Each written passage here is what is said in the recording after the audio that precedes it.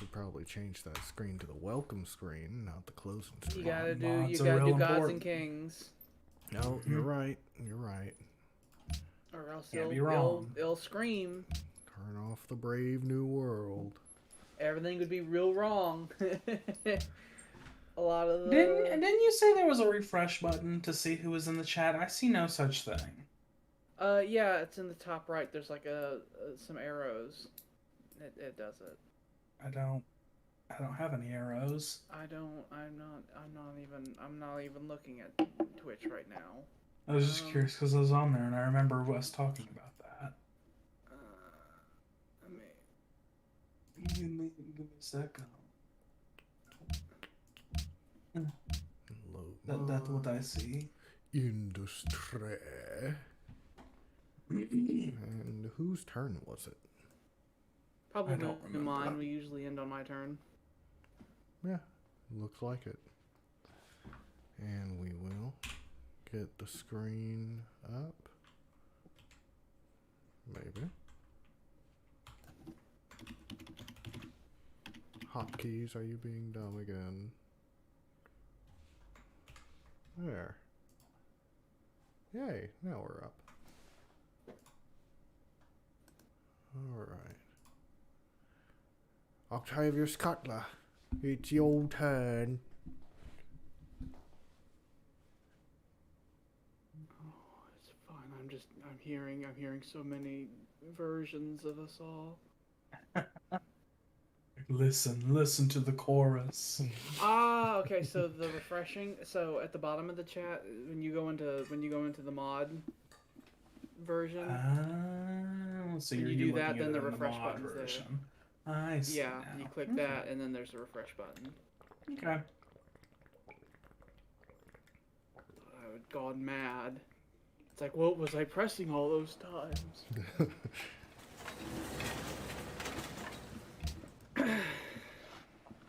So I think I'm going to start fortifying. Oh yeah, I remember you guys were having discussions and I needed to get involved just in case the discussions needed to involve me. I don't remember any kind of tension or anything like that, so I think we're all good. Are we sure? Because you're still kind of around my land. I'm around my land, excuse you. No.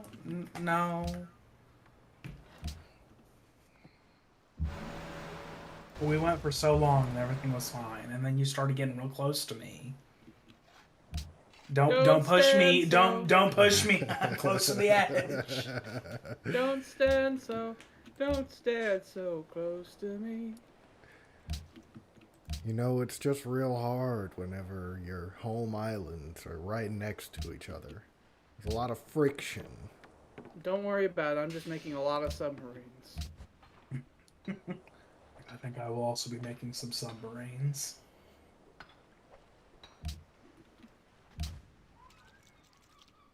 What's with all this random armament? As everyone's like, random. Last I checked, I need more stuff. Last I checked, we were all in agreement that we would share the world together. I don't remember ever. I did not sign such a document.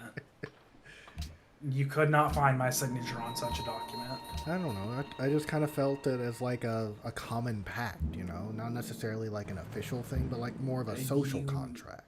You certainly felt that. Look how much of the map I've discovered. I pretty much know it all, except for this little bit right here. Yeah.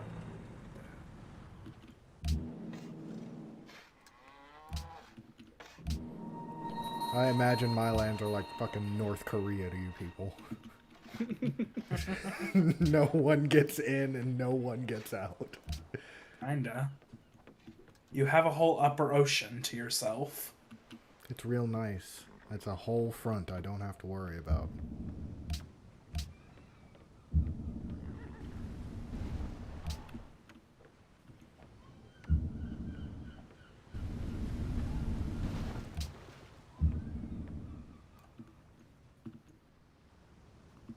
Surprised that city-state nation down there has been going for so long. It's because all of us are to the point to where if we attack even one of them, it will cause a huge war. They are also very on edge. That's why that they still exist.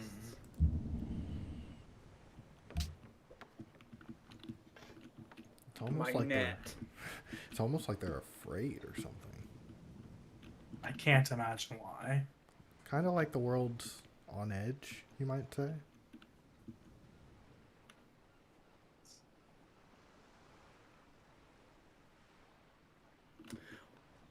There's a luxury resource down here that I don't have. Oh. Ooh. Grab it! Grab it now!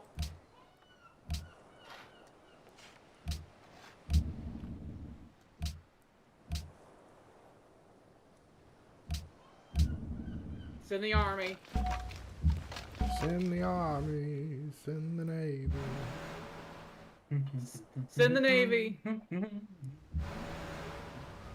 They have furs. Steal it from them.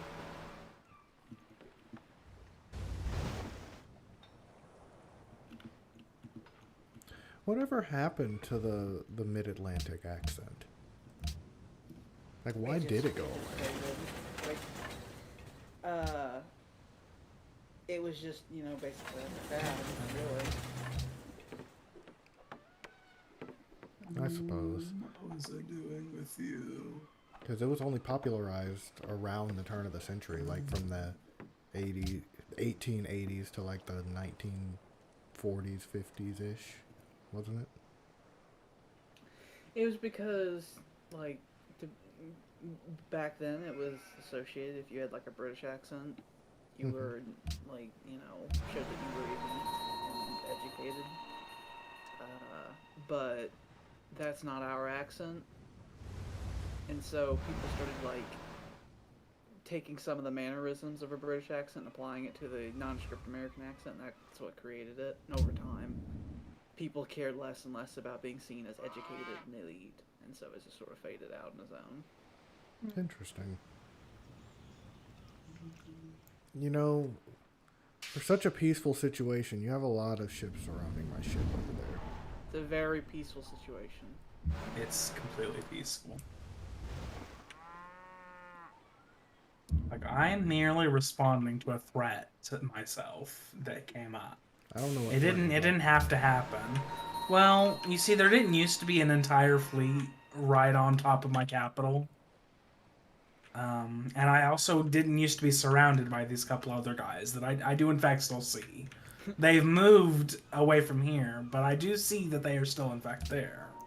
I feel as though it is perfectly reasonable for me to keep an eye on waters that could become hostile at any moment, you see. We're gonna get to a point. I'm sure you feel that. We're gonna get to a point to where encrypted communications are going to be sent to each other via Discord directly. It's like, oh, it's gotten dark.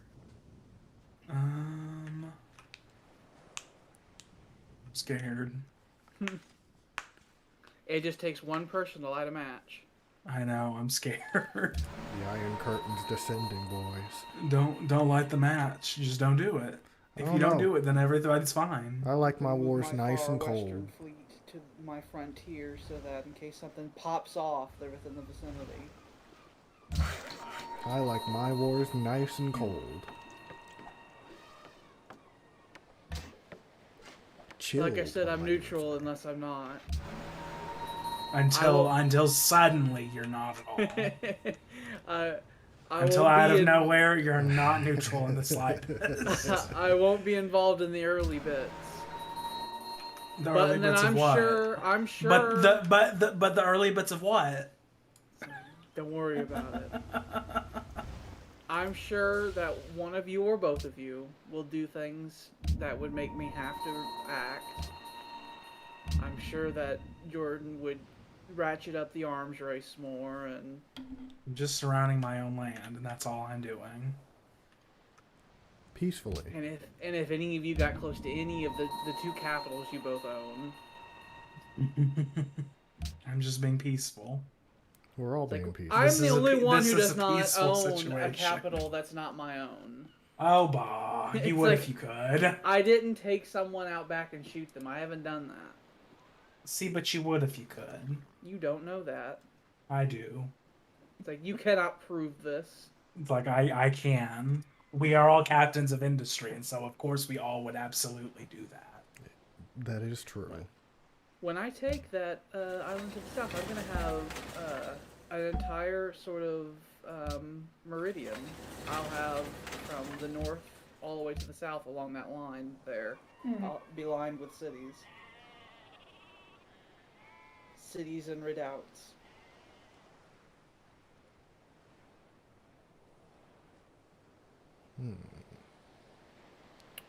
What do you need? My empire sphere of influence is by far the largest. Like, if you took a pen and like did a circle around our territories that we have marked off, I reach really far. Man, that scramble area where we all sell stuff in there, we really are just all mixed up over there, huh? Yep, A little bit. we are. I mean, you two can fight over all of this shit, but I'm you good say with that, mine. but you have like 6 cities over there that's within the, what I would consider the frontier. It's fine. Yeah. Like, I'm not even involved over here with my 6 cities.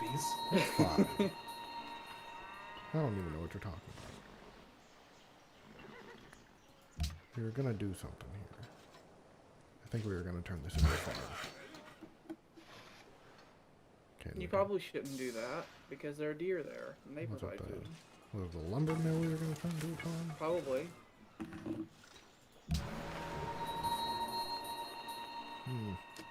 Excuse me, boys.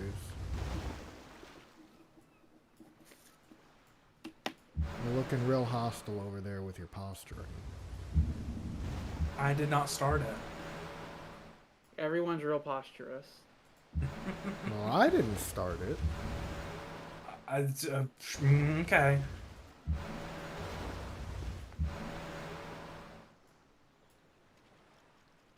I had most of my entire navy sort of like in a held back port type position, but I guess I'm gonna have to properly deploy them and put them in places. Yeah.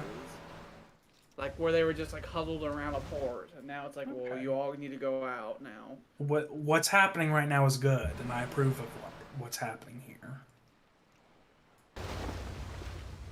Classic de-escalation. Mm-hmm. Just had to keep an eye on things, you know. I just had to hover my finger over a little button to see what would occur when that hovering happened. Is what you're saying. This is just not pressing anything. You just wanted to see what would happen if you hovered your finger over it. Just want to test the resolve. Sometimes Just it's to see. Sometimes it's just fun to have. Will they escalate? And the answer is yeah. Oh, they moved their entire fleet to me.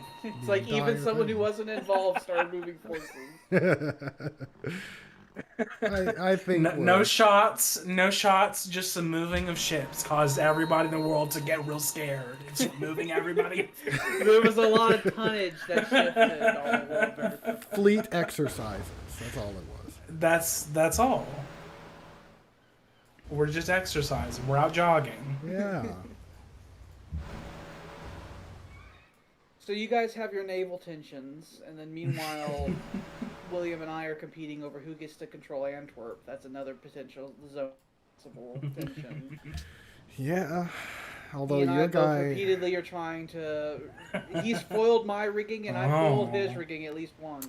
yeah, How's that gonna resolve itself? that's a good question.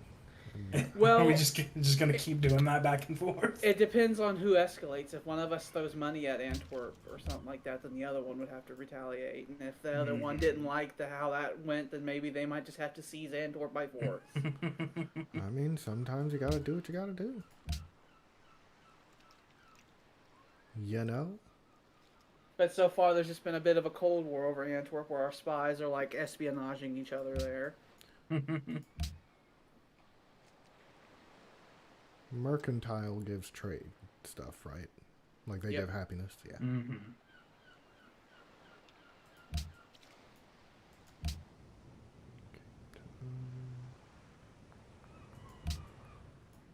They give money.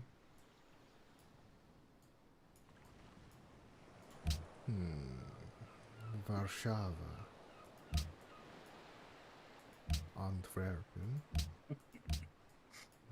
Genoa.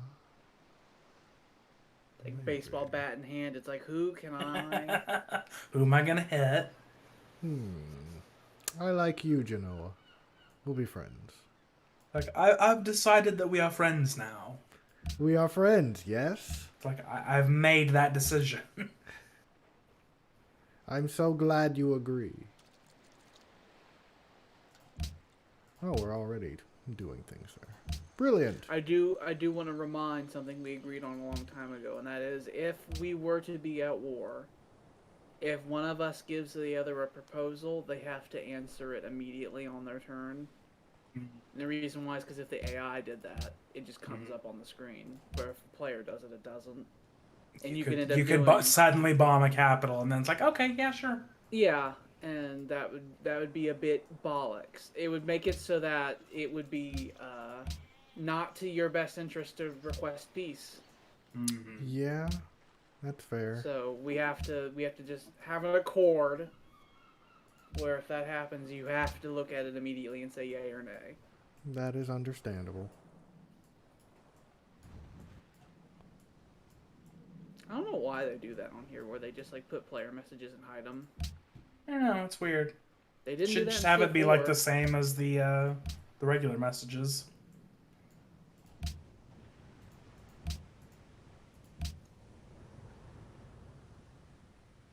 I don't think anything's happening here. We're friends.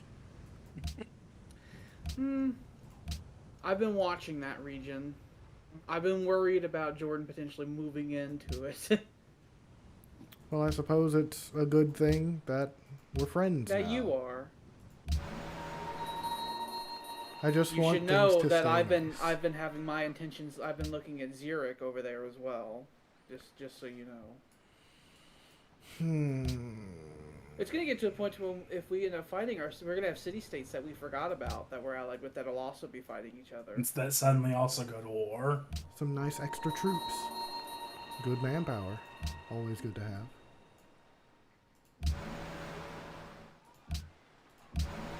Could you imagine how terrifying it'd be if military city-states were allowed in this scenario, where they gift units every now and then?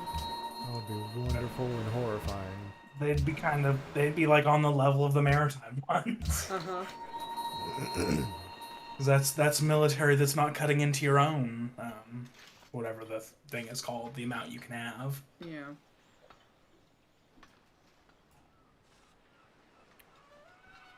Do I care to have this city here?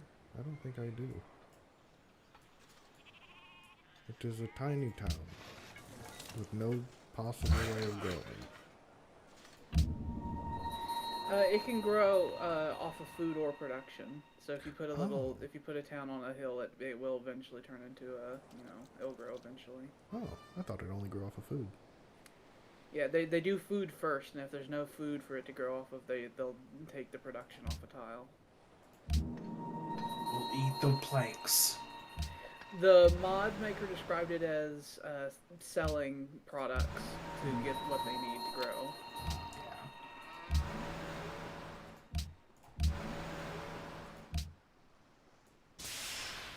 So only tiles like desert or tundra would be ones that are just icky and you can't expand them. Can't wait. I need that real bad. Real bad. We all gotta have our special buildings. You don't want to be behind. Can't have that. Especially when that thing's gonna give me a fuckload more gold and that'll solve my problems right now.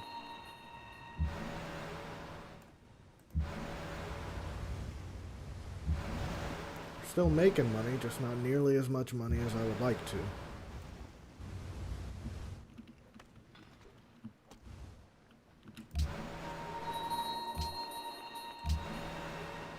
Greetings, friend. Hello. Care for a nice tall glass of fish juice? It's my people's specialty. Just some more naval movement happening now. You Like say if somebody else moves their navy, then you must also move your navy somewhere. Going through all that salt water, your people must be thirsty. Have a nice glass of fish juice on the house. Delicious. It's my people's specialty. The Vedrians are based off of fucking Sweden, so they have surströmming. It's like, we let the fish rot for 5 months, and then we put it in boots, and then we swish it around with water. Yeah. And then we drink. It's good. It's good. It's good. Don't worry. We filter out all the bones with salt. Like, don't let anyone tell you it's not good. It's They very lie. good. They liars.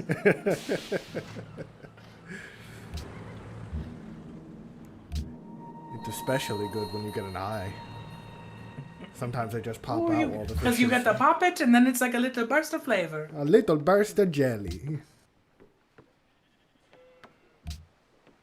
How absolutely rancid.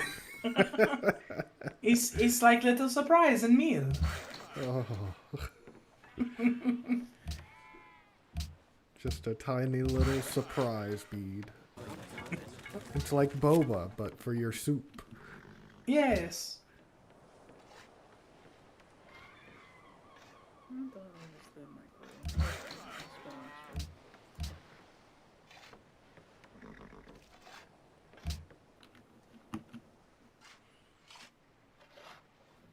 That Ethereum.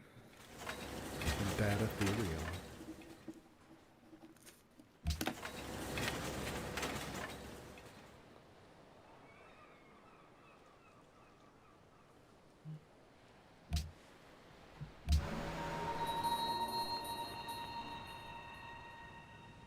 You're about to you. get social policy.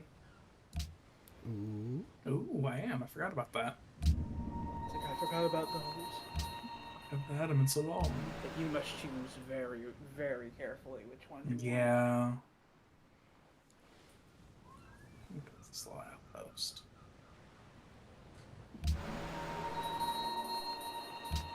You know, Jordan, you should really back off a little bit. You know, you're smothering me a little bit. Those are fine because they've been there for a long time, so they won't be moving. But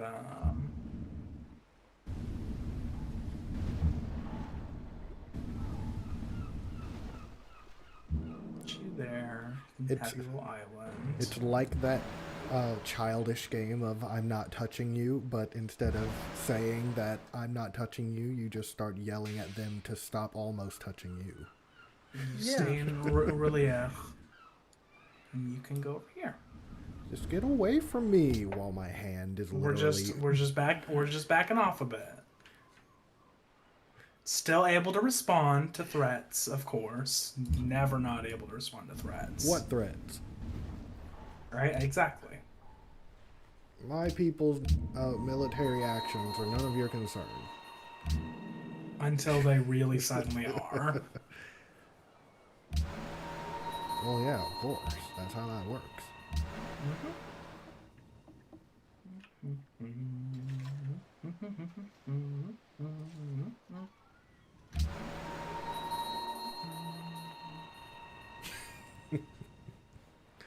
You may stay in here.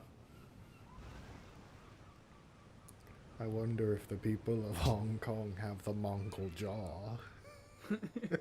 I hate it so much. You can hear them as you go by. I know. They wait. Boring creatures. It just slowly hangs open. Even if their mouth starts closed, it just starts slowly opening throughout the length of a conversation. They're terrible creatures. You know, you allow these governors to make decisions, and they're so stupid. You want to Click fix it? Click on Dalmace again. Mm-hmm.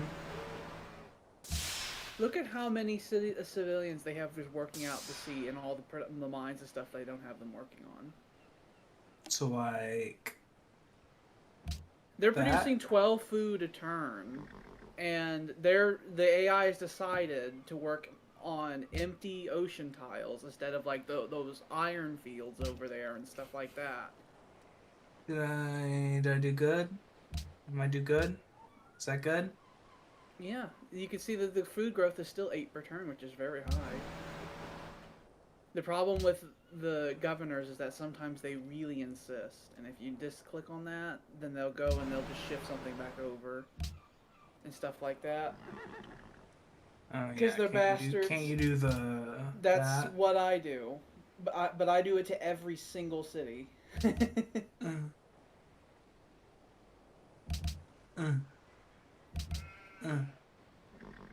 Your production has already gone up by 20 points, by the way, in the city, by making those executive decisions compared to what they were. At the cost... How much is that? I mean, it went from, like... You can see the different production costs of various units and stuff like that. Yeah. But... It's just so inefficient. The governors are stupid, and I don't let them make any decisions.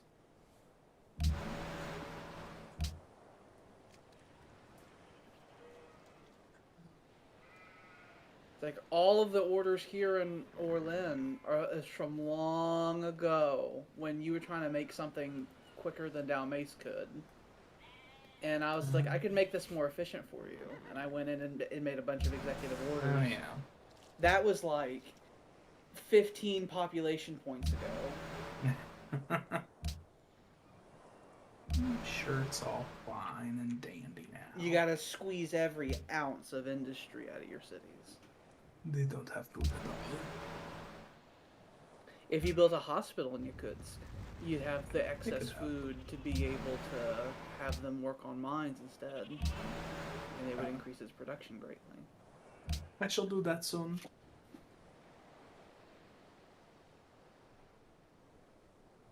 I wish I could order my spies to steal your money. You could do that in Civ 4. It's mine. But you can't in this, and I really want to be able... I would just, like, throw, like, 6 spies at you and just, like, steal whatever you can. He's got so much. Just take your hands and just fill it in. He surely doesn't have it all in a vault. It's just spilling out. Just take it. He has too much to fit in a vault. It's just sort of stuffed everywhere. Take what you can and run.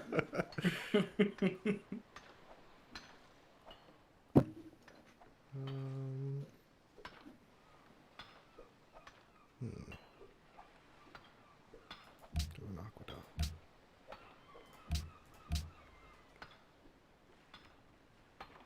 A wall for the granary.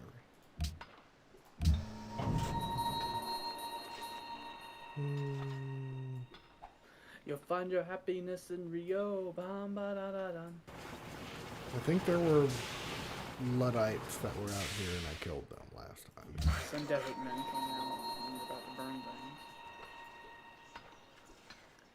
You were going to make a farm. I was, in fact.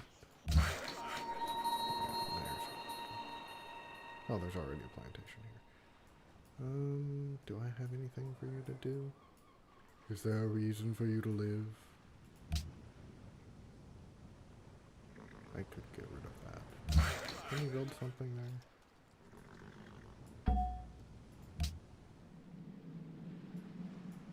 Well, alright then.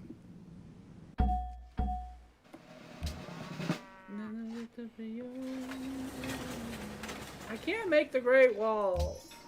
They want us to so bad. It's not allowed. What's your military limit? Please, make it. I'm running out. Yeah, it's getting low. Like, the only land left is in shitty locations.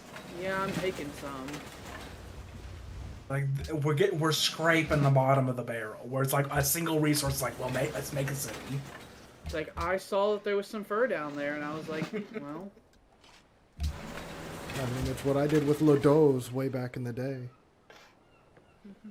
Douche.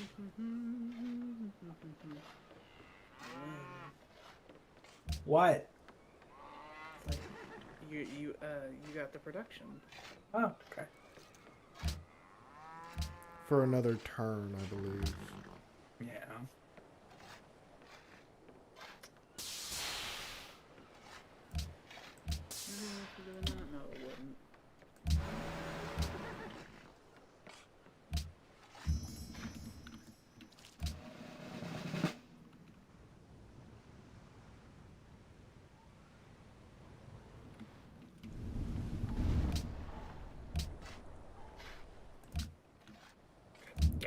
I'm surprised I was the first one to hover the button.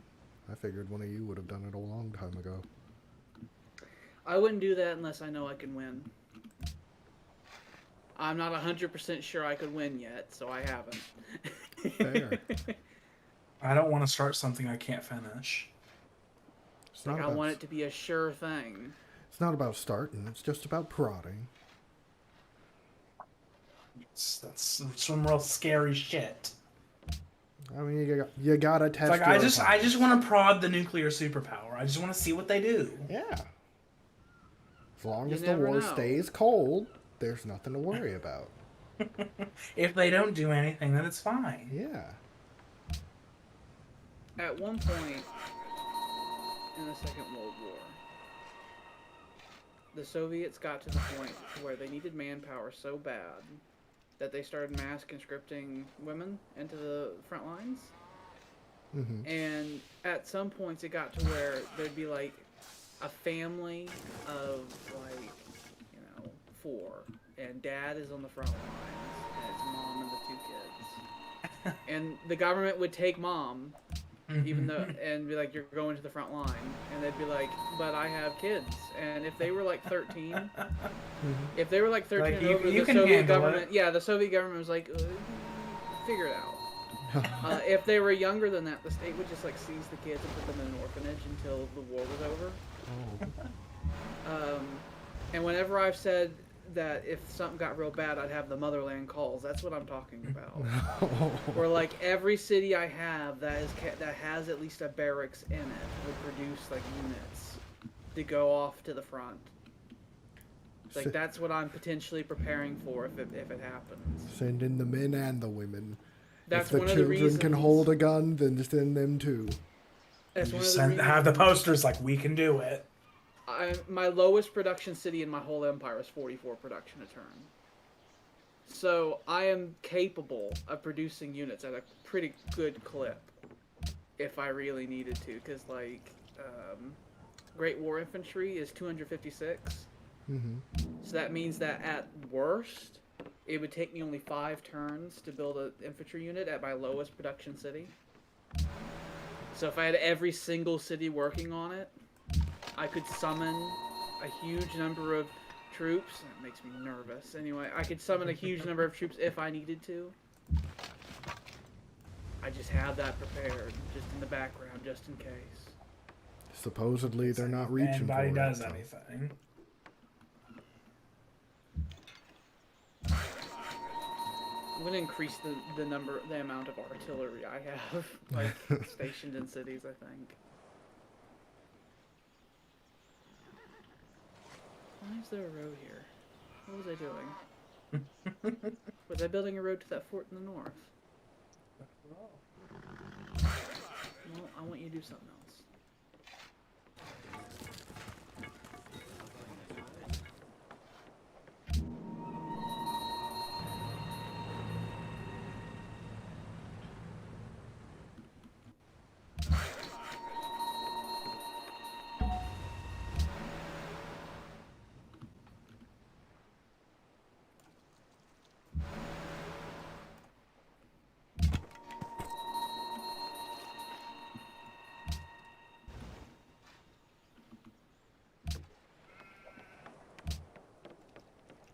You'll find your happiness in Rio.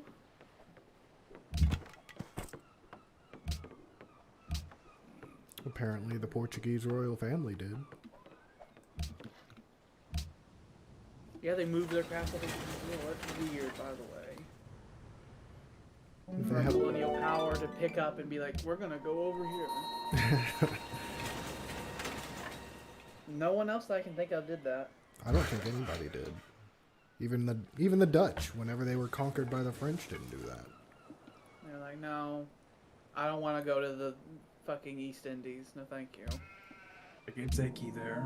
It's like, I'm gonna stay in Rotterdam. They just gotta pay their taxes to someone else. That's the only difference. I'm glad this map has a lot of fish in it, because Civ 5 has a nasty habit of just making the oceans fucking barren. Yeah. If you allow it. Forgetting to even do anything with that. Yeah. So I'm glad the archipelago map is like we Just should noticed. have fish. There's some stone over there. Yep. There's some Just stone got in some your stone. land. I got some fishies. There's a square inch that hasn't been industrialized. I must fly to it. Those peninsulas on the far west of your home island are probably full of fucking criminals. Which ones? Oh, The yeah, there's that little Yeah. town Oh, yeah. there, Oh, yeah. and that's the border of civilization. And there's just like criminals and like Mhm. Wild West shenanigans. Lawless wasteland there. Okay, so where's my like one worker I've got hiding somewhere? Do you not have one on your main island? I don't. I may have sent them somewhere else to do something. Oh well, we'll make another one. I haven't done a big worker cull like you two have. I've kept mine this whole time. It freed up a whole lot of military space, I'll tell you that. My technique so far with that has just been to have my population grow. That's why I have the highest population. I'm just like, just grow. Just birth more people to recruit into the army. Have that during a war, a worker call where the workers are basically just told to use their hammers and use it in the war. I just tell them it's like, here's a rifle. You're gonna do Go. this now.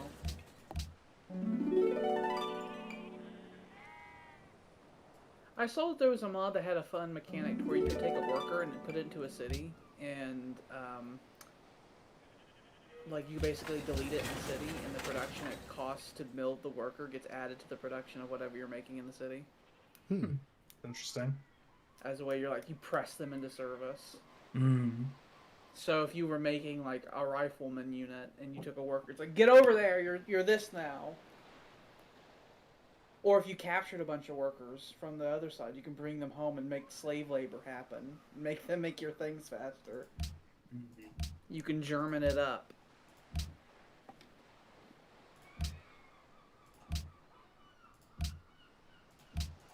Alright, Ladoz is going to industrialize. Is that even possible? They're going to learn. You need people to work in those factories. It's fine.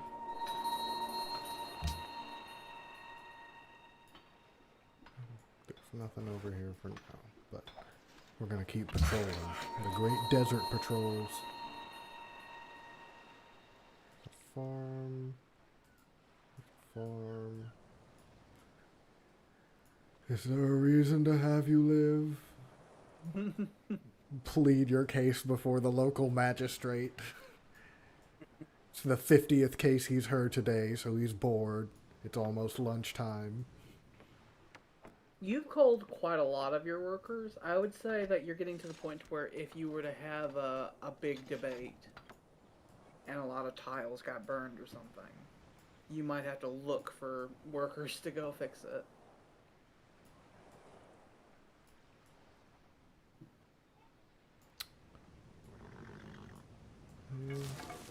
I think we'll probably start keeping one per, like, sector. There's the home sector, the west sector, the far west sector, and then the east sector. Probably maybe have another one or two around here, because there are still things that need doing. But I don't think we'll need to cull more than maybe one or two more. And that's a maybe.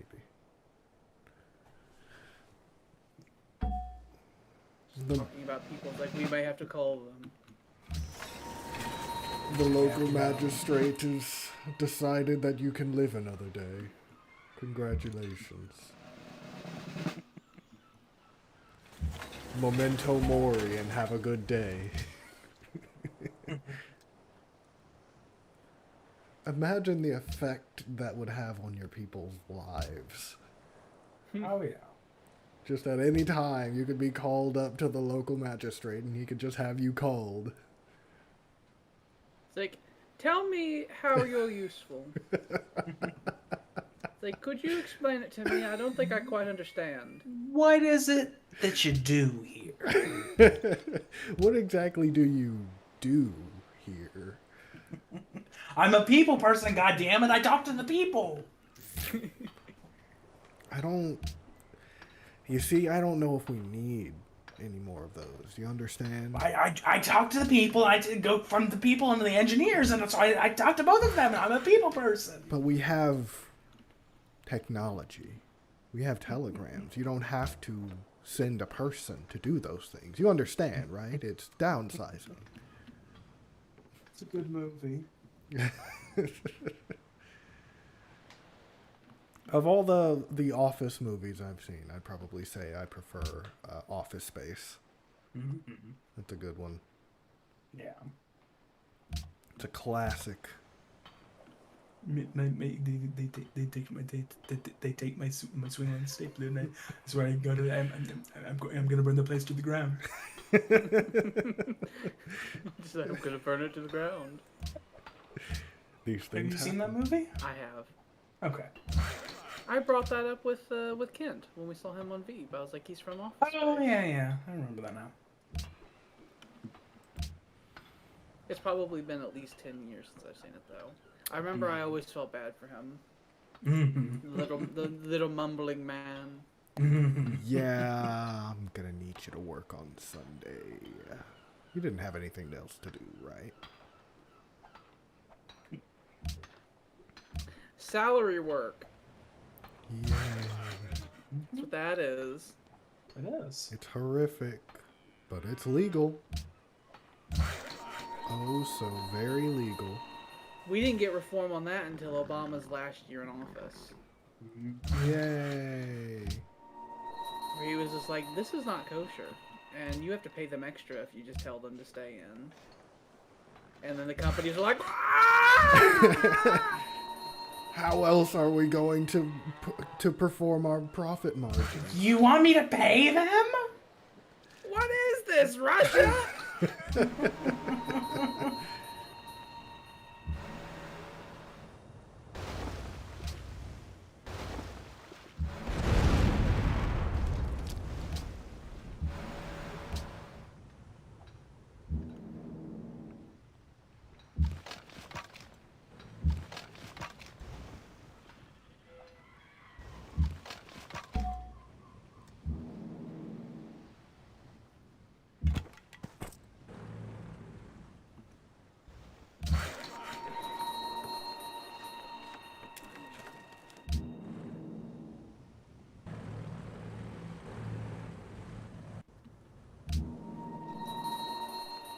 Dayman, master of nightman, master of karate,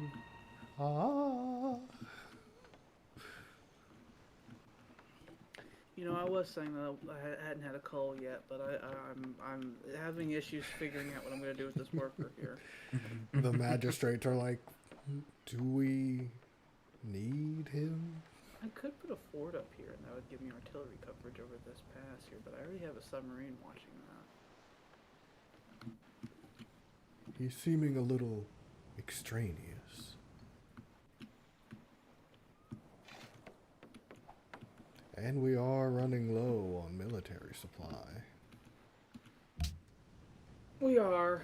I'm down to 13. And I have 1, 2, 3, 4, 5 units currently being built.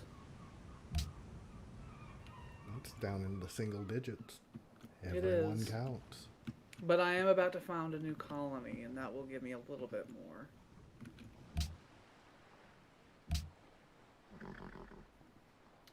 Far more of my military supply comes from population than it does from city.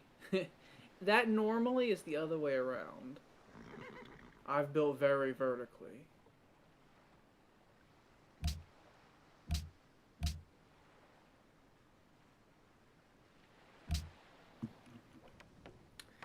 One thing that World War II mod did that I really like, that I wish I could just like find a separate mod to just put it in the game, it gets rid of the city bonus on military supply, and it just makes it to where it's only based on population. Interesting. And I quite like that. It makes sense, and it restricts the military a little bit. Although if we had that on here now, you would see it's like 24 less units. I'd be severely in a deficit with that. That'd be real scary. Yeah. But it's a good way to like restrict how many units you can make without, being overbearing about it. I should probably make a fort on this island. This is an island between you and I, and it's not occupied by anyone, so there should probably be a fortress. Probably.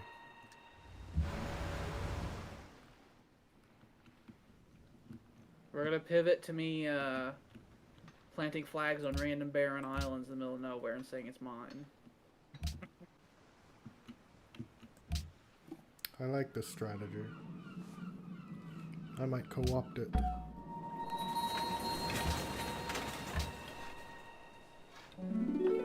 Workers will have to start racing to see who can build a fort on somewhere quicker.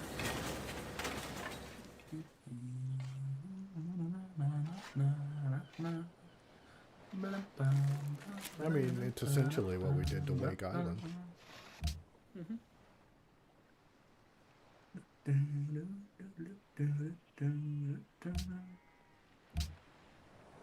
Dun dun dun dun dun dun dun dun dun dun dun dun dun dun dun dun. Anytime I have ever hummed a song, you've never gotten the correct song run. Every single time, it has in fact been a different song. I don't know. Your music makes me think of music, and I like to share it's mine. just something I noticed. If I don't know the song, then I can't do it. I was humming the thing that Willy Wonka hums. Ding time, and it's springtime. When things are being weird. Yes. Ah. When he's being real weird.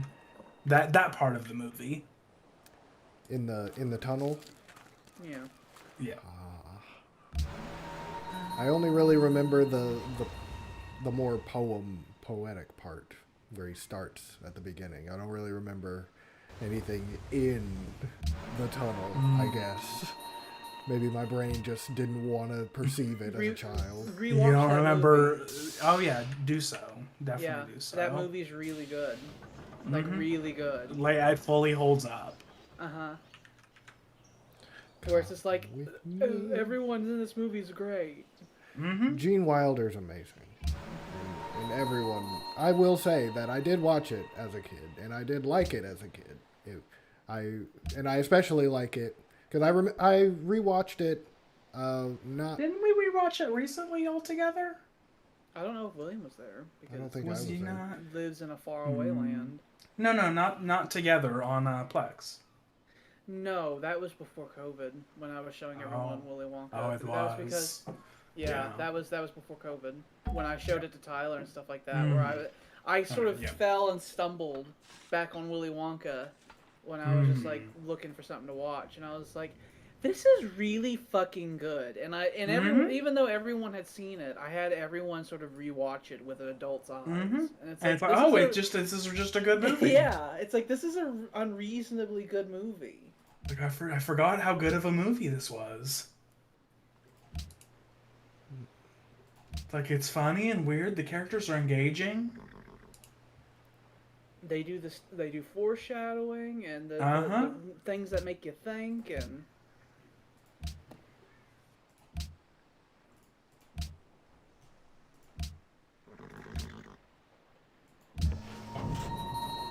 It's gonna take me a whole nother turn now.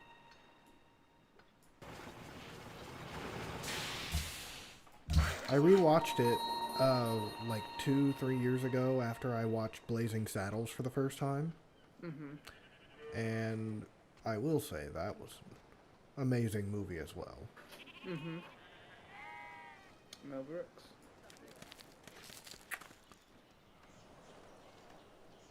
If you can grow, I don't see a reason to get rid of you.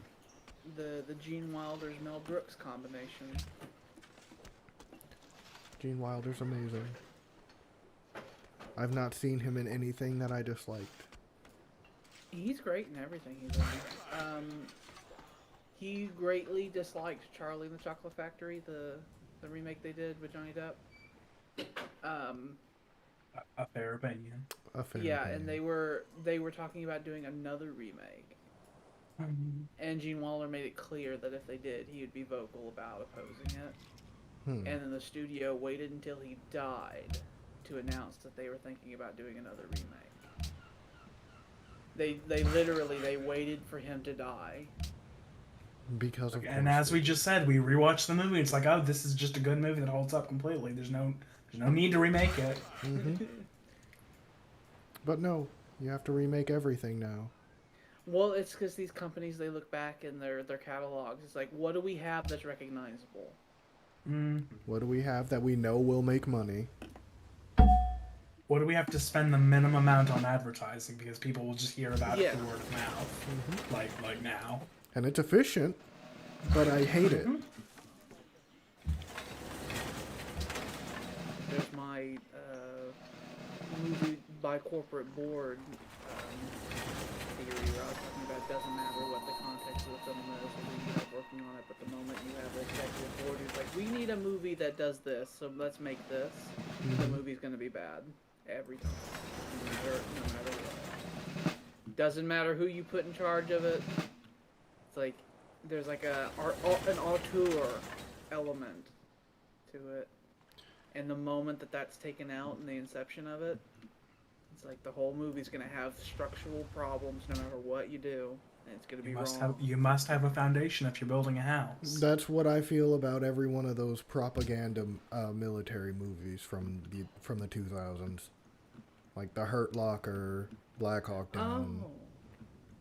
Well, no, I don't think those were really propaganda films. They were definitely riding a particular wave in the air at the time. But those were not corporate, like, mandated. Like, you must make this. Like Hurt Locker, what's her name? Lady director lady. I think it was, I can't remember. I think she won an Academy Award for it. But she's real good. She's done other good things, but I can't remember her name even a little bit. Who are you trying to remember? The director? The director of Hurt Locker. It's Catherine Bigelow. Yes, her. She's done things, and she's good at things. I'm trying to think of the description I was talking about with like what Jordan and I were talking about when I brought up my theory on the corporate filmmaking. When they're like, we need this box checked, so make it. Oh, we were talking about DC, the DC films. Yes. And the difference between Joker and the other DC films. Mm-hmm. Where it's like, the other DC films had, 5 times the budget and like way more star power, and because like Joker had Joaquin Phoenix in it, and then that was it. Zazie Beetz. Okay, in it, I think I see what you mean now. Yeah.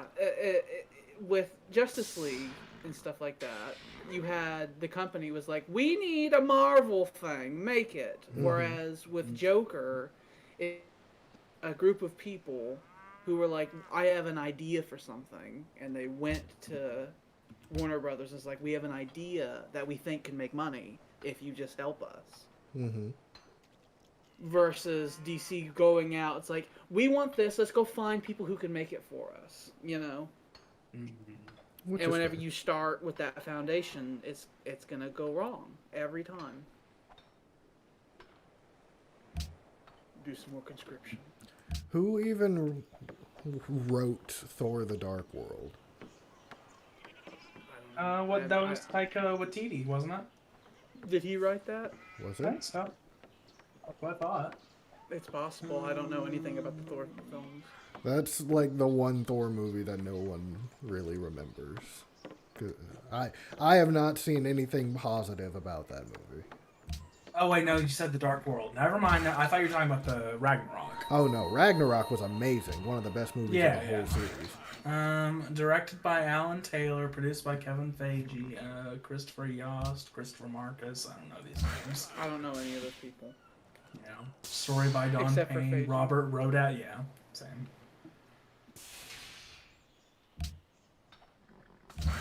wonder what happened there. Because surely there was a reason that it just bombed like that. Well, it bombed as much as a Marvel movie can bomb. I wouldn't know. I don't know Thor. Who is Thor?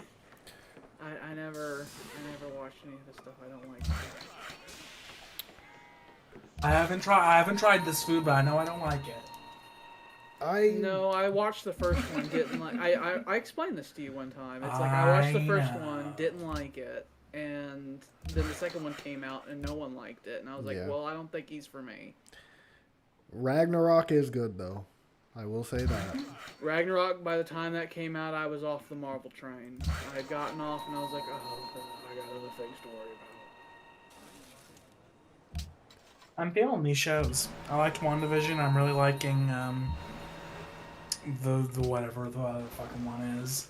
Captain America. Winter Soldier and the Falcon. It's good. From what I've heard with WandaVision, people either really, really like it or they don't like it at all. That seems to be what I've noticed about it. It's like I've heard those two opinions. It has a weird structure to it, so I can imagine if people could immediately bounce off of it. But if you get into it, it's like there are some people who are like, this show is great, and other people who are like, it feels weird and I don't like it. It's only on like the 3rd or 4th episode out of like 9 or 10 or something where you know what's happening, and then they can move on from there. The first like couple episodes, it's not clear. It's like what is happening? Some Truman Show-isms. I'm gonna have to binge this. It's very Truman Show, because it's like, well, I saw these people. One of them died, and one of them was not happy. Why are they together, and why are they in a sitcom? I remember these people, and they weren't in a sitcom. So why are they in a sitcom in the 40s? That's a good question.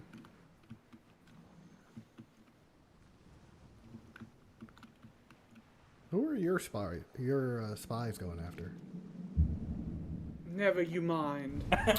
Fair. Fair. Why do you need that information? I'm just curious. Just curious. I know that I'm eventually gonna have to make fucking gliders too, because each one of these airships are gonna have gliders stationed on them. I hope when that comes that I'll have the military supplied for it. That would be important. I have some gliders in the storehouses, but I've only made like 2 or 3 of them. They said no. no. Do you want a road or not? They said no. Go around. Do you want a fucking road or not? You just have to wait till next turn. Like I'm building what you want. They said no. Go around. But I can't. The road's going this way. Well, go around. That's the one thing about Civ 5 that makes me so fucking furious. Is the traffic jams. Like, the annoying traffic jams that happen. Yeah. It is a bit annoying. It's like, since units could share tiles and stuff like that in Civ 4, that wasn't a thing at all, as long as you weren't at war. Mm-hmm. So in Civ 5, when you're like, I just want to get a missionary over here, and there's just, like, have so many units you can't move them. Mm-hmm. I fucking hate that a lot. I've invaded city-states for that reason, where I'm like, you need to fuck off, and I just then like. And then you accidentally shoot one of them in the face, and then there's a whole diplomatic incident, and you have to go deal with it. Very on purpose, shoot them in the face and occupy their territory. It's like, well, now look how much cleaner this is now. There's not just units standing in the road. How I set up my units along road lines is I make it so where there's an open space, like in every other tile, so that if I need to move something from point A to point B, there's not a traffic jam in Civ 5. That makes sense. Oh. Not something I would have thought about. I always keep, when I have units just standing around, I always keep them one tile away from the city center, and I keep one open tile in between each unit, so that if I need to move a unit somewhere, I don't have a situation where they can't because everything's, in the way.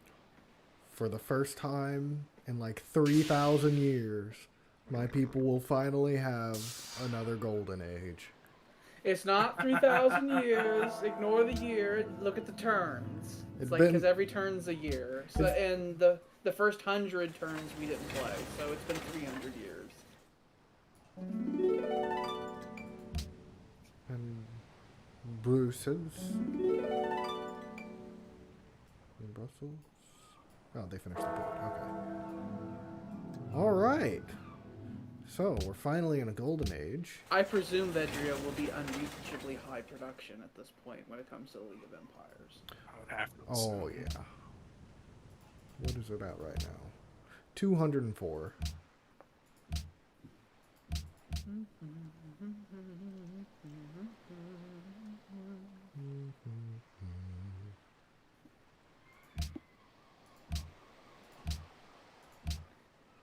I'm building my like 4th industrial park, by the way. I think that's a really good building to have in the game, by the way. The industrial park? one. Yeah. Especially with the addition that I made to it that makes it to where it takes 2 coal instead of 1 to make. To make it a little bit harder to produce. It is a good one. We're making lots of stuff now. Just the way I like it. Why is this random island in the middle of nowhere have such high production? I know I have a factory and industrial park here. They have... Is that coal? They have a coal mine here and another mine over here. Both of them make 5. And lots of production shit.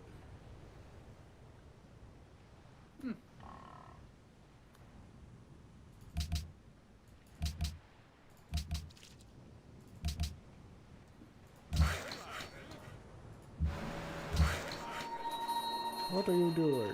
What do you think you're doing? Oh, I know. It's because of your special ability. I forgot. You have the 25% extra production for buildings that are in the capital. That's why. Oh, yeah. I was like, this seems like a really high production number for a city that's got nothing in it.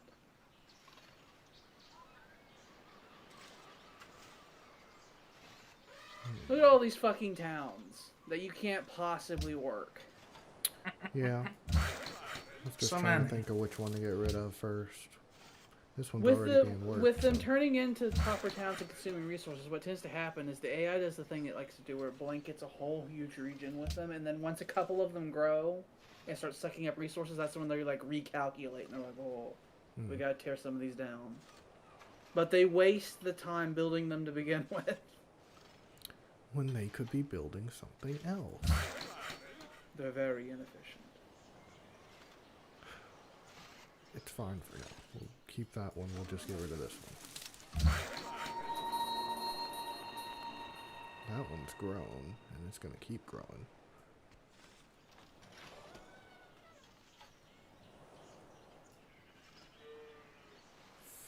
Fuck me.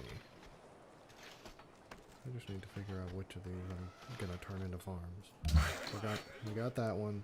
We're going to turn this one into a farm. This hamlet's the only one we need up here. Because we need more people. Fuck more.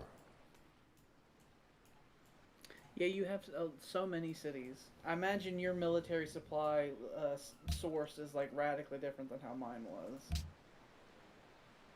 Yes, you're getting twice as much supply from your cities as I was. Oh, I was getting 24 and you're getting 44. just Real look at close that. to that. You have 75 supply remaining, man. Get to work. Oh, Oh, we're making Get real to money work. now. My issue was Get that I those was only making like factories cranking. 30 gold a turn, and I needed to fix that. You might be able to finally have more than Jordan and I, because we don't have as many cities as... Whoa, those were some airships. That was a lot of airships. Okay. Oh, okay. hang on. Okay. Okay. It's happening. Okay. All right. All right.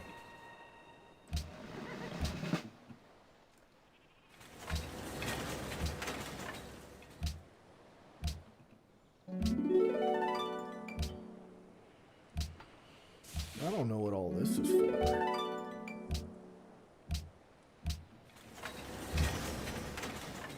sneaking that wrong past me. But they won't notice. And now Jordan has to respond in kind. Now Jordan's I gonna end up making must. land leviathans now. Uh-huh. And he's Maybe gonna I make all should. of our tanks totally Maybe I fucking should. obsolete. Maybe you've made that decision. Why did you make that decision? Because things are going slowly. Things need to They're escalate. gonna go fast. Sometimes you just need a match. Radical change starts slowly and then it happens rapidly.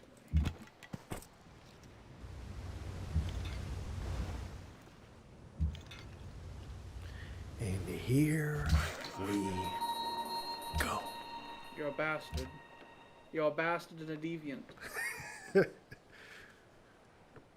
I feel it's very clear which of the three of us we should declare war on. It's not clear. I don't think it's clear at all. So if you and I did go to war with him, okay, I get Eric.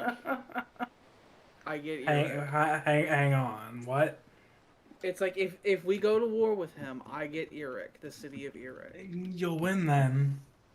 It's like...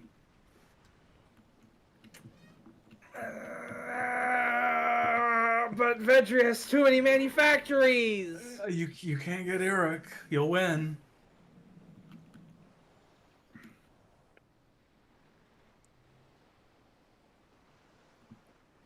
Well, I can't have a little slap fight with him because Eric is too close to my territories and it's too much of a threat for me to ignore. You know, boys, we could come to an agreement. After all, it's not like I've even started production on those things yet. Well, I've started production on mine. and I'm not to start production on mine. And I'm not going to go by your good graces and change that production, hoping that you don't do that when your turn comes up. I mean, I still have another 3 turns before, or another 2 turns before I even start production. It's like, I don't have to finish them. I could start production on them, and if you people stop producing, then I'll stop producing. That's a game I don't feel like playing. It's like, because I don't have to go full in and finish the production. I could tell them to stop before the factory is done.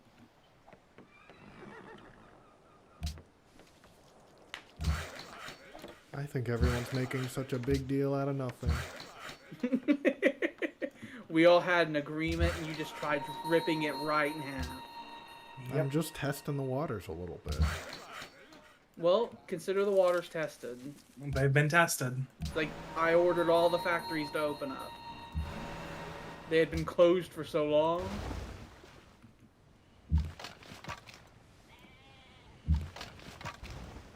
We're gonna have to figure out a new number that's not 12 now.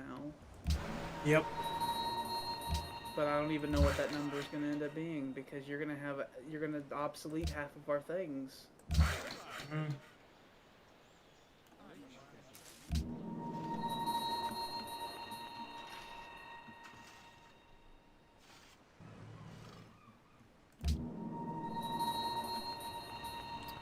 In that case, it would seem as though having lots of airships would be the best way to go to combat these land leviathans. Yes! So I guess I can just have both. Yes! That's what I was avoiding. Like, I do also have airships, and I'm about to make more. With the cunning use of diplomacy, I was avoiding that. But you see, if we focus on our Air Force, then his land leviathans will have a greatly diminished use, because it'll essentially be a bunch of cavalry running into a bunch Here's of the spearmen. problem, though. He has all of them at home, and he has gliders. And the only way we'd be able to realistically destroy them is to attack them with our airships. And his gliders can just shoot our airships down. Well, we don't exactly have to, you know, attack him right now. He has to send them out if he wants to do any damage to us. Positively right now need sky fortresses right now, not tomorrow. That is now. Right now. We do need sky fortresses, but We need to obsolete his airships. That is the important thing. And fortunately, you and I have got that covered.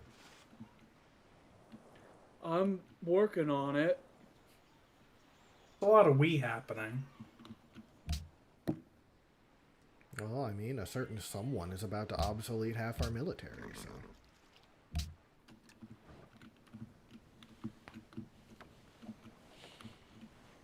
The political lines change quickly.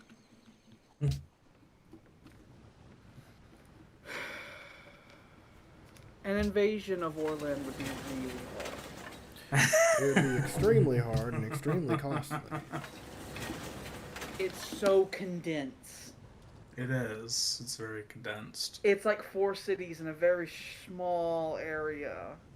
Mm-hmm. And it's all Yeah. flat. So there's no cover for our troops to take under bombardment. Yeah. And he has a city in the interior, which means we can't even just take it with naval domination. We'd have to landload the troops. Yeah.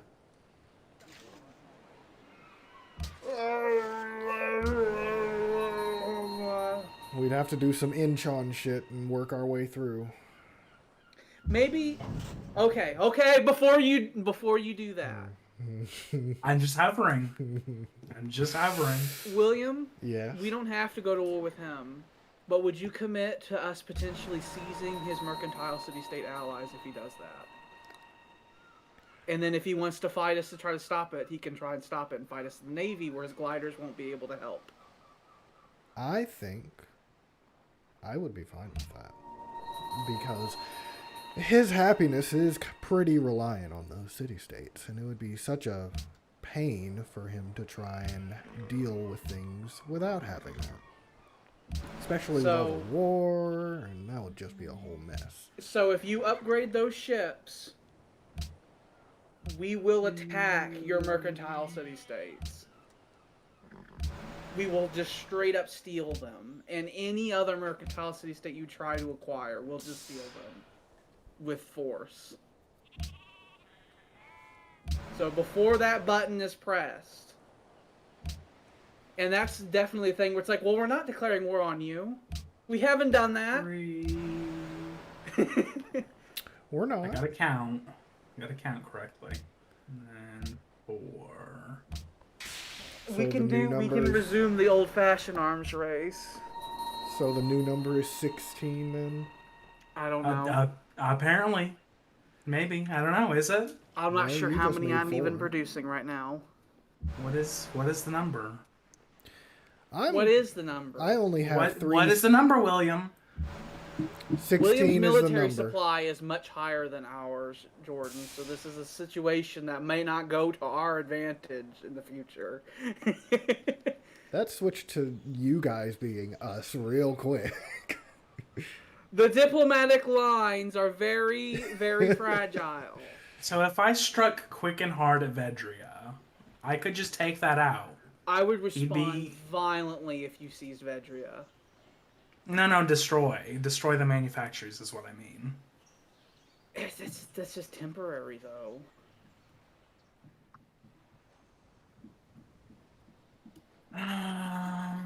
There would have to be like a Berlin occupation situation where people like monitor a disarmament, where you have workers just dismantle the manufactories.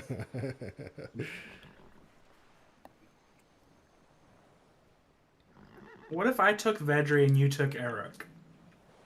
I thought about that, but the problem is that he has too many manufactories in Vedria. If you had Vedria, it would guarantee you would be able to beat me with production. So let's look at this. If I got production, and you would get the landmarks, or this one, right? So you would get that one, I'd get this one.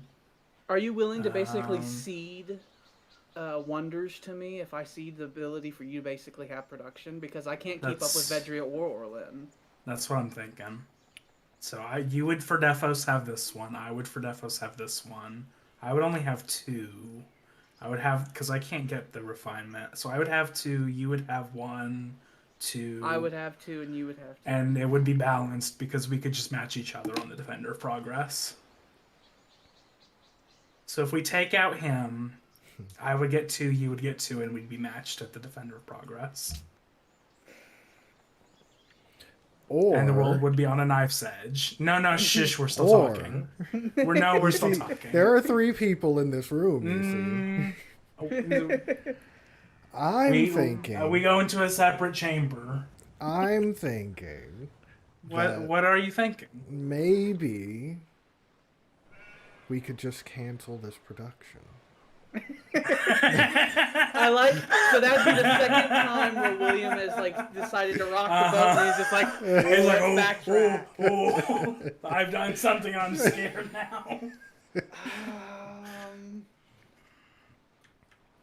I will say you will have a bitch of a time if you try and go after my capital, because pretty much give me all more of my time to assets think are here. about it. Give me more time to think about it. I need my discussion or it's William's discussion, because things need to be decided real quick. Your proposition on the potential partition of Vedria, I like it. Okay. But I need time to think about it. I have to calculate. Fine. I can sit here. It's fine. I have to calculate the possibilities. I have to look at things. I think we have it calculated correctly. I don't think that anything's been decided. I'm too far behind on Lord of Fire. I can't get that. You've caught that. That's fine. I'm good on that. You're thinking a lot. I'm talking. I think that you should let him take his time and right decide. You're thinking very loud. Well, it's almost as though there's a discussion happening that involves me, and I need to participate in this discussion, and I'm not able to do so at the moment. So here's if we do the partition, the only way I could win would be I would have to then go to war with you. This would have to be taken. I can't do that. If I agree to the partition, it guarantees you and I are going to have to settle it for the big war. Yes. There'd be no way for us to win through the League of Empires. Yes. We'd have to. It'd be settled with a big war between you and I. That's correct. It would take this whole thing out of the equation, though. That's the part I'm thinking about, though.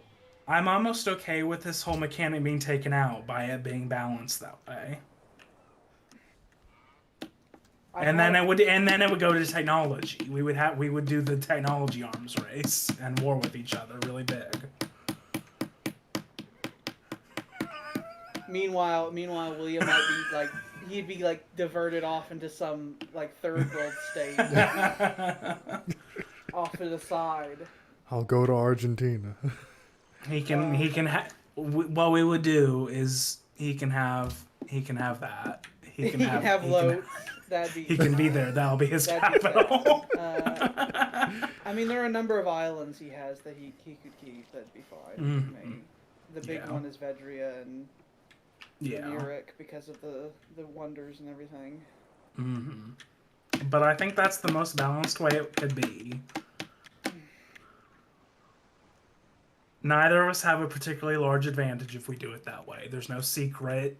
Oh, suddenly I could pull out a win from one of these other brackets. So I will say that if we went with the partition situation, it will extend the length of the whole game.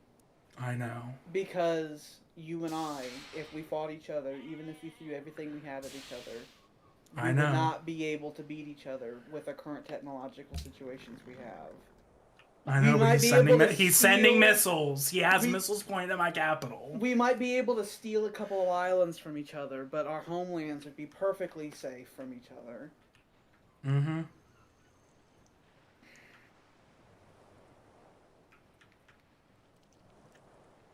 Give me a minute. I need time. Go on. Do your turn. I'm not going to give you an answer this time. What do I need to do in my turn though? What do I need to be doing in my turn? Don't be doing that. Don't be doing that. There's not that many things you could do that I would say are right, but that would clearly be wrong. Okay. That'd be a wrong criminal thing to do. What we've done right now is we've all just increased that cap. That's what's happened. We went from 12 to 16. and there's two unless potential. William decides that he And wants to we stop have that. two, And we and also William. have 2 ultimatum plans. Yeah, William has to make a decision as well, because if you upgrade your land forces, then he and I are going to ally against you, and then you and I are talking about partitioning him. Uh-huh. So we need to figure out which one of us you prefer. Well, How do you feel about what you've done? I We had to fully push the brakes, do nothing, and just sit and think. I feel as though there's some These hostility treaties in the were agreed to room. for a reason. Yes. I feel there's some hostility in the room, and it would be real nice if we could just all take a deep breath, Oh, I hate it. You're the one that keeps fucking testing the let water. it all out, And then getting real angry when waves start coming back at you. and then we can have a nice, polite, civilized conversation about the fate of the world. Okay? I feel that's responsible. It's like poking someone at like a bar, and you're like poking them in the shoulder repeatedly, and they turn around, they break a fucking beer bottle, and they point it end at you, and you're like, whoa, I didn't It's like, hey, come know on, I'm just you were poking. going through something. It's like, hey, what's going on here, big guy? Do something. Something that's not a town. Because that town isn't going to grow. And turn this into a farm. Do that thing. Turn this into a farm.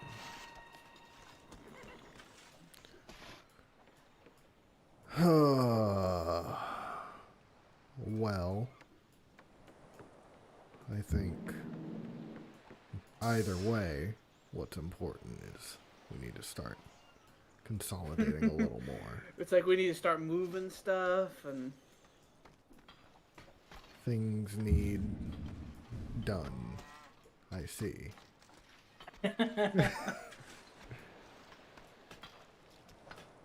because of your other water testing, I've already moved subs out into that sea, watching. I see. Like, oh, my actions are having repercussions. I think we could all do with a good chill pill. We need to partition his land. I don't think that's necessary. There's a lot of wrongness I'm hearing. And I feel as though it would be much better and safer for everybody involved if we didn't go to war. I mean, I can't think of a good reason to go to war if we don't have to go to war. I mean, that just sounds like some Now warmongering. listen, your words and your actions don't appear to me, personally, to be in alignment. Well, I'm not necessarily here to please you. I'm just here to protect my people, you know. I gotta figure out the state of the world, you see. It's important to know the capabilities of the people around you. You should know secret telegrams are being sent back and forth. I fully anticipated it by now. The telegrams are happening. But you see, I'm no coward, and I am perfectly willing to have conversations in the open. Meanwhile, in the back, it's like doo doo doo doo doo doo doo doo. The things being said are very specific. Oh, I'm sure.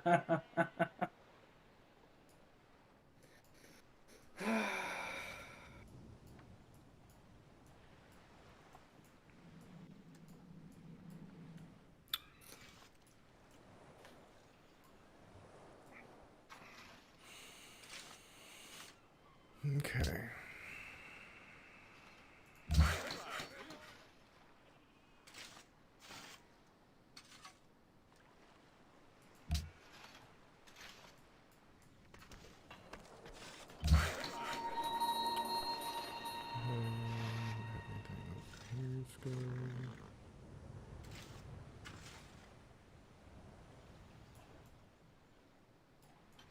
quiet on the Vedria front.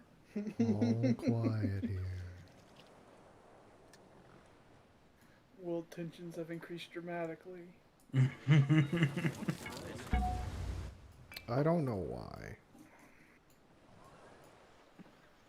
Everyone Whatever could have caused this. Everyone just It needs could to. have been anything. Everyone just needs It to could calm have been down. anything or anyone. Just calm down. Maybe it was one of those civs that are dead. It could have been them. It could have been. Let's point fingers at them. They can't point back. Exactly. Dull Mace surely could have taken some responsibility for this. Like, it was definitely not nice.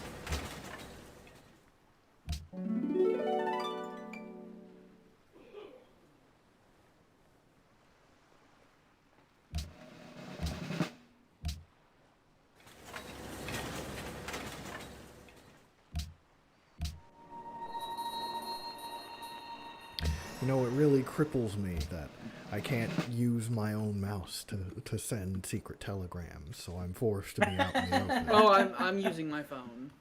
Ah, I see. Just use the phone. Fine. Very well. It's like I had the same thoughts. I didn't want to fuck around with minimizing parsec and everything to do that. So let's get these fucking civilians out of this scary, scary water as soon as possible.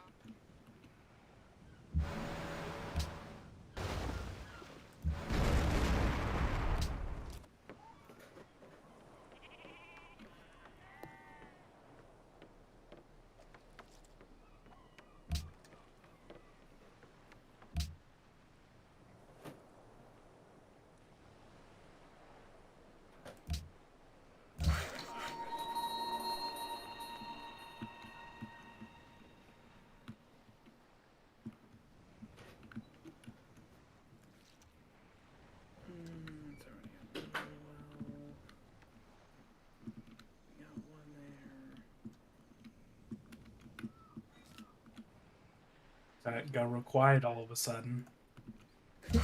People are thinking. Things are being said in back rooms.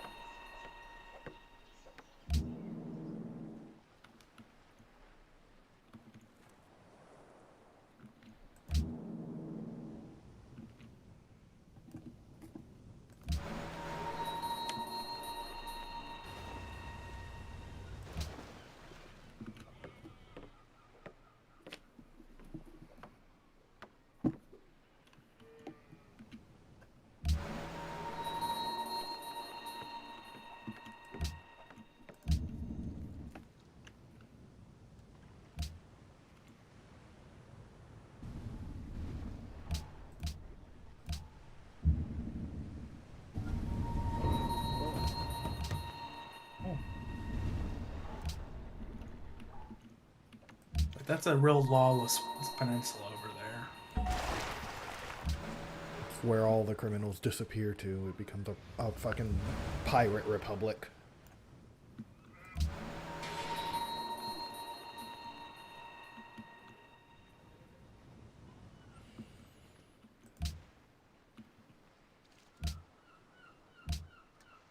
Oh, only 7 remaining supply. Oh. Oh. At least I still reliably getting cities growing. That is important.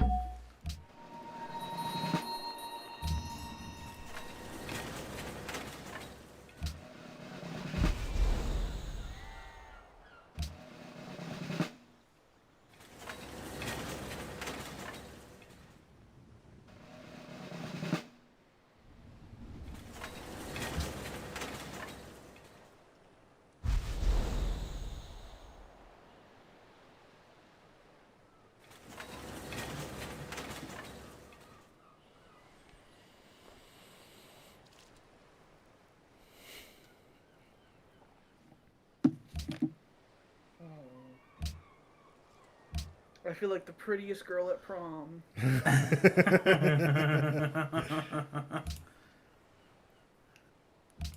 Come on over this way, baby. I got some booze.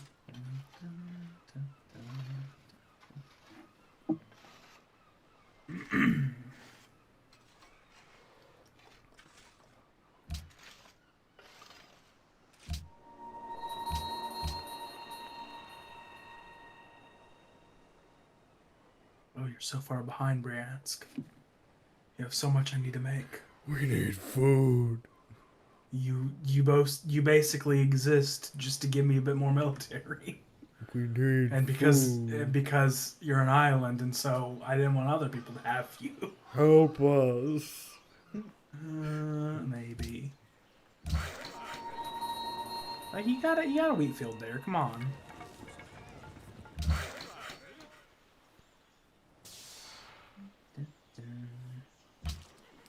It takes months for that wheat to grow. We're hungry now. You certainly are. That is a true thing you've said.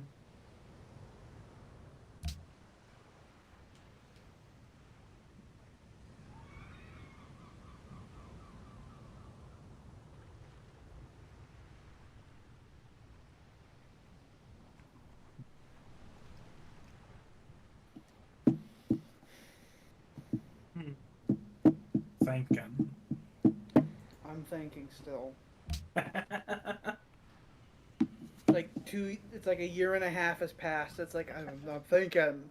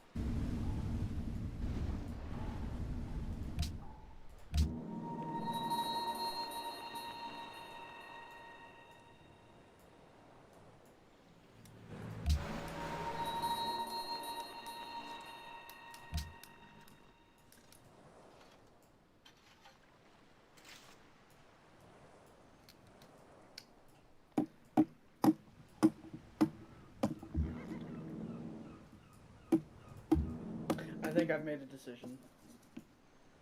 Oh, Yes. is that a public decision or just a private decision? It's a very personal, private decision. I have to talk with my family over it and get back to you at some point.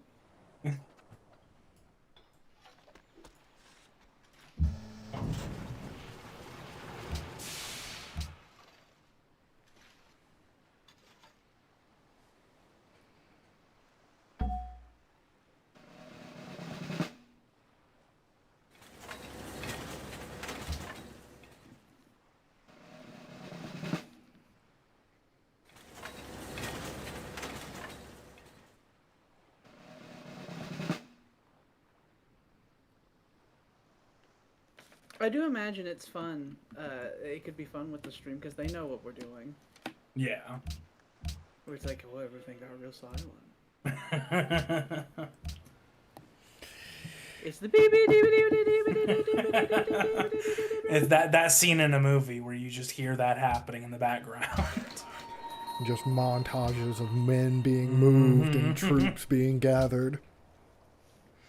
Like many women at desks feverishly moving things, the little things on the wall to each other and writing things down, sending letters.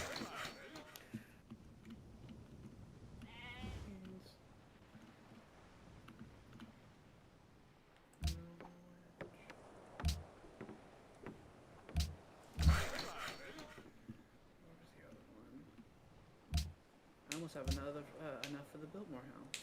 Liverpool. Weren't you gonna make another colony? I am.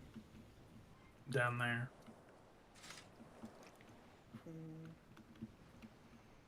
Which bills? Okay.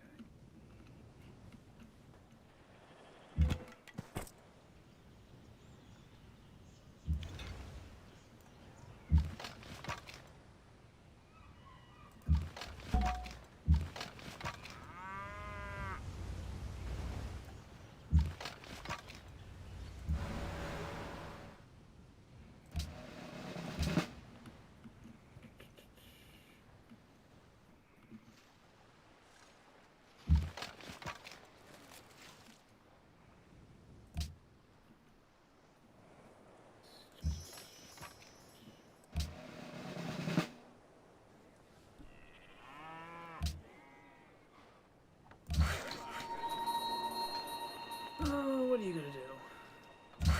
I think I'm gonna send you to Warwick and I'm gonna tell you to go sleep. Until I can figure out what I'm gonna do. Just sit there. Just sit tight.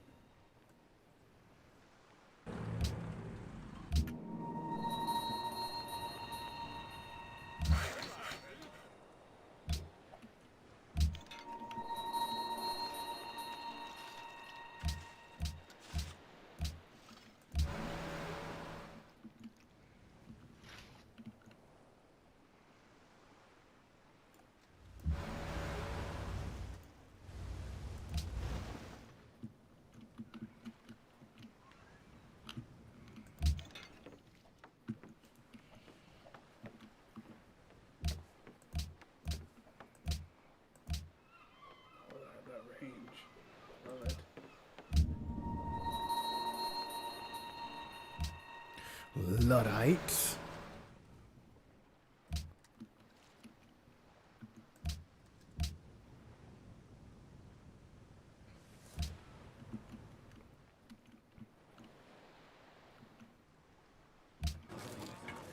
The desert patrols are gonna have to go for them.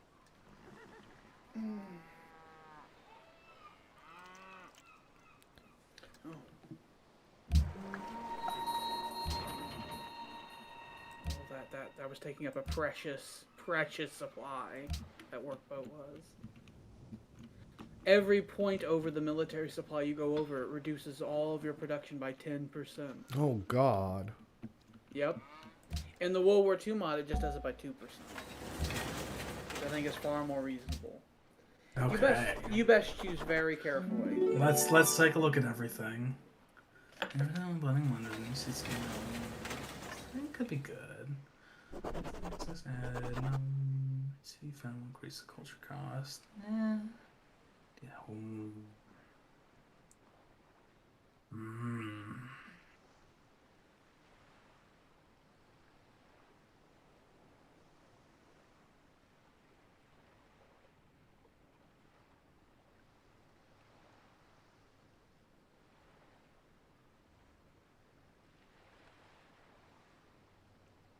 What shall you choose?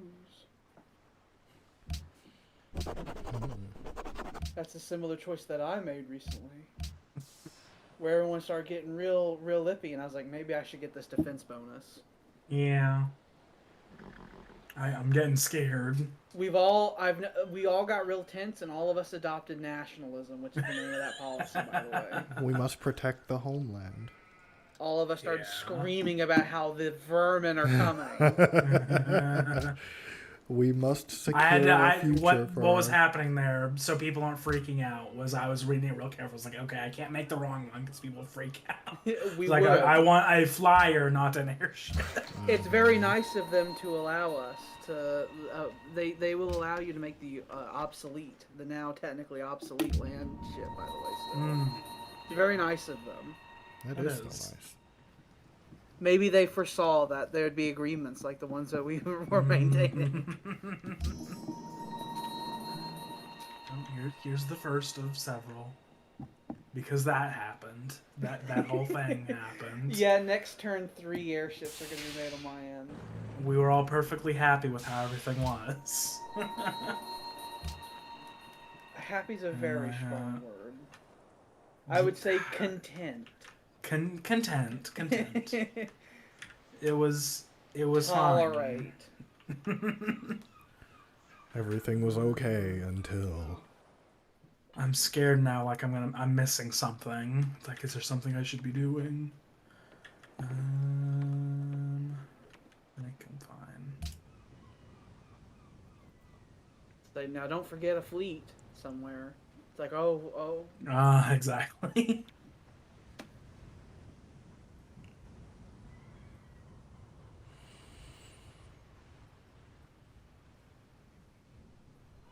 I can just feel the tension in the air. It's palpable. We're on the eve of war. It's like 1938. It's gonna happen one way or another. Like it's gonna happen now. We've crossed the bridge. Vedria said, "Can we have the Sudetenland?" And we said, "No, you can't." And then there was just silence back from them.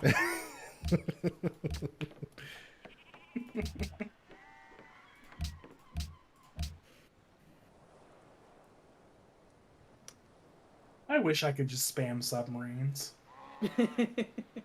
That would make me feel so much safer. If I physically could not move through my own water without like hitting a submarine. I have a massive fleet of them. I probably have. I would say it probably wouldn't be crazy for me to say I have 14 or 15 submarines. That's a lot. I think I need more. I don't have enough. They're real good. That's They why are real I've good. made loads of them.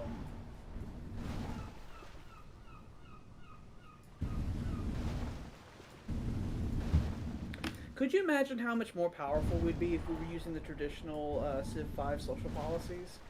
Like where you get the super bonus for completing a tree and stuff like that? That'd be some scary stuff. That would be horrific. And like if autocracy and honor and stuff like that were actually available. And... Oh, Oh, give me my mouse. Sorry.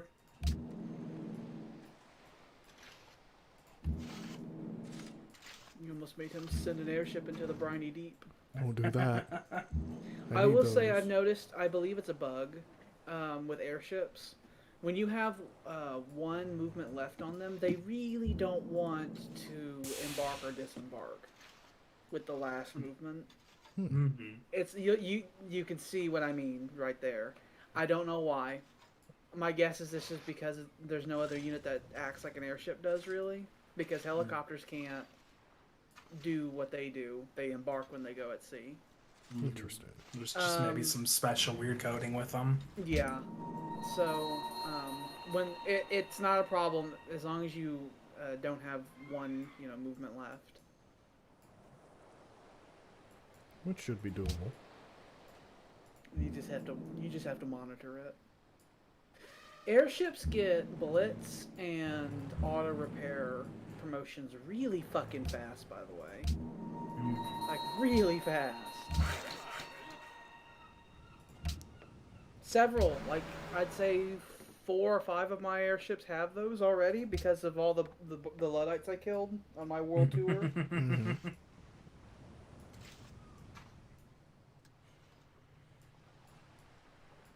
I guess this would be the moment of truth, wouldn't it? Although I guess that Rubicon's already been crossed. I think you crossed that already. You're heading right to Rome. Fair enough. On to Rome we go. There but for the grace of a non-existent god go we. And the die has been cast.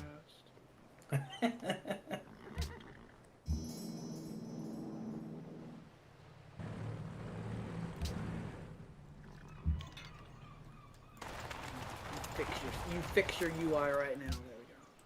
There we go. That would bother me.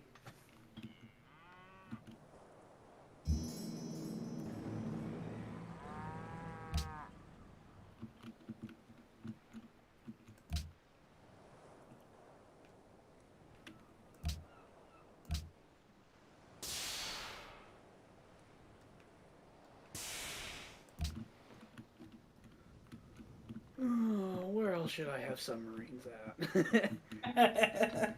Everywhere.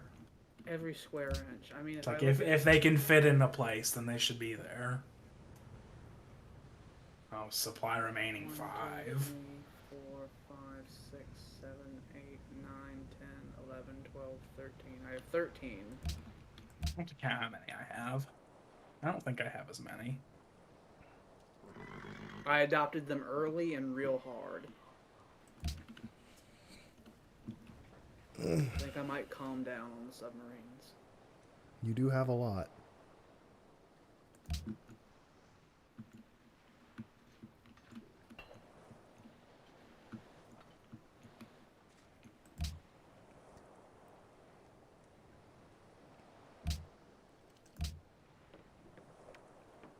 Oh, I've finished building the first non-Orlesian mint in the world.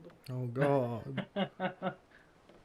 For so long, the only currency in the world has been from Orlin. Like, it's all had my face on it.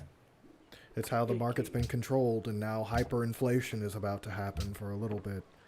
And we Yeah. all know what that means. Mm-hmm.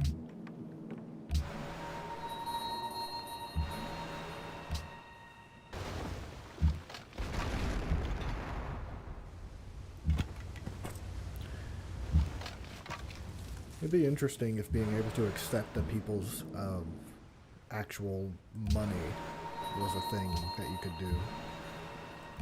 Like if each empire had their own currency and other would countries be could adopt interesting. their currencies.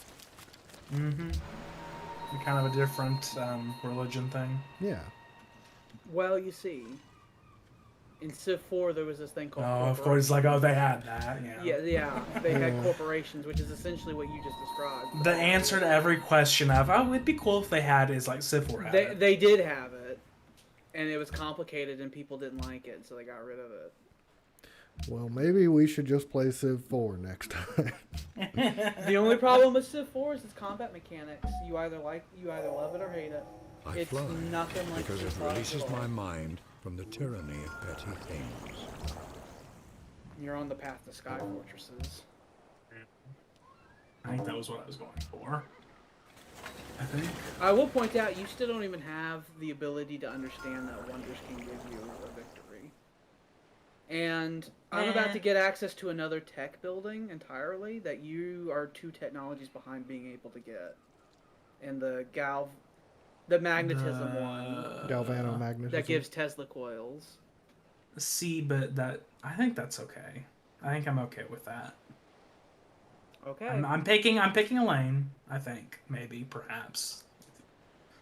Let me think before I pick. Let me think before I was pick gonna say a lane. that's some real commitment because you're gonna be 3 technologies behind on a building that's gonna give me access to possibly a culture building and a tech building.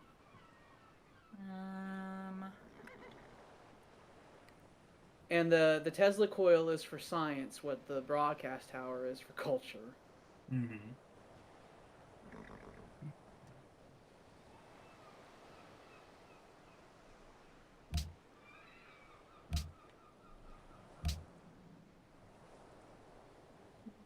You can now make airship hangars, so you can produce airships with experience right off the bat. Yay.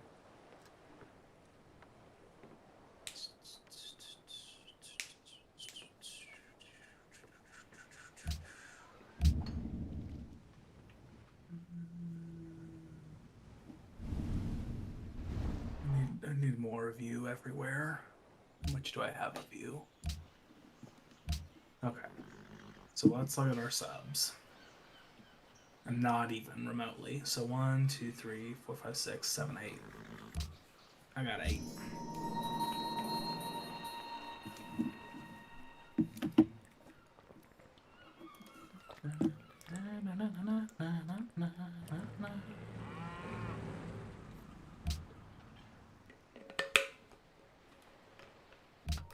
Oh, Show the nice. love. They opened a Luborg mine. What kind of them? Colombo has no resources. They're like, we are a small island that the game decided we needed to be a city on. Yeah. I wonder how far away I am from social policy. I don't know.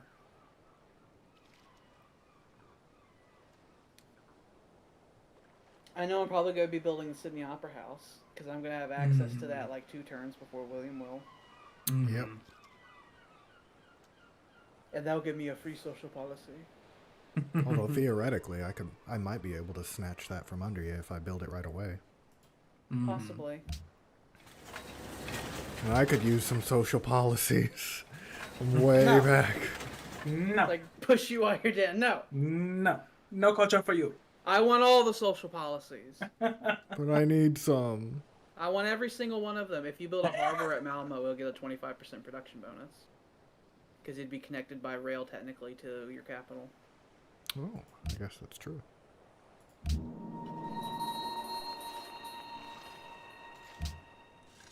On alert, man.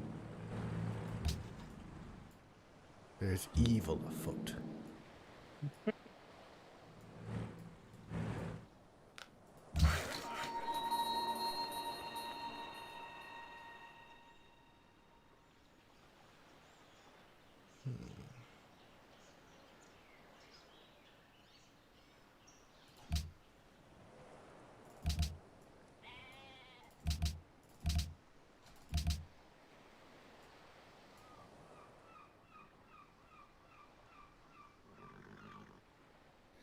Straganyaganus. Strangas. You have like 3 different cities that I can't even fathom. This just random letters mishmashed together. Yep. Vastras. I don't even want to hear like the ethnic pronunciation of those because I feel like it would stress me out. Like the difference between reading and hearing Polish. Yeah, it's like this is voojed. It's like the No. how. It's like none of the pronunciation comes from the letters in that city's name. That has an Like L. you see this weird dagger through the L. That means that L is pronounced v. It's like, well then why isn't it a W or a V? It's not. Who are you to question why Polish is Polish? I mean, it is an alien language. Let's just get that through there. Yes. There's the German city of Danzig, which in Polish is Gransk. It's like, okay. It's like so where'd you get that first G in there? I It's see like- a G at the end, but you seem to have found one at the beginning They as like well. flipped it and added a K. It's like so where did you find that G? That's weird. How? Why? Was it founded by Germanic people? I don't remember who founded. Yes, Danzig. it was founded by the Prussians because Danzig / Gransk is West Prussia. Ah, things I So it did was not know. founded by the pagan Prussians that the Teutons later took over. Heathens. A lot of them. Heretic. Well, yeah, I guess they'd be heathens. Not heretics. Real pagan. Real pagan. In Europe. Heretics came later.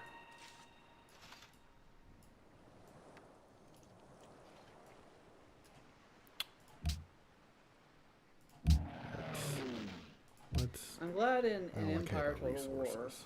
they simplify Germany and its whole everything quite a lot. But in Napoleon Total War, they show it how it kind of was. Is it a And it's a fact, nightmare. or have I dreamt it? It's The a Holy scary- Roman Empire was a machine, and it was an The world awful of matter one. has become a great nerve, vibrating thousands of miles in a breathless point of time.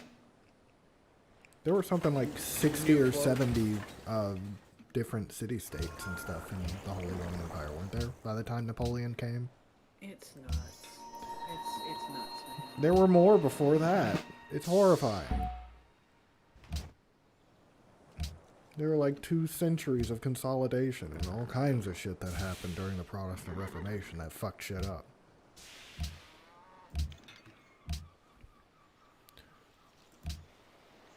Why should another person that is not a priest be able to read the Bible?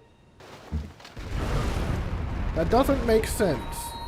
They might molest the Bible or something. Like they can't do that. That's blasphemous. It can't happen. We can't let this happen. They can't keep getting away with this.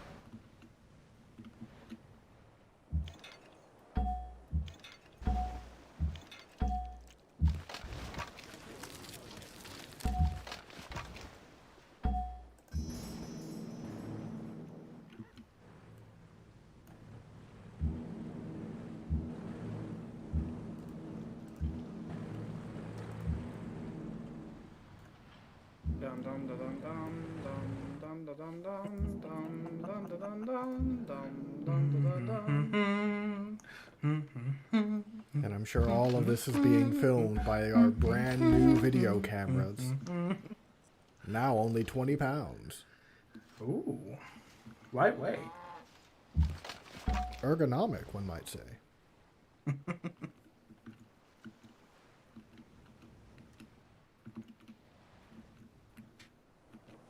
You've never seen a military airship so superior in your entire life.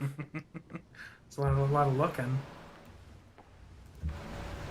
A lot of looking and thoughts. Hello there. Would you like some fish juice? I don't want your fucking fish juice. The horrid fish juice. Like, I don't even want to know what that is. We went over what it is. Just chugs a whole pint of it right in front of all the men. Like it delicious. Delicious. Perfect sour taste.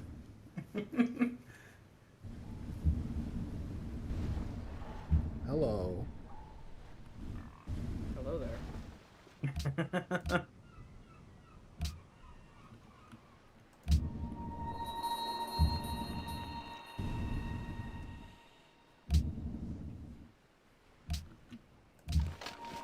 Can I help you?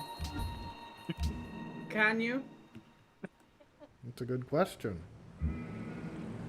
Can you help me? Things are moving. Okay.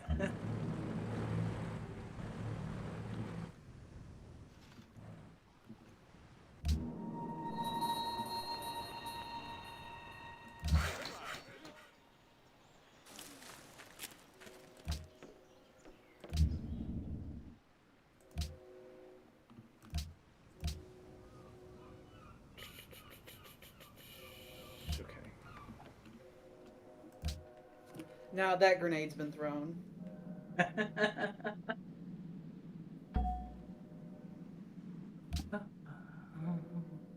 You seek a great general.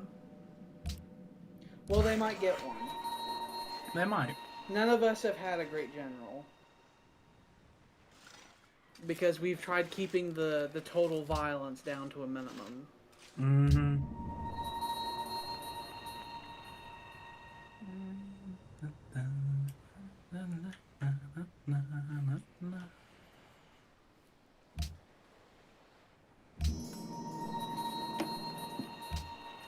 There's that other airship. Like the ones that were ordered earlier. You sit over here. That's why I have Orlin completely surrounded. You know, you're gonna run out of Therium soon. I am. And you chose to not get the technology that would give you the building that makes Ethereum. That's okay. You do have unlimited Dubar. Yep. That'll never go away. He's got that in spades.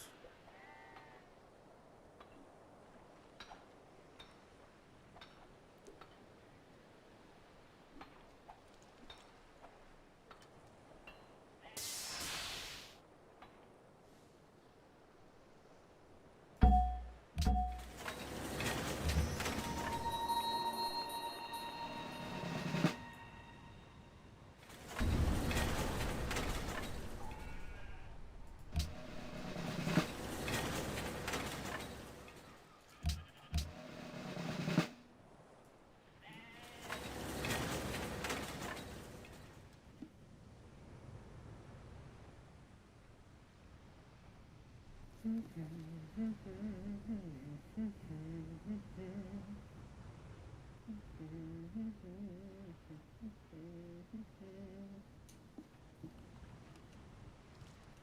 too bad that I'm sure Sam's at work and stuff like that. Because I'm sure that he was wanting this to happen a long time ago. Yeah. He was. He'd be all over this. He'd be screaming right now. All the troop movements, and we're all In glee. and we are all fully 10 times as powerful now as we were back then. Yes. It's Back like then, it was like 4 or 5 units. Like, oh, move that guy. That was when William invaded Eric with like 3 or 4 units and like a couple naval units, and now it's fully like fleet here, global conflict. Like a fleet for he, a fleet for she. Who cares? Everyone gets a fleet.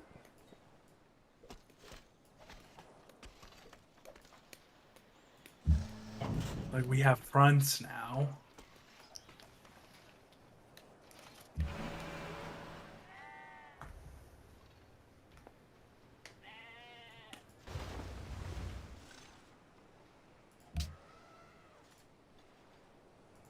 Everyone's aiming guns. It's like, how far can this gun go? Like, how accurately can I aim this gun at any particular area? By the way, a fun thing you can do with battleships is I believe they can fire their barrage while in port. So what you can do as a desperate measure is you can have a battleship and hide it inside a port city, and that's an extra artillery gun. The big negative to that is if the city falls, you just lost a battleship as well. That'd be good, though. Useful tactic. They won't let you do that in the World War II mod.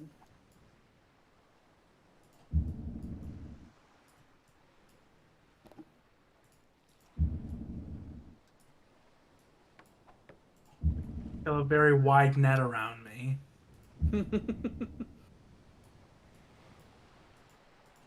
It's Oh, fine. this is gonna be so violent. It's like just like shaking my head. It's like, we've spent the past 300 years building out these arsenals. I've never done any Civ with this many units, so I don't even... My mind doesn't even know where to start. Well, you see, that means that you haven't had the kind of war to where you're losing units in the front, and you have to keep building units back home to replenish Yeah, not units that really. you know you're going to lose in the front. Not only have you not had a Civ war with this many units, you've not really had a war with a player before. Nope, where they're it's like never having happened. thoughts and planning and strategy and stuff. The only multiplayer Civ I've done has been co-op based. It's a totally It's like, well, different co-op's experience. not a thing with this scenario at all. I made that very clear when we started. I was like, we're not friends. You should know that we're not friends. And I said at the very beginning, any deals we make will be very shaky and temporary.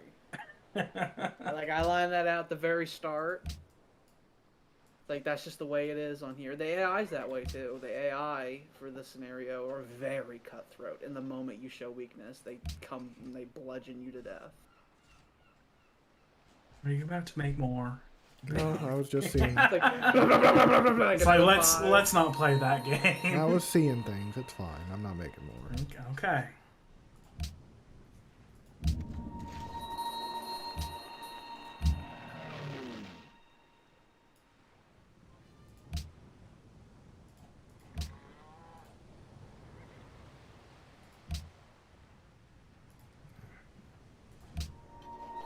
The one thing I've been behind on is gliders. It's like I haven't really made many of them. I think I have 2 or 3. I'm waiting until Sky Fortresses happen, and I'm gonna have 1 glider per airship I own.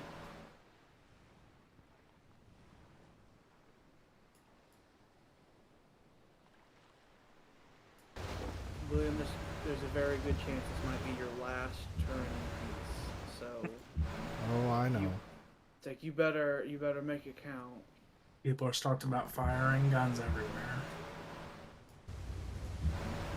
Like ultimatums were sent, plans have been hatched. I'm not. You should know I'm not sure about what I'm doing. I don't have confidence. Wait, in what does that. that mean? What? I see a path for you to fuck me really hard. I don't. I do. Okay. But I don't see a way around it. So I'm just gonna have to brute force through it. You can hope I just don't see it, which is entirely possible.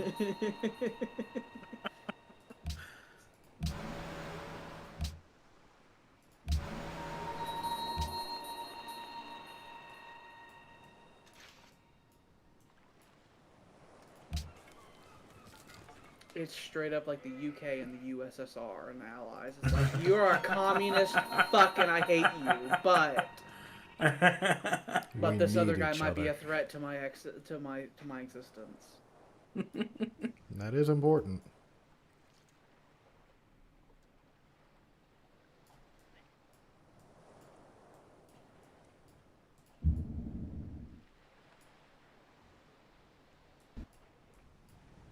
I have to hope that all my planning after all these years and all my placements were correct. All these decisions I made 5 to 6 stream sessions ago. You were making plans? I wasn't. I have had plans in the background of what I was doing. I wasn't just doing things. I actually have a strategy that I'm employing for victory. But you people keep fucking with it. And you don't even know you're fucking with it, but you are. You do things where I'm like, in my head, I'm like, you fuck. It's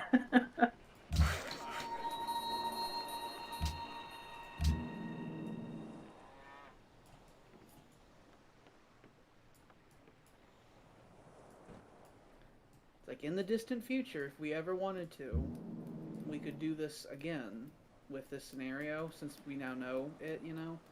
And I have additional mods I would add into it that would make it even faster paced. And make the opening bit faster, and we could have more people. So that... Oh. That was real well fun. It was.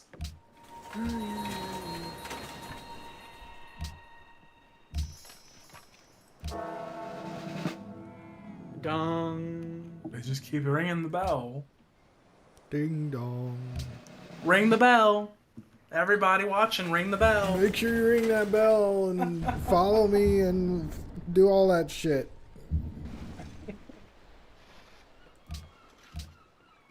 Hello.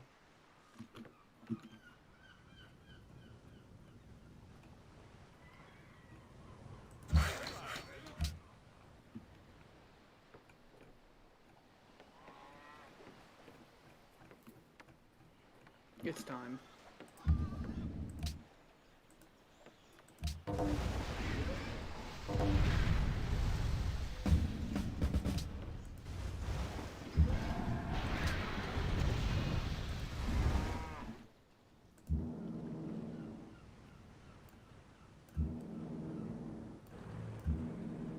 I'm scared, Papa. I News am has too. news has reached everybody. It's like a war. Oh, I war, am also... war between the powers. I'm very nervous. As I said, I'm very unsure of myself here. All my home battleships I've had.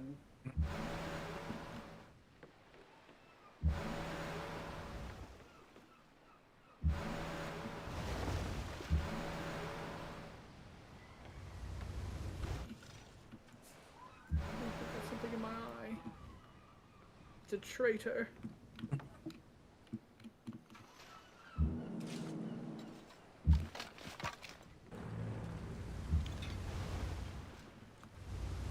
We gotta sail across the sea, so you will have time to prepare. I guess if I've got the time. You have some time, because I gotta sail there. I've never seen so much movement in Civ. Like the only time I've seen more movement was the World War II. I've done some pretty large-scale wars in the not World War II setting before, so...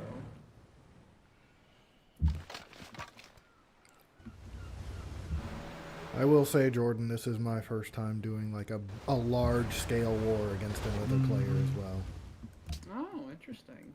I've never done any war against a player. I've done small scales, but large scale is a different beast altogether. Logistics. People keep ending games before we get to that point. Yeah. They don't finish games for some reason. There's some weird Like- reason. Logistics is key. It's like these wars can be won by planning.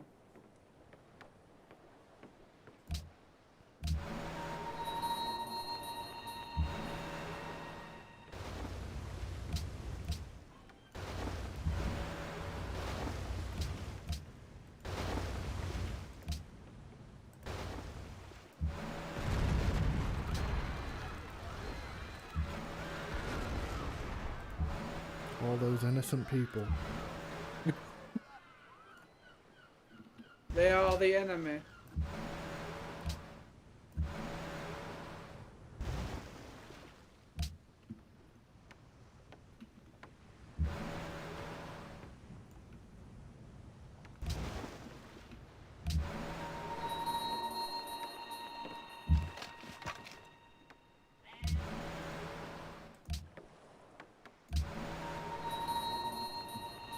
Like, meanwhile, down here. But by the way, Literal Luddites with sticks. there's nuclear war happening, and there's still people with sticks. Not only that, but they think that it's good enough to use in battle. Yeah. They're really, really wrong. Mm-hmm. Like, so I have 3 main fleets. I have the Southern Fleet, the Home Fleet, and the Frontier Fleet. The Home Fleet has 3 battleships in it.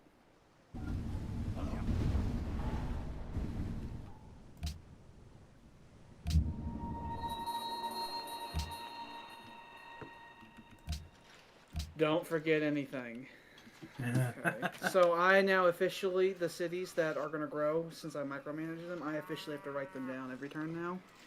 Because I now have to manage so many units, I'll forget. So I have to look at this every turn and then like just write them down every time. We're getting to that point. I can manage a lot of cities at once, like 20 cities is about my limit. But if I'm also doing a large-scale war, I start forgetting stuff. Hey, Florence, who said that you couldn't be my ally? Who told you that was okay? They were sneaking away from you. Oh, of Slap you. course. It's like, who do you think? Oh. It's like, who do you... Oh, in 5 turns, I'm gonna get one of those, and then 10 turns after that, I'll get another one.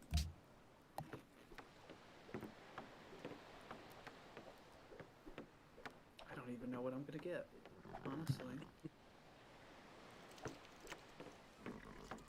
Maybe these. Getting wall-to-wall wonders would be nice.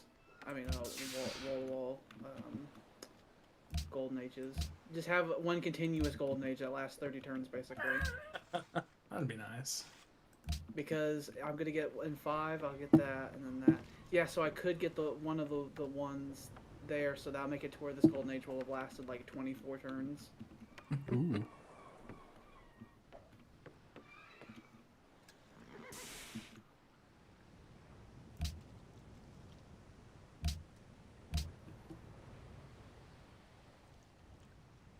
The die has been cast. I'm scared. Ayala I'm so Acta Est. scared. I'm so very scared. Now it's your turn. Here's... Or you can sit it out and see how things go on the No. other end for a bit. What is the difference? Like, so what does air sweep do again? So air sweep is you go out and you engage enemy fighters. Interception is defense. Okay. So that's very important because in the future the main purpose of the flyers will be to be on the airships, and you want to reach out and kill enemy airships, enemy gliders before they can attack your airships. Mm-hmm. So Let's do some production first.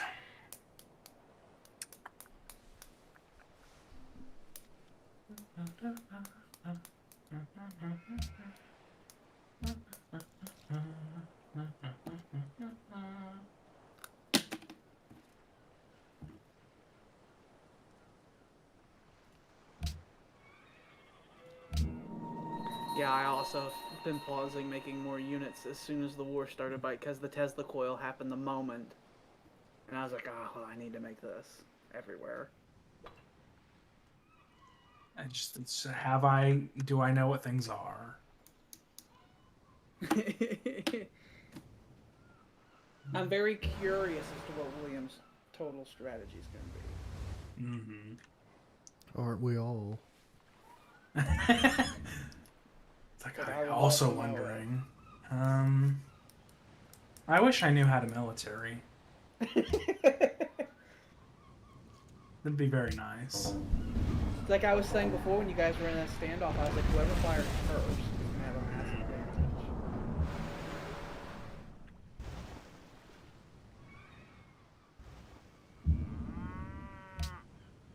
It's one thing being able to see the other players scream when it's their turn. It's quite another when it's time and you have the fog of war there. It's like, where was everything again? I know. You have like vague remembrances. Mm. But then the generals are like, well, we need specific ranges. And it's like, I don't.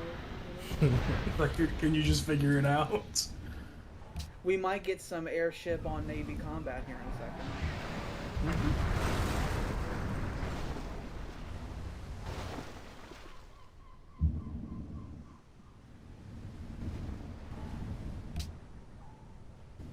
If you take Vedria, you're going to have even more fucking Nazar, because he's got 2 veins right there. That's going to be like That is a another 20. lot. You're going to fully go over 100 with it. Mm-hmm. Oh, we get that city-state fun. Yeah, Prague has been an early supporter of Vedria, and they have naval shore guns that they're gonna fire upon your ships with. They are. Wonder. Vedria's got a pretty high fucking defensive score, by the way. The actual city. It does. You're fully gonna need like battleships barraging it with artillery on the ground in support for a while. Potentially, it's gonna be quite a siege.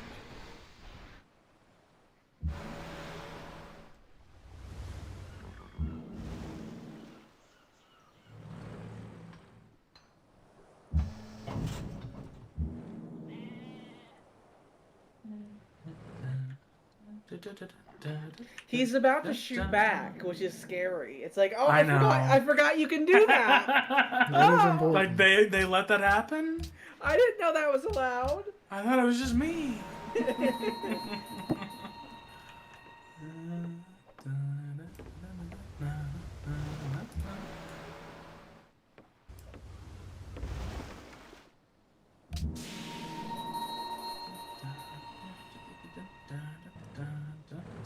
Am I making any terrible mistakes, Alex?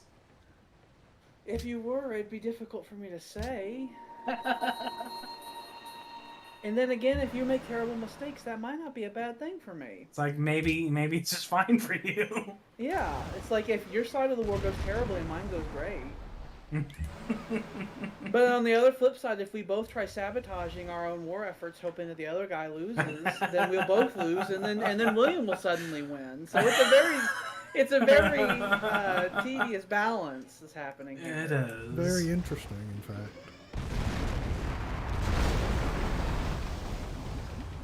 It's like in a perfect world, your war on that front will be very intense, and you'll just beat the shit out of each other while I just take a bunch of stuff. That would be my preference. I'm sure you would love that. Like you guys. I'm sure you'd be very happy with that. Quite. Well, I'm like, ooh, I'll put a flag on this and this.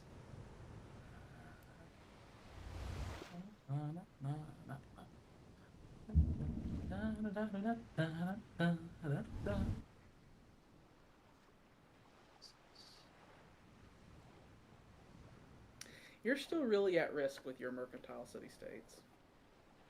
Yeah. If he was to attack those and severely damage them while you were occupying cities, you're gonna have riots. That would happen.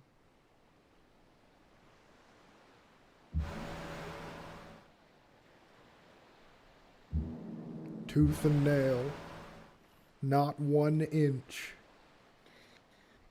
One of the highest production cities on the world is going to be pivoting tirelessly. Isn't that kind of scary? It is. It is.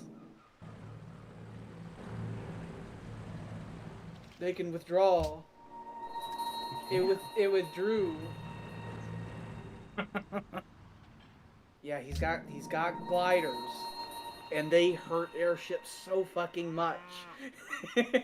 They do like triple damage to airships or something like that. That's a lot. Yeah, they hurt so bad. We're having a real futuristic war with these airships and gliders that's flying around. Mm-hmm. You're somehow gonna have to get land units over there. Sure are. Yeah. With these incredibly contested waters.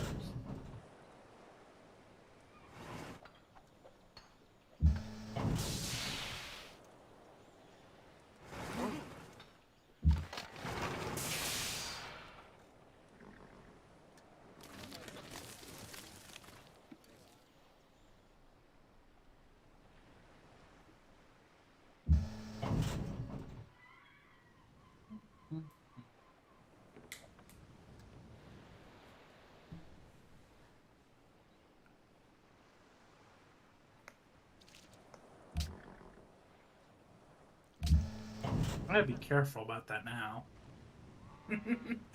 Actually pressed the wrong button. It's like, oh, I launched the nukes. They've Don't been do launched. It's like I only meant to launch the small nukes, not the big nukes. It's like, have I looked correctly? It's like whenever you hit that in turn button, you can't undo that. So I've not looked correctly.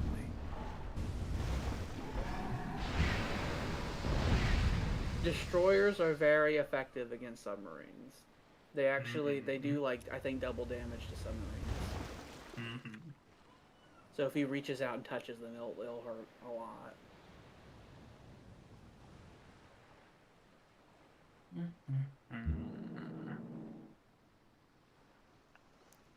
What had a longer range, the battleships or the submarines? They both have equal range, but submarines have a less view.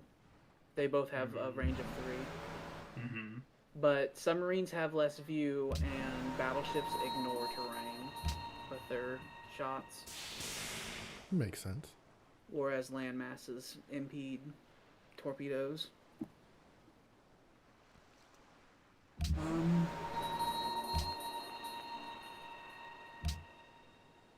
It's like, oh, let's get out of here. Okay. Now he's gonna return fire. Uh-huh. I'm scared. He has a lot of forts in his territory, just like sprinkled everywhere. I He's built know. over a They've series been made of other so many conflicts. of them. Prague's opening fire on you. Yep.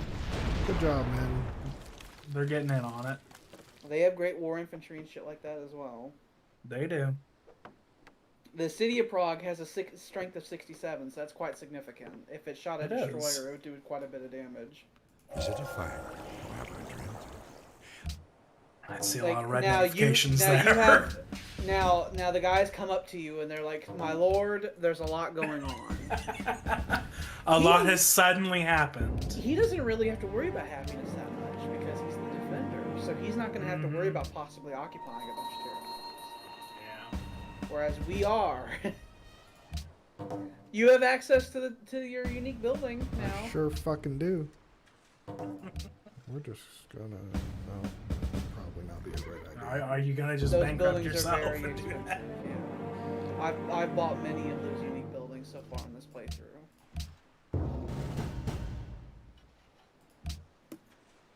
Oh, here's a little fun thing for you. I'm just gonna give this to you, right?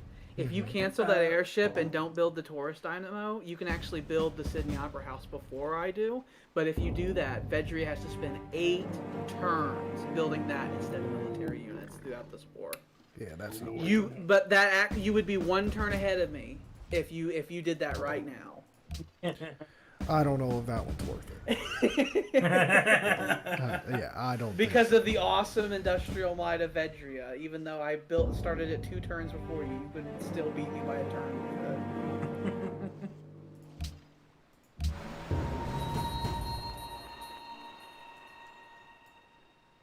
Okay, the sad trumpets have stopped.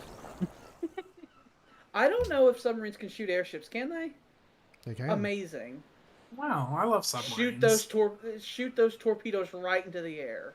Mm-hmm. I thought they probably could, but I wasn't sure. Yeah. Submarines are awesome. They're just not good against destroyers, is their only weakness.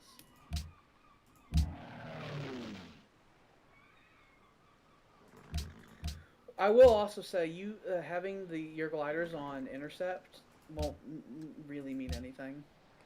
Oh, okay. Because his gliders aren't going to be able to reach you. Fair. If he had Sky Fortresses and had his own gliders on his airships, that'd be one thing. But the only purpose your gliders are going to be are to use their ranged attack against the airships that come within range. And I guess they're not in range yet. I don't know. You hit the ground attack button. That one may be. Yeah, Wrong that's one. how you would do it. You hit the ground attack button, and then you order them to shoot at at an airship. Why are you going over there? It's probably a UI glitch. Yeah. One tile out. Do not, unless the unit is has 1 health point, do not have a flyer strafe a ground unit or something like that. Their attack is way too small. Their strength is way too low. You really only want them fighting enemy airships or other gliders.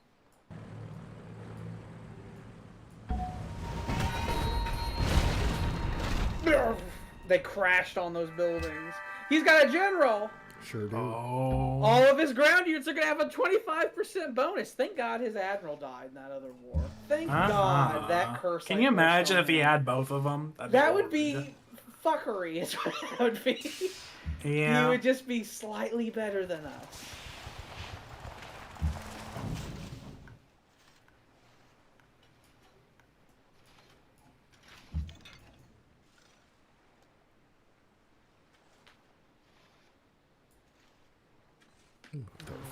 He's going to do the big Russian artillery.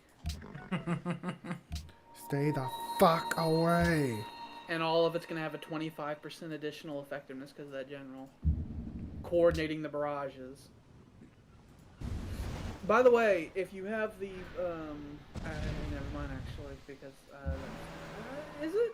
Do we have access to the promotion, the social policy that makes it to where if you're adjacent to a friendly unit, you get a bonus? Is that on here?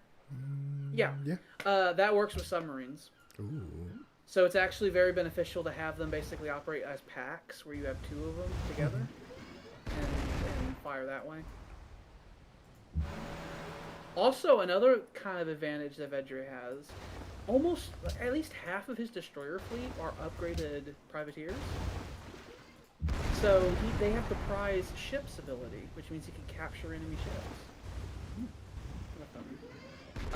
Which I have none of. I didn't build any privateers. I went straight to ironclads. So I don't have that at all.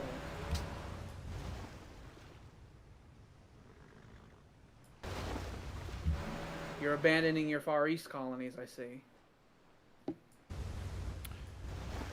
I feel You just there's move in there if you wanted. As I start planting flags. There's a bit of a pressure point that I'm going to try to apply.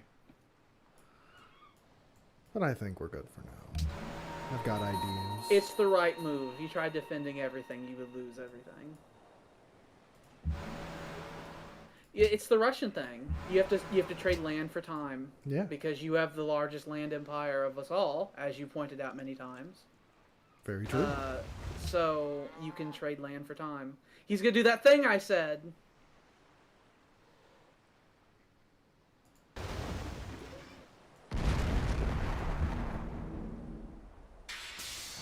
One turn away.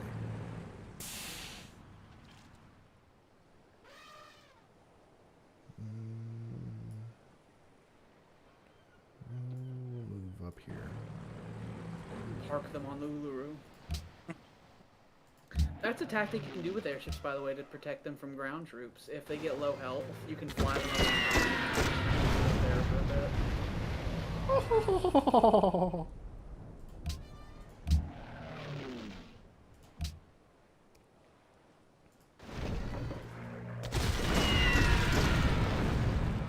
which the destroyers are capable of intercepting. Ah. They do that with all stuff. So when airships are at sea, you want to keep destroyers close to them, or else his glider attack there would have taken like no damage. You can't have that.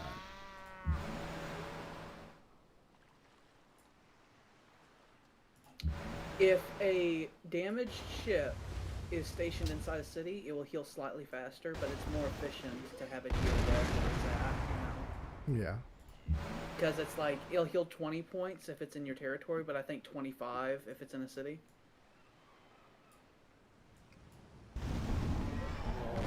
You're then on a suicide mission in the heart of the enemy fleet. Getting right in there. Gotta take out that sub. Just riding in with explosives packed in the ship.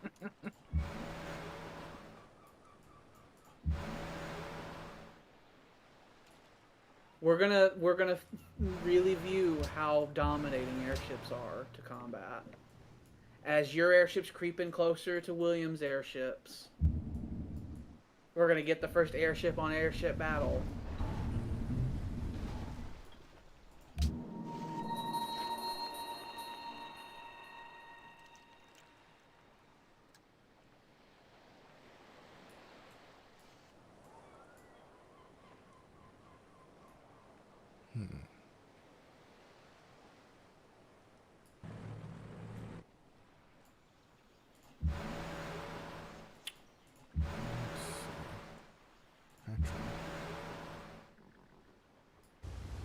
Go back here. Switch you out. Get a good rest and some drink in you.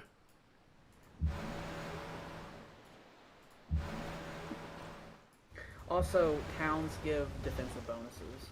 The little towns. These little towns. Yeah, they give, I think, a 15% combat bonus. So stationing artillery and stuff like that is beneficial because they'll have some resistance to bombardments and the like. You can actually build towns without cutting down the trees. So if you had a hill that's forested and you built a town on top of it, that would have a defensive rating that's pretty close to a fort's. Ooh.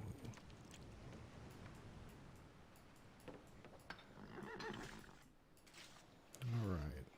Now over Now here. there's this front, the western front.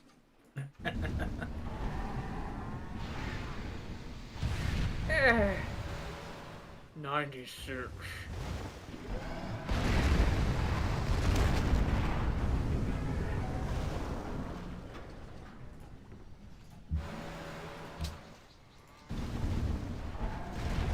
Ouch, good ball.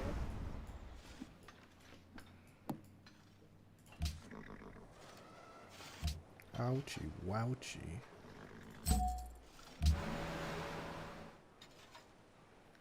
Oh fuck, we're gonna get into unit buying a lot, aren't we? I've been anticipating it. Which one of us has Big Ben? I think you do, because I think Eric had Big Ben. No, I've got Big Ben. I made that happen. No, he has I it. do. No, I thought, okay. It's right there, yeah. Which one did I have happen? So he has a 25% fucking decrease on conscripting the masses. If he gets the militarism social policy, which further decreases it by another 33%, he'd have almost half off, well, over half off on purchasing units. And then he could fight us all day.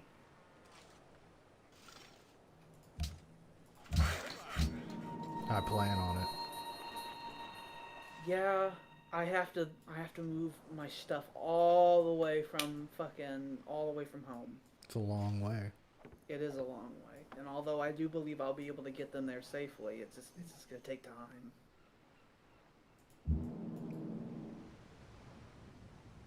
Time is the enemy for me, and then on Jordan's front, it's your home sector, so it's really fucking intense with a high density troops.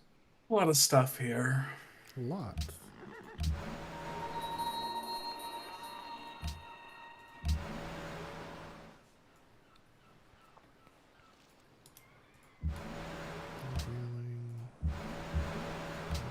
This turn 416, is going to be very violent. Like one of the most violent turns. Probably turn 417 is probably when my first troops will have boots on the ground.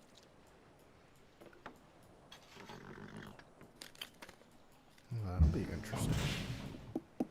And then we'll pivot from this like sort of war of maneuvering and artillery barrages to straight up. It's like, oh, dig the trenches, dig the trenches. It's time. Dig the trenches in the ocean, dig them. Well, I mean, your war on the Eastern Front is going to be mostly naval, whereas mine's straight up. I'm sending an army. Yeah. So mine's going to be desert combat in the Irric territory and stuff like that. It spans so many different biomes. Scipio Africanus. He's coordinating the artillery. Does the city combat, like, attack also benefit from a general? Like, when the city attacks a unit? I know that the combat strength itself doesn't, but I wonder if when it attacks, if it does. Because if that's the case, that would add, like, almost 20 points of damage onto Vedria's attack if Scipio Africanus is quote-unquote, like, coordinating the defense. It's gonna hurt.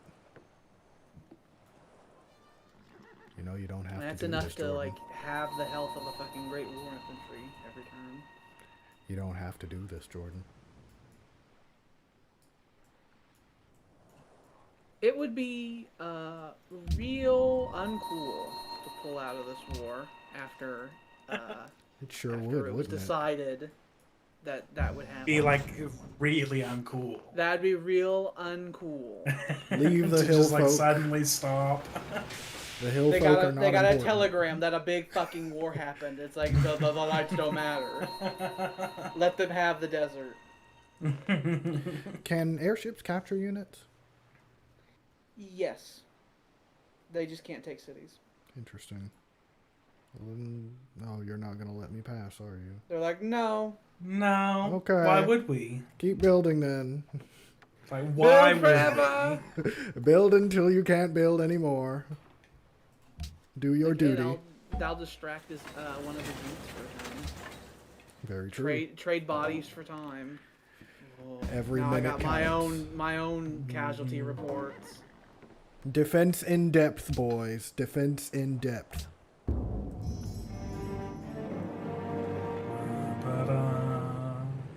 I hate that noise, and I'm gonna hate it a lot more. It's a bad noise. It's a bad noise.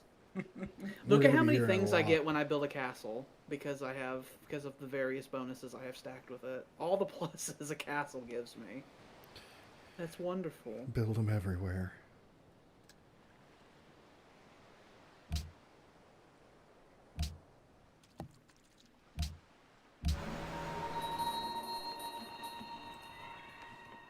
Okay. Alrighty. Alrighty then. Alrighty then.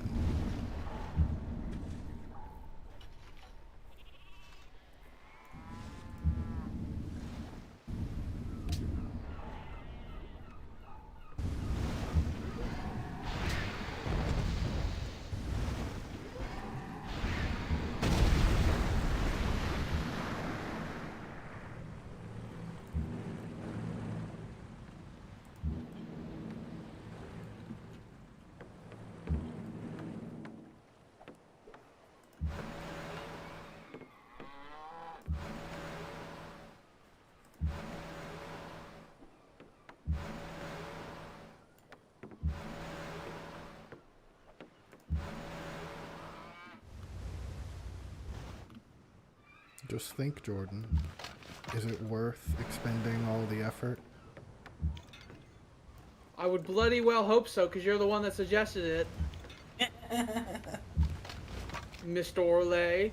You must understand. Vedria will be the best defended city in the world. Do you want to do this? Napoleus's. Barely. For now. I built the Kremlin, if I remember correctly, so...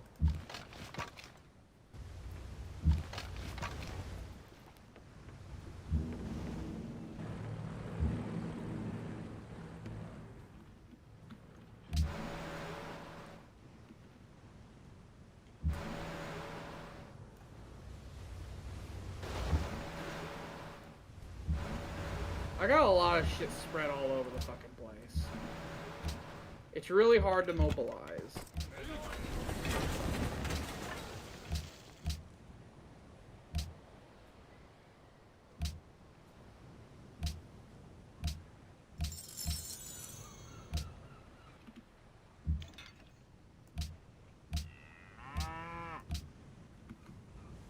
I ordered a worker down here at one point, but who knows when they'll even get down here. The orders they might as well have been issued 5 million years ago. At some point early in the Adeptus Ministorum's career.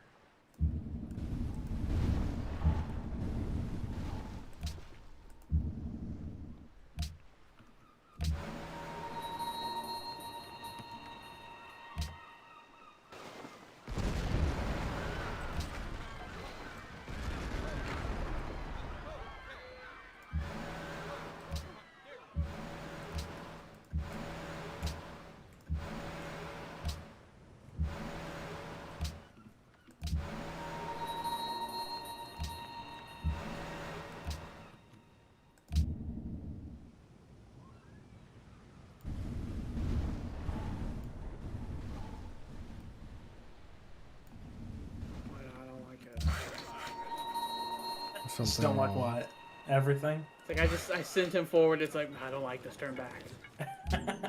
Something wrong. Don't turn back, please God.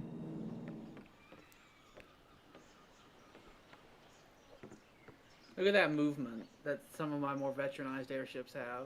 It's huge. A lot. Eric, their airships start off with +2 movement, so their airships that out of the factory have that much movement. I thought that was yours. No, I don't get bonuses with that. It was Eric who got the movement bonuses and stuff. Oh. Their unique unit is an aircraft factory that increases their production speed on gliders and airships as well. Well, good thing I knocked them out early. Yeah.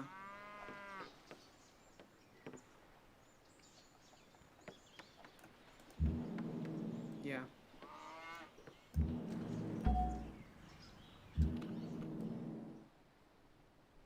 Oh, hi. Hello.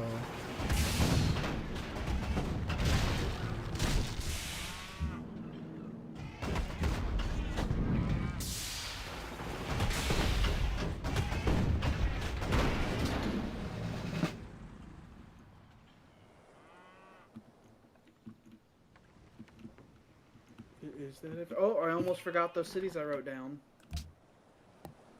I wrote them down and still almost forgot about them. And Dover.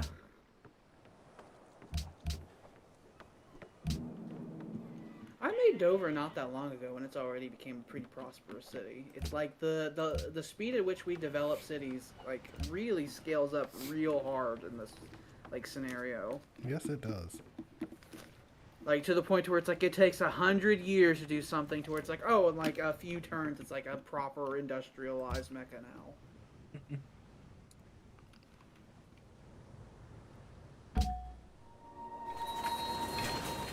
Now you get your own casualty reports. All of us have our own casualty reports.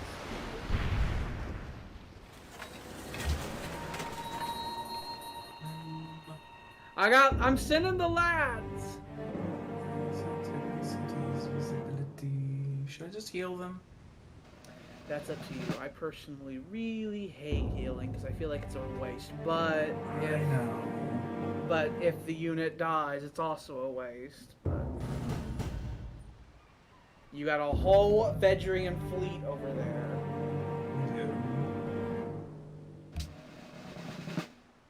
So let's pull in some more.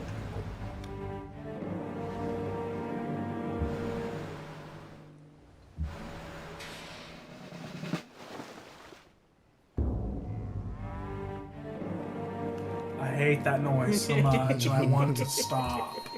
I want it to stop.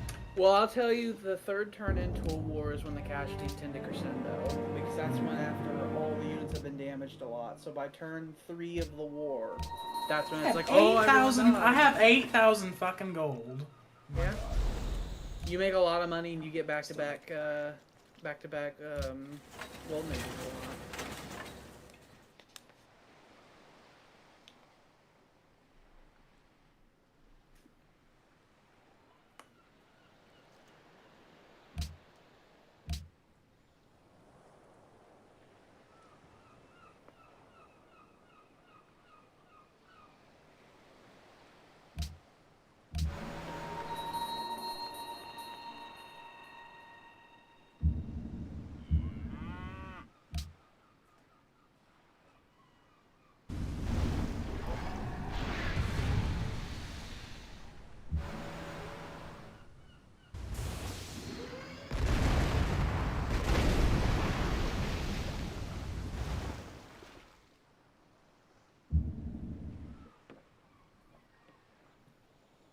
I'm having so many thoughts. There are so many Care knives. to share any? No, not particularly. I just Oh, feel like I okay. just need to sharpen this knife. Don't worry about it. Remember, I'd like to know. you're more just allies in the thoughts. war. That doesn't mean you're allies. I know. I need to know if there's anything I need to know. You know? Well, at this point, it wouldn't even really help him to tell you anything. We just have our own theaters. There will be no joint commands going on. My offer That would still just increase the stands. likelihood of us shooting at each other. As one of us smells blood, it's like, oh, kill his army. So it'd be best if, even though we're on the same side, kind of, our soldiers stay far away from each other.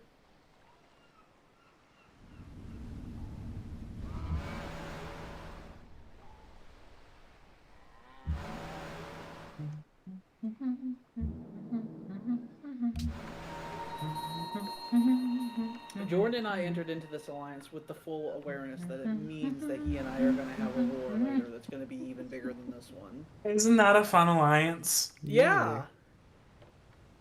You know that war's gonna go real quick if you throw away all your manpower trying to take my homeland and fail. Well, if that happens, that means that you could potentially come back at us, because usually, I mean, if, you know... Theoretically.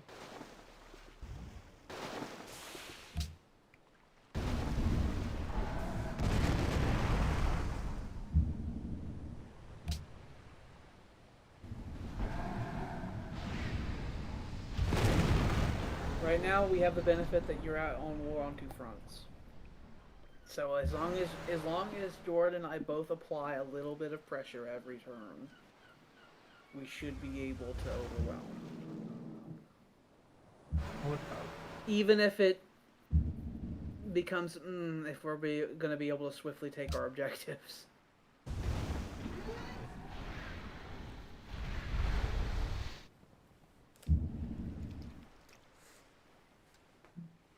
I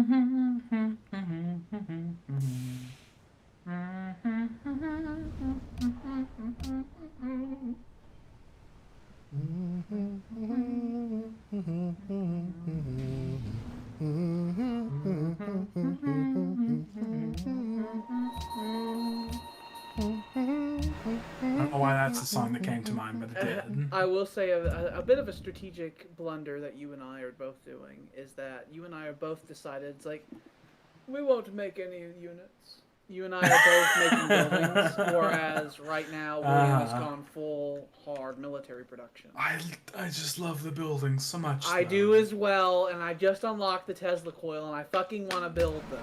I just want more everywhere. Is that so much that it's like? Is that so bad? It is a bit so of a bad. strategic blunder because next turn we're going to roll into a time to where you're going to build buildings where those could have been fresh new troops. Yeah. He's getting an adjacent unit bonus because he's keeping his fucking navy clustered together. He gets a little 15% there. Yeah. You gotta tighten up the groups. You gotta fight arm in arm.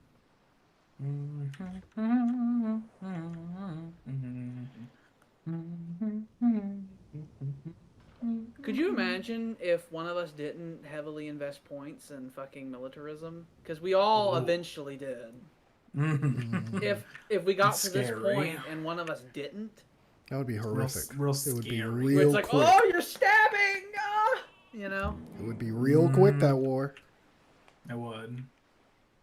There would be one big stab, and then everything else would fall apart. Because I think all of us have the discipline bonus, and I think all of us have the... I think all of us have nationalism now. Which means that whenever you get on his borders, he's going to get a... Oh, he has a Jimmy Castle as well. So he's going to get like a 30... That's why his ironclads didn't just die when I shot at it with the airship, and I had to attack it multiple times. He probably had like a 40% bonus because it was in his territory.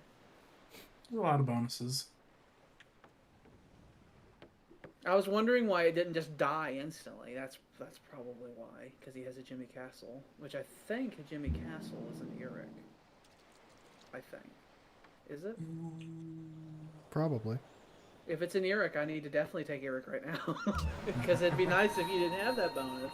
Could you do that for me? I'm working. Do you mind? I'm sending the lads. They're in the boats. I gotta clear the fucking landing area first.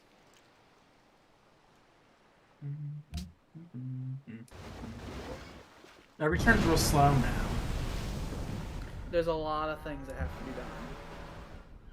You just have to like do and think. None of us are going for Lados. Nope. No one's made any attempts to go we're down not. there and take that. We're like, no, I don't need that. I don't want it. You can have that 1 million. You're good. I won't take that at any point. I don't plan on living there.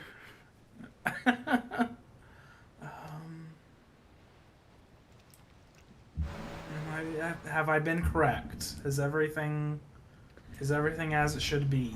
I mean, I would prefer other things. It depends on how you want your overall strategy To win. Well, there are two different ways you can do that. You can just try to, like, on a strategic level, where that would be we outnumber him, so you can just, like, conservatively move up. Or on a tactical level. If you wanted to win on a tactical level, you would need to be more aggressive than you currently are. Thought I was being really aggressive. You're not. Oh. You have a load of units that you're not committing.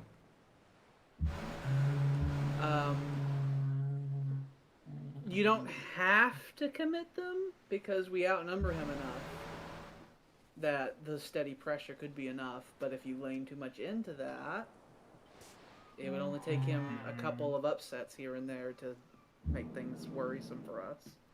I want to win now. Can I win now? Is there a way to win now? Well, there's a high casualty way to win now, and that would be to flood your airships into the area and not care about the potential losses from the glider attacks, the inevitable glider attacks. Because the airships would have enough strength to clear out a lot of his destroyers, and then your submarines can finish off the battleships. But if you do that, you're going to have wounded airships that can then be gunned down by the gliders. That's what I meant by you can be more aggressive and just take it. But if you do that, you're going to have higher casualties. So it's up to you. It's how you want your strategy to play out. I tend to be more aggressive in my way of doing things. I want to win. I want to not lose. It's doing that thing I said where it has one more move yet, so it doesn't want to go into the sea. I want to win. Hello. Hello. I will say with everyone with your airships, especially because they're going to start getting a lot of promotions now. You want to get the 2 mobility ones, because when you get the 2 mobility ones, you then unlock Blitz, but it's called something different. I think it's called Logistics on there. It allows you to attack twice per turn. And then after you unlock that, you get the auto repair one, which allows your ship to heal itself. You got a great Admiral. Look at you. I don't have one of those. What should I be doing with them? So the Great Admiral gives like a 15% bonus to all naval units that are within 2 tiles of it. Okay. It also has a special ability that makes it to where it automatically heals all the naval units around it. But that consumes the unit. Mm-hmm. So if you want him to be useful, you need to send him out there. To, like, anyone in particular? You want him underneath a unit because he's a civilian unit. So Yeah, so, like... You want him underneath a unit that is got health, so he can't just rush in and kill him. He may potentially try to rush in and kill him, though, because that is quite a boon. It is. Is there anyone particularly? Well, goddamn, that means that at Vedria he has a general, which will be stacking the bonuses on top of all the other bonuses I met, and you have an admiral. Uh-huh. It just gets more and more violent every day. My offer still stands, Jordan. Your offer's poo. Your offer is real poo. It could work out real I well got dragged for you. into this conflict by you, Orlay. I don't want to hear any idea. Now that you dragged him out of his den, it would be rather easy to grab him by the neck and chop it off. Whereabouts should I be putting old Peter Tordinskjold? The battleship on the left or the battleship on the right is where I would put him. There. Is that what you're saying? That one's on the left, and then there's another one on the right side, and I'd put him in one of those spaces. Kind of like this. Like that one. More complicated now. Now you have leadership who's trying to coordinate everything, and your ships can't heal in neutral or enemy territory, so they have to go back to your airships. I believe also follow the same rules as the naval units do in that regard. Okay. Actually, no, they don't. It's just naval units. The naval units have to be in friendly territory to heal.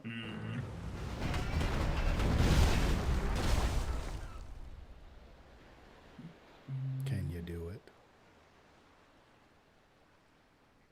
Look at all those bonus. Whenever you hover over there, look how many buffs you're getting on in that. A lot.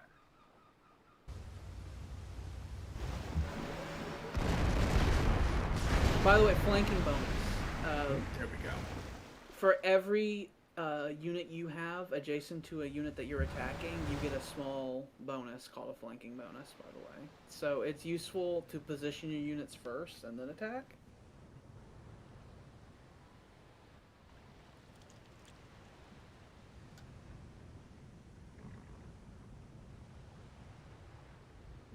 He already got his Great Admiral, so he's not going to get one again for a long time, even though he is doing quite a lot of naval combat now. Because he's theoretically getting experience towards one every time we attack him as well.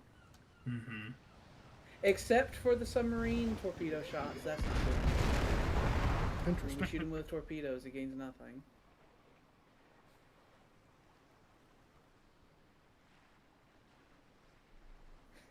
I imagine the citizens of Espoo are like, this is getting closer and closer. Am I being appropriately aggressive now? Yeah, this is more the more aggressive route. Yeah. But you can see the thing I've talked about, where next turn you're possibly, well, whenever he takes over, you're probably going to lose an airship and at least a destroyer. Yeah. Well, that happens.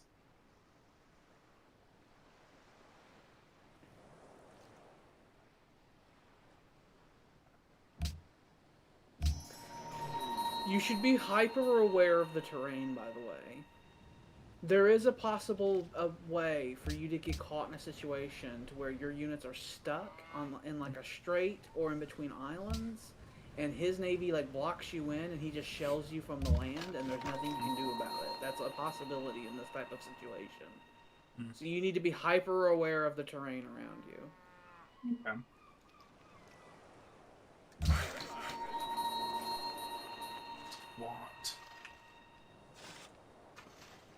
Have a Baltic Sea with the British Navy situation like in the World War II mod. It's like he came in and they had a big navy, but it's like the land worked against him. Fortune favors the bold. As long as it's not reckless and stupid. Bold is not reckless necessarily.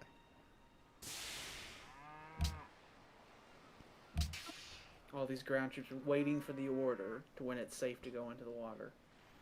I mean, if you really wanted to, you could start embarking them, because you can put them underneath naval units. I could. And you could start trying to land them, but having a big balls naval battle while landing them at the same time could be really risky. But then again, every turn he's building more stuff. There's a lot of stuff dead. I did my best.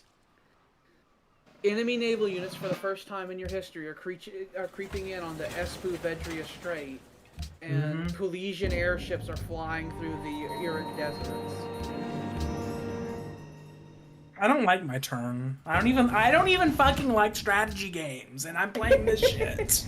Get out of here. I told you to go home! Oh, he might make it. Oh. No. I think he may make it. Oh, he's gonna make it. Oh, he's gonna make it. Fine. He needs to go home. He needs to go really home. I moved him forward, didn't see the submarine. I was like, right.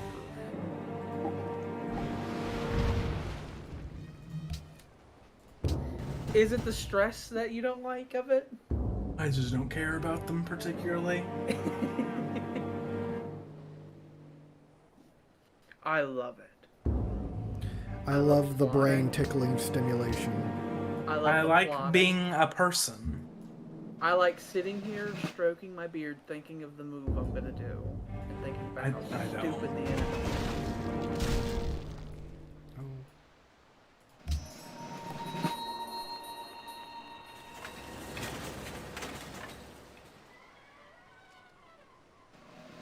So, I don't think there's any promotions you can get that can make the story better.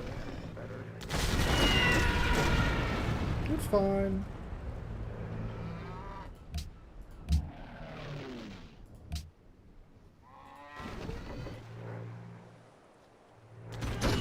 Look at all that smog. It's beautiful. So beautiful. We're seeing flyers fully in action. Mm-hmm.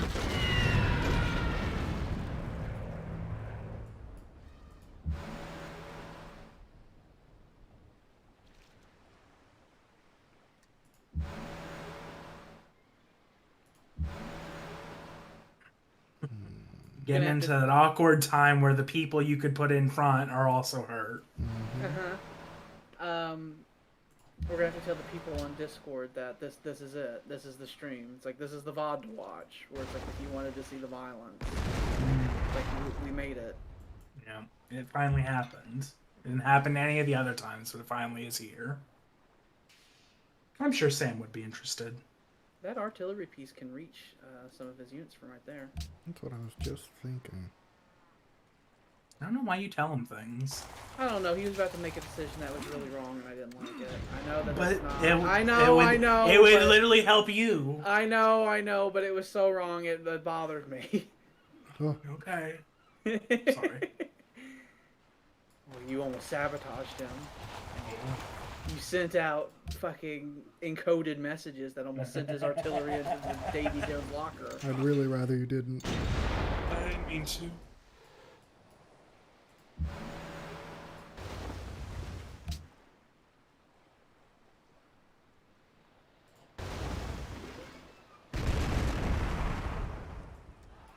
You see, he's in a situation that when he gets promotions, he definitely is going to want to do the healing ones. And if he does, that will suck.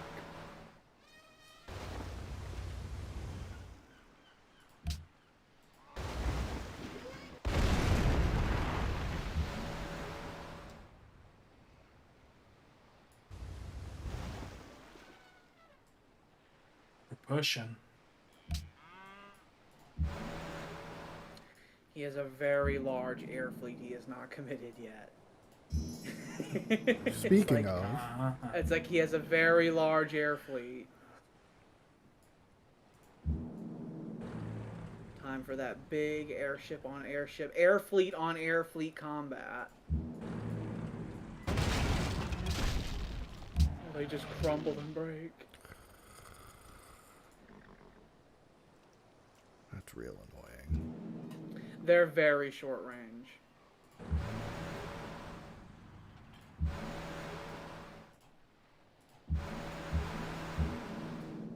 Like I said, I don't really even intend to use those at all until Sky Fortresses happen.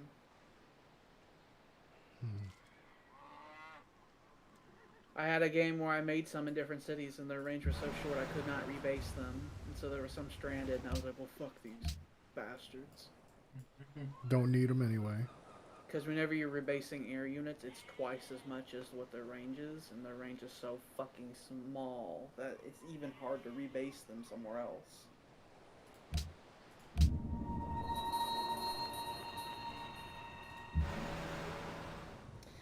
Another mechanic that was in Civ 4 that's not in this at all is War Weariness, by the way. And that would be affecting all of us already. Like, as a war goes on and as you lose more units, people back home start saying, I don't like this war. But they don't have that in Civ 5.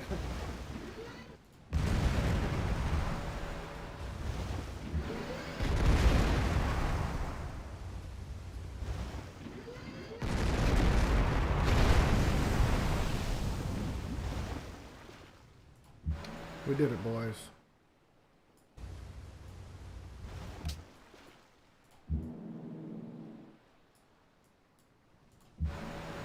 He has a lot of battleships. I've been preparing for such a coalition. I have a lot of battleships, but they're thrown all over the fucking world.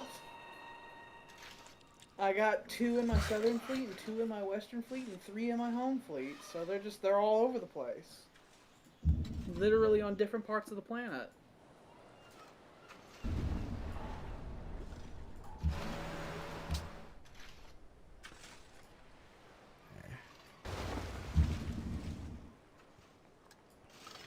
As I say, you could if you wanted, if you really wanted to, sink my submarine, but it would sacrifice that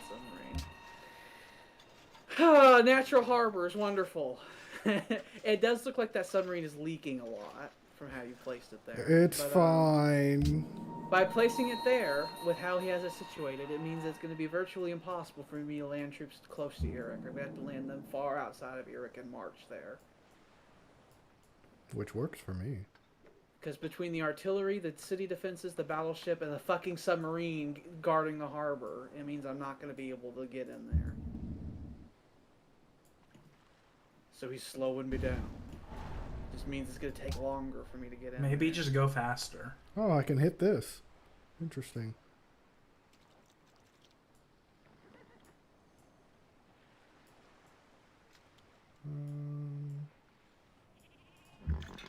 That submarine also had a land promotion, I think. Yeah. I think some of you have done promotions with it without looking. I remember that one. It's like, oh.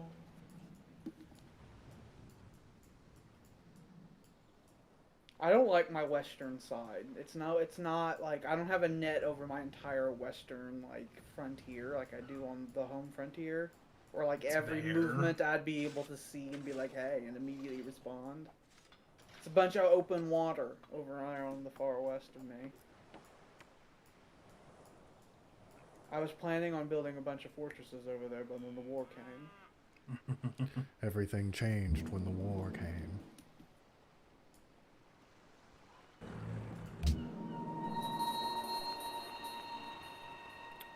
I think you're good. Is there anything any of you guys can do? You can still strafe. You can do it. Well, no, they're out of range. That's right. Yeah, Just out of range. I'll have you know this war started on turn 415 and it is only 417. Lots of things have happened, okay? Feels like it's been going on for years.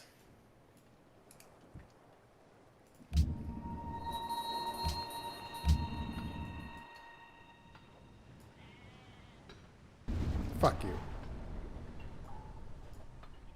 He stole your So money rude. and ran. It's so rude of you. Don't do that Like to that me. does like nothing. I know He's it just does being nothing. rude. It's just rude. You like just I have a table that has like had a little pile of gold on it and you like took a couple dollars from me. It's like, and okay. ran off and kicked a table over. I more just imagine okay. you just had your dining room table and it's all nice and clean, and I just waltzed into your home and spat on it and walked out. It's very rude of you. Go home. Go home right now. And don't get sunk by fucking archers from the Luddites. That'd be embarrassing. With your, like, fucking 6 hit points.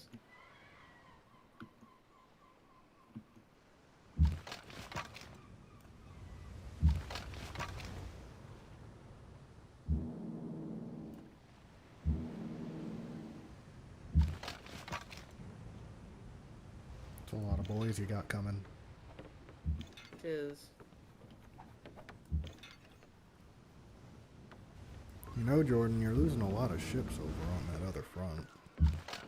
Well, I'm gonna lose a lot of infantry potentially, so just playing mind games with you. I'm just saying, there are options. Always option. He's not your friend. He wants you to lose. You're not his friend either. It's like, so stop acting like he's friend. At least I've made clear that I'm gonna stab him eventually. I gotta pull out the rulers. We've gotten to that stage. Leave them alone. Ta-da. They didn't do anything to you. I threw a net on them. Take them up like the fucking things in War of the Worlds.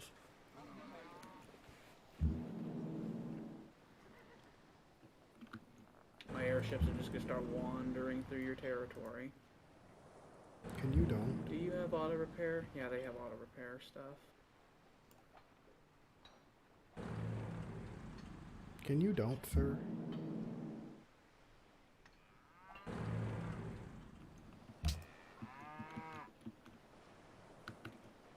It's the future.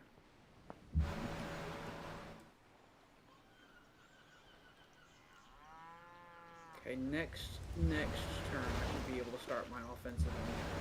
There's only so many turns I can go. Next turn I should be able to. I haven't stalled it. I'm going as fast as my ships can carry me.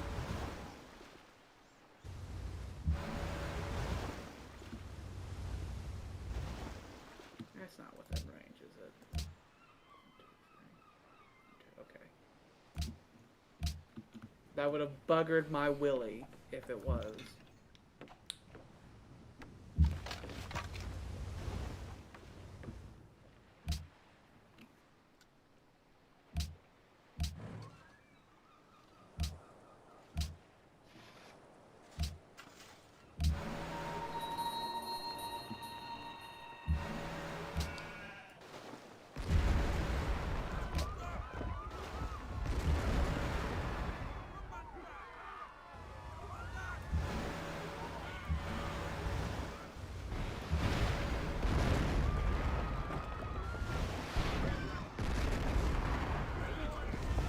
We've made progress.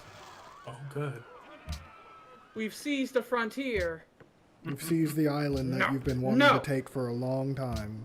That island tried. As soon as I took this island, they're like, "This iron's mine, right?" It's like, no, it's Norwich's. We have treaties that back this up.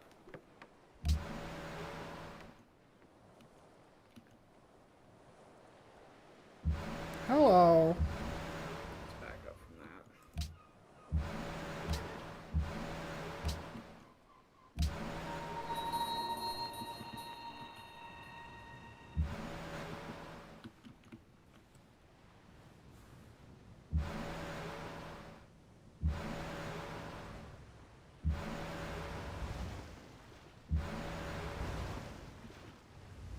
There are so many things.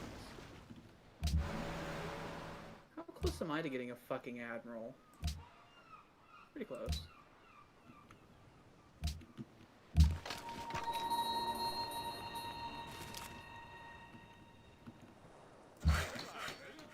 You should really go down here. 15 years in the future, some random civilian gets down there and it's like, didn't you tell me to come down here?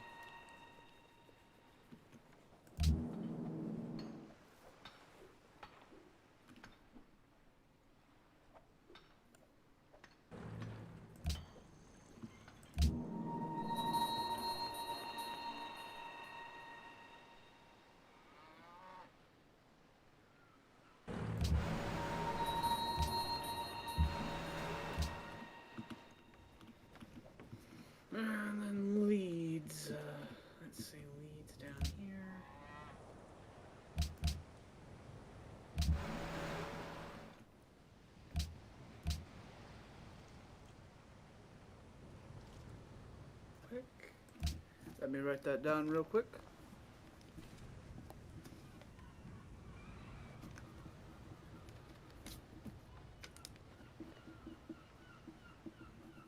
Big things are happening.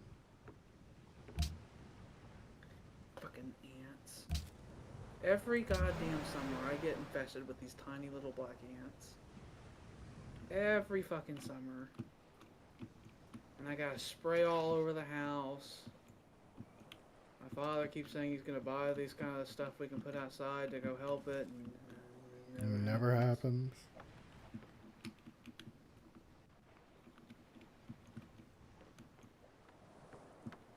Yeah, just real quick.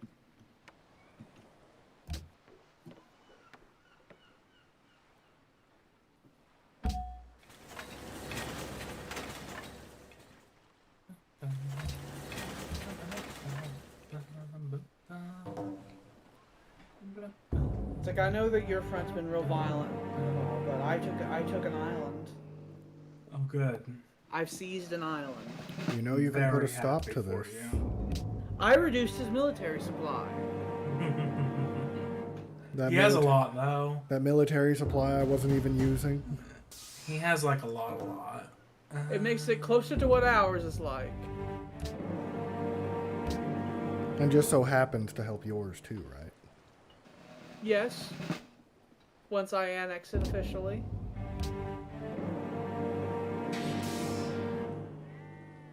It's like, I don't know why you're trying to prod Jordan so much, because he's the one who put forward the idea of this partition. I was. So Yeah, why but- are you focusing on him? Because you decided to do this a long time ago and he didn't. I didn't. I don't believe you. I didn't. How rude. Oh God, those torpedoes went so high. It's like, how did they get up there? How'd they do that? Okay. I just feel like I need to breathe. I'm not breathing enough. I need to just breathe more.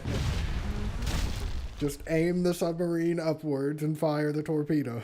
Okay, if it Like- works. It can't fire at land targets. It's like, if you're on the land, you're safe from the scourge of the sea, the torpedo. Mm-hmm.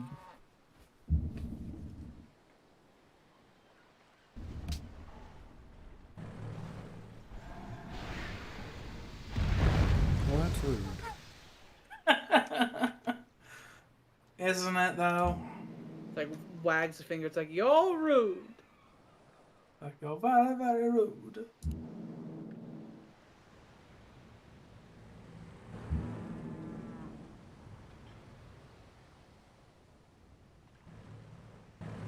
Come on, then. Have some fish juice. Yeah, it's still nasty. They have big hoses where they're spraying fish. Come on, have some. We spray it on each other during ship-to-ship warfare, like Byzantine Take fire. it. It's horrible. It makes me surrender. They start throwing up uncontrollably. It does horrible morale damage.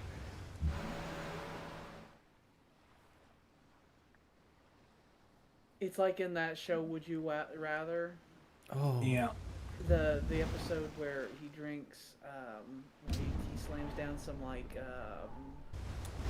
onion extract, Mm-hmm. and then he just starts vomiting, and he's just like, Just "What did you do to instant- me?" It's like instant too. He's just like, what's happening? It's like a waterfall comes out of him into the trash can, and then he just starts screaming. It's like, "What did you do to me?" And then he just starts throwing up some more. It's terrible. And he's like in mid scream. He's like, "Ah!" And he starts throwing up again. Oh, that sounds awful. It is. Have you ever seen that show? I vaguely remember it. It's horrible. I remember X Factor too, and that was And similar. I don't think they're ever gonna do it again. I hope not. That's I think like it just went away. that's just abuse. It's not even like a specific. Would You type of Rather's abuse. really bad. I showed it to them all. Yeah, how it works is they get posed a question, you know the standard internet would you rather stuff, Mhm. and they have to decide which one they're gonna do, and at the end they see what the internet poll said, and if what the they thing would have done. and if the thing that they chose was not what the majority of people on the internet chose, then they have to do the other thing as well. And they are extreme, the things they do. Like, would you rather get shot by a rubber bullet or tased? Oh. Or would you rather? It was like, would you rather watch pornography with your parents or describe like your first sexual experience time to your parents or something like that? Why would someone do Or this? would you like to permanently tattoo freckles onto your face forever? Or shave every hair off of your body? Are these all things from other episodes? They did these things. Oh. They did all those. They both had tramp stamps because one of them was like, would you rather get a lower back tattoo, and then the other one was really bad, and they both got lower back tattoos in the episode because they were like, let's do this. There's an episode following. I guess this is the best. There's an episode following that where they're naked for a bit, and you see the back tattoos. It's like, oh yeah, they did that. They did it. Like the continuity there. They did, in fact, do it. There's a lot of stuff. You can get your stuff out. Here's where we get into situations of I don't really know. You just don't know what to do. You could leave. I don't know where I don't know what I need to be doing right now because told there's too you. much. I told you don't have to do it. It's still an out. Like I'm stuck in there. Keep in mind, I've lost one ship. Well, 2 ships, I guess. And you lost 5? You've also lost ground. He's lost ground, and he has more than you.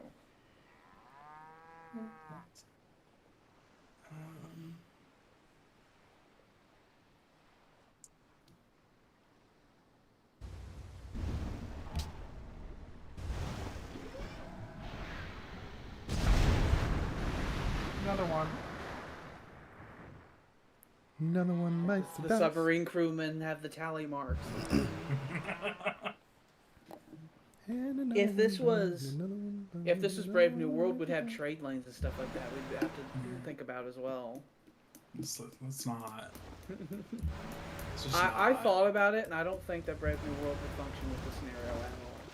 I was thinking about it, and it's like, just too much. There's too much. The trade routes thing could be really fun because mustache twisty corporateness. But But there's other mechanics that Brave New World introduces that I think would cause this scenario to be horribly unbalanced.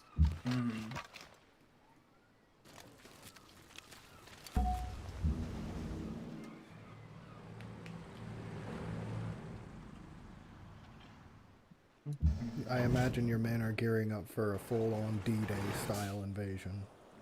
Yeah. Gotta hype themselves up and everything. Yeah. You might have to do a motherland calls because you might have high casualties when you land on those beaches. I think so. I think that's what'll happen. Because you're currently sending a land army that's not as big as the land army I'm sending. And I'm attacking a position that's way less defended.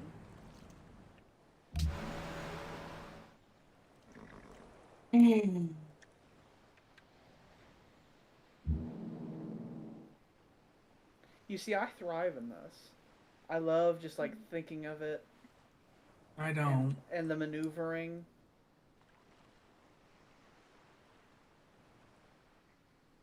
Do it.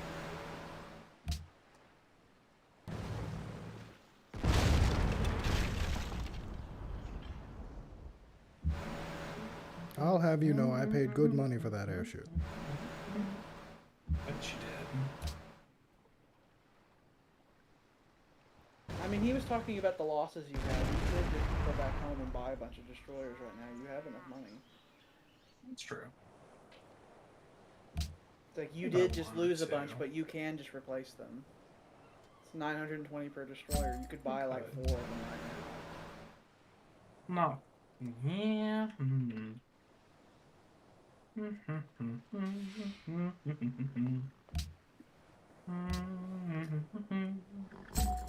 And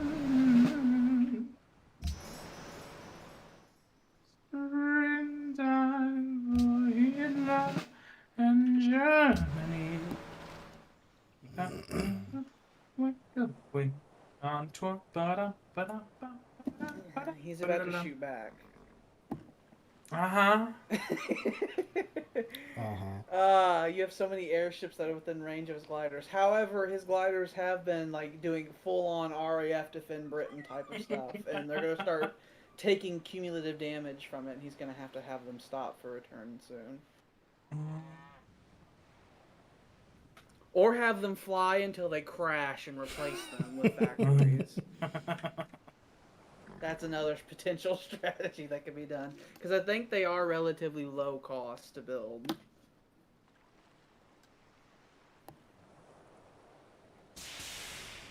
I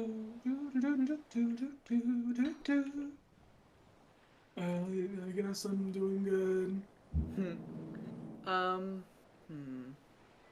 None of us have any amphibious units, unfortunately, and this mod has very limited experience gain. You have Brandenburg Gate and Dalmace, don't you? Yes. Let me think. I think maybe when you make no, you wouldn't be able to. No, maybe. I think if you got the rough promotion, I think after that you can get amphibious. And I think with Brandenburg Gate and with a barracks, Dalmace would be able to have 2 promotions when you make a land unit. So you could make infantry in Dalmace whose specific goal is to be amphibious to do naval landings. Theoretically speaking. That's something none of us can do because you're the only one who has an experience building that's not a barracks, because only the barracks is available in this scenario. They really want to limit how much fucking experience you have in this scenario for your troops. They don't want you having super elite troops all over the place. I feel like there's a good reason for that, though. They want you to have quantity. Am I being correct? I don't know how to do military. If you sent that destroyer forward, you wouldn't get a kill, and all that would do is make it to where he can easily shell it back with the city and stuff like that, and you would lose the destroyer without gaining anything. Think of it as numbers. It's like you can break down all this military stuff into just numbers. I don't know numbers. It's like the computer science guy doesn't know numbers. I forgot how to do numbers when I learned calculus. That's fair. I gave up on numbers. You can only have one of the two. You're either good at arithmetic or you can do the calculus. And I went up ahead with calculus. Well, I would say some of these more damaged ships you should send back into your territory and start having them. Because you have enough ships that you don't need to be pressing them into service. I'd say that once your ship gets down to yellow health, you can probably pull them back and then cycle them back and forth. You don't have to stay in the fight. You just need to keep the pressure going.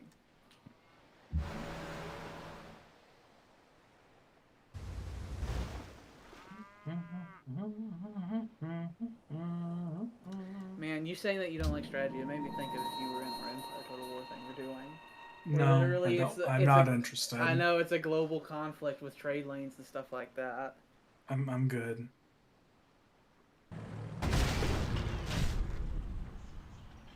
Blap! I like the cannon sounds the airships make. The blap blap sounds. Bap, bap. Skibby da bap bap. And a boom boom boom boom boom. Skibba. And the thing goes skurr. Skibbity bap bap. And a boom boom boom boom. You've taken a bit of land. You did it! Yay! They stole a bit of land. We're making progress. It's like 8 units dead later. It's like, we've taken this little corner. Like, we did it, man, it's done. You've taken a corner. I've taken an island and some civilians. I've kidnapped some civilians. Not 1 inch.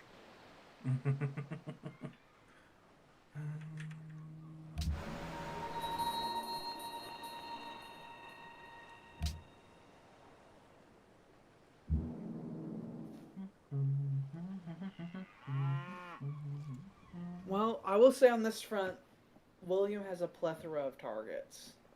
Like, everything is important. So many that he can't attack them all. Basically, yeah. Because all the targets there are important. Mm-hmm.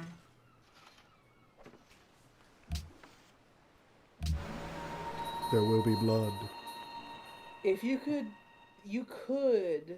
potentially pivot and start shelling Espu, and then you could land and take Espu, which is less Kind of what I was thinking personally. compared to Vedria. And I can say that because him moving troops from Vedria to Espu in this situation would be a nightmare. So you could take that, and that would make it far easier for you to hold that straight. Theoretically.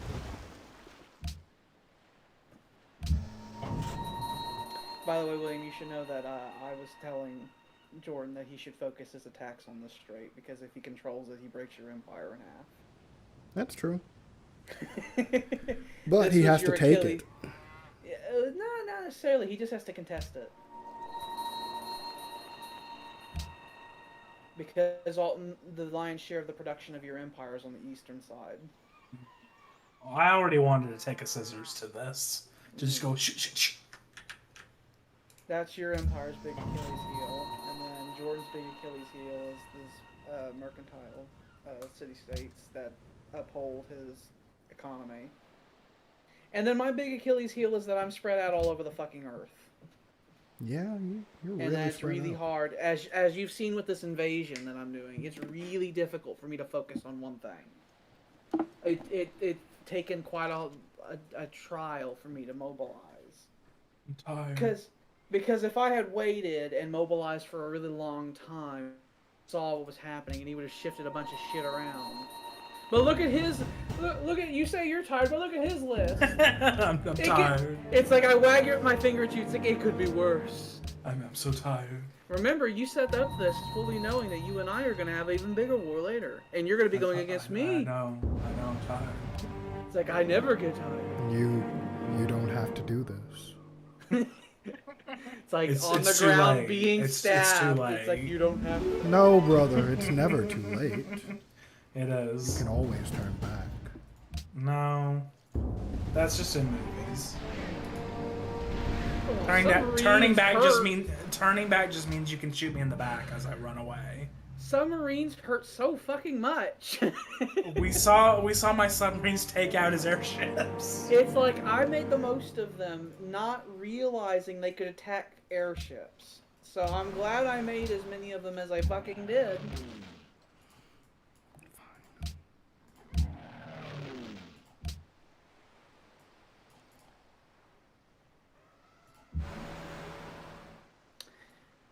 Your order of operations is important.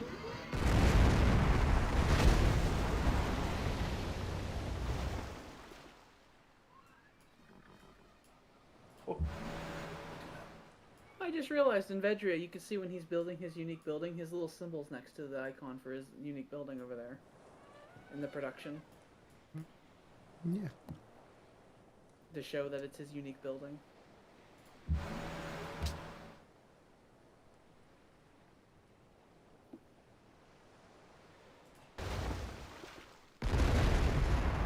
We're having battleship on battleship combat. I think that's the first time that's ever happened. We've all jealously protected our battleships and our back lines this whole time. Now, for the first time, our battleships are unleashing hell on each other. No, it's like send him to the front line. Send him right there.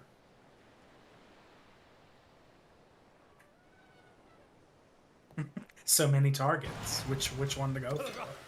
It's always the question.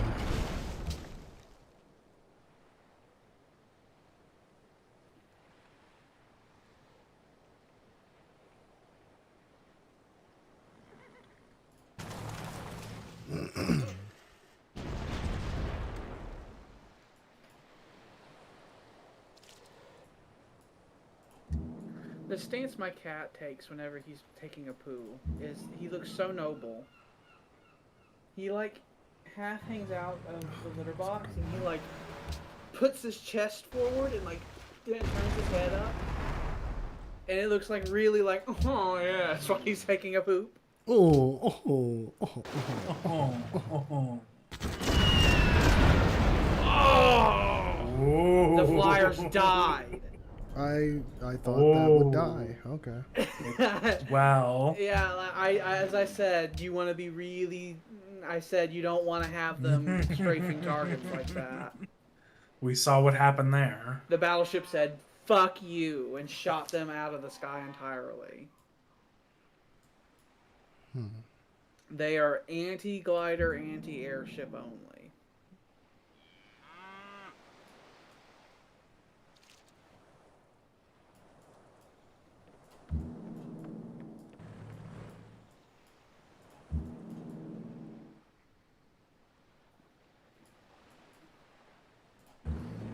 It really is scary that airships can just do whatever the fuck they want. They can fight anywhere. Just go wherever.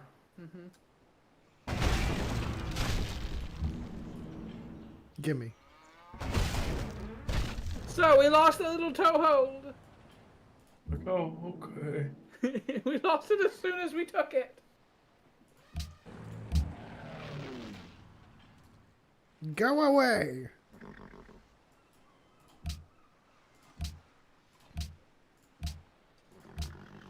I wish I could, but this is the only way I could potentially win. You know, I'm we sure could Jordan work would love together. to just sit back and like accumulate stats until he wins. Oh, I'm sure he would.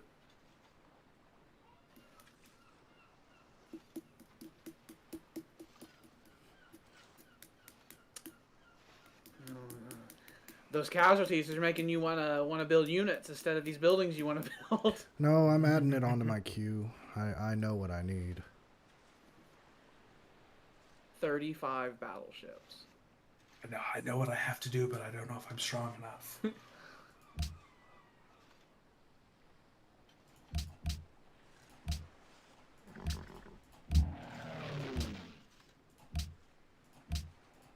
You can quit researching, though. It's time.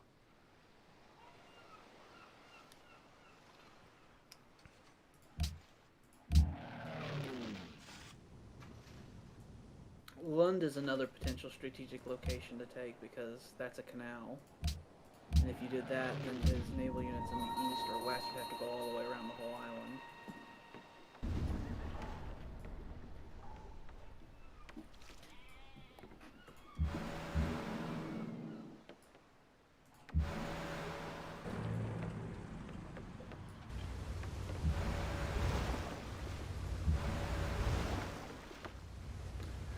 Vedria's city defense is high enough to seriously damage a battleship that's within range.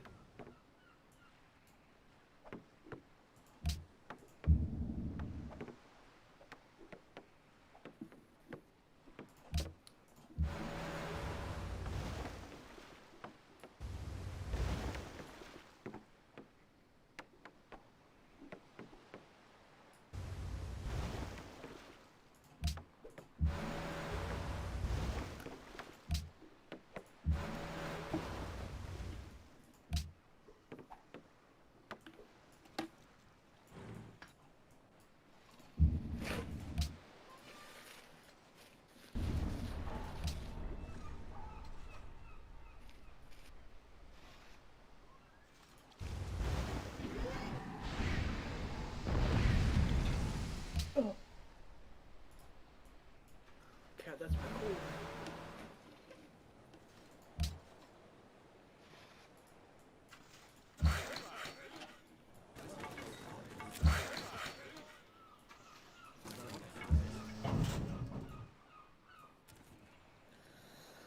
Oh, so much moving.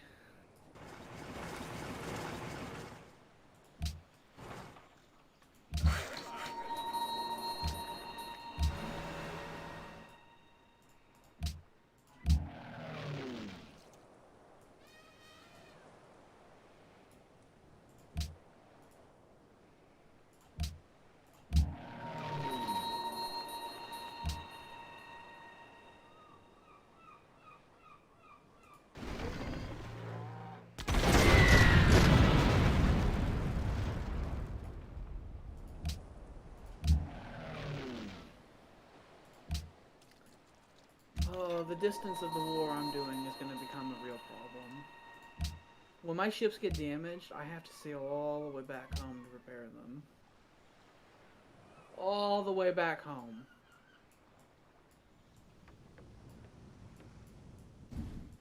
I need like a fucking refueling station on an island in between us or something.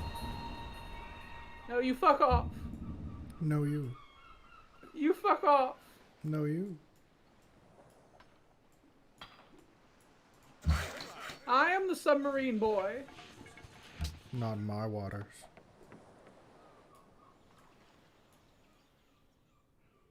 What you doing in these little waters, boy?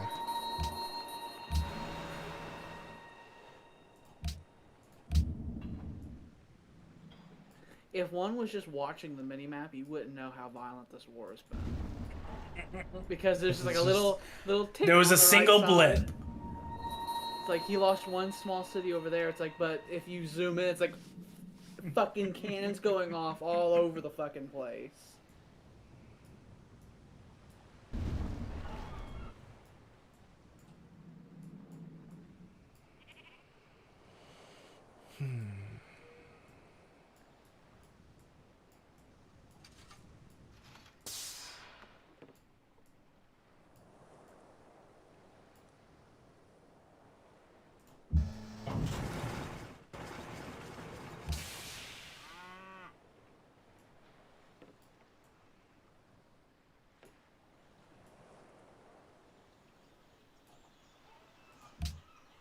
All right.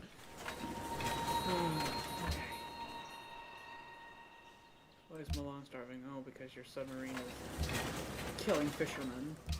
They do that.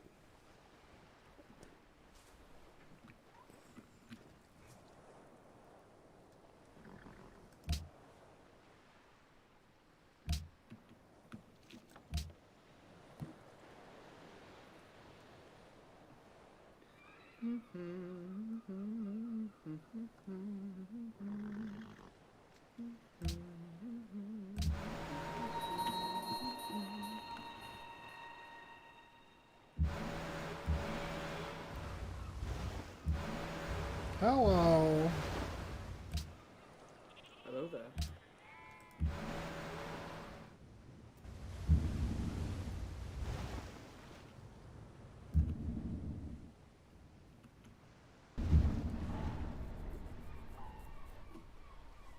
Northern Passage. The war's up there too. The Great North. Hello.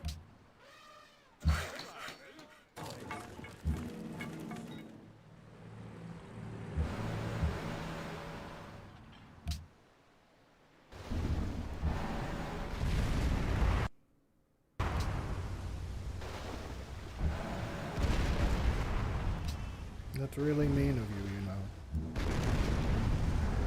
Just like fill that whole sector of water with fucking artillery shells until we see oil gurgle up.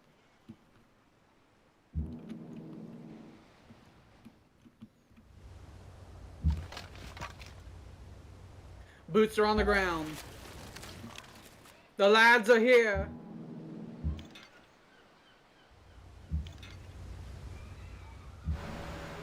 The boys will save us.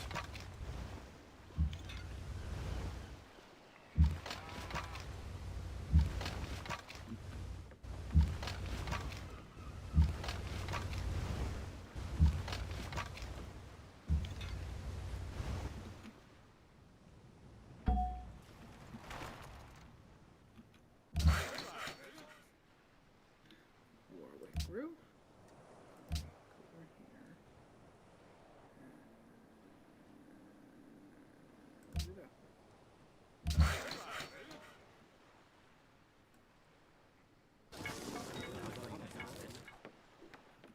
The industry here goes all the way up into the fucking Arctic.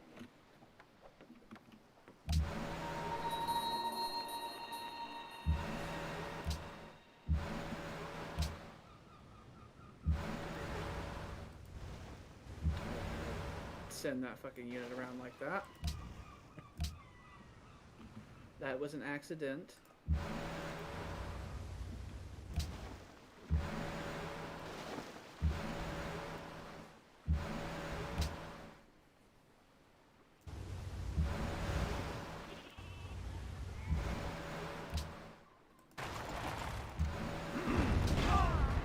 Blah. Blah. That's real mean. I'm flexing my battleship muscles.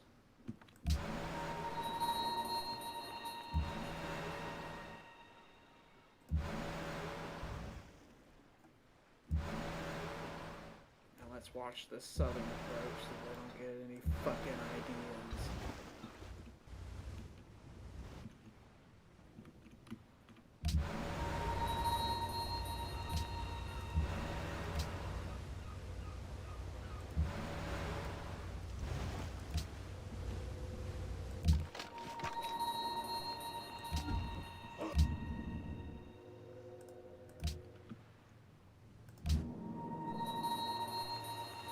Alright, what are you guys gonna do?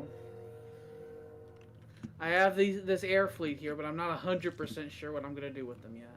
Because the rest of the army hasn't landed. I think you should just advance. They can't take cities. But they So can that would damage be, them, surely. but that would be foolish.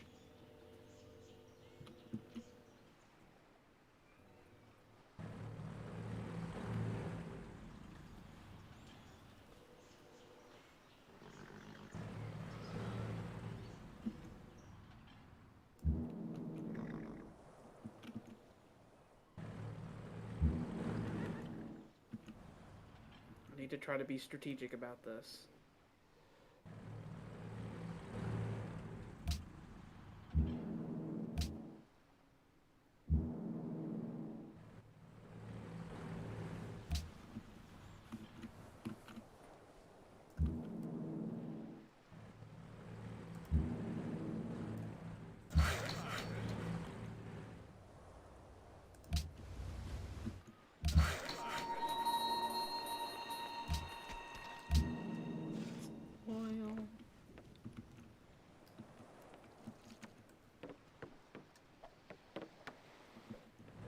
Why did you go that way?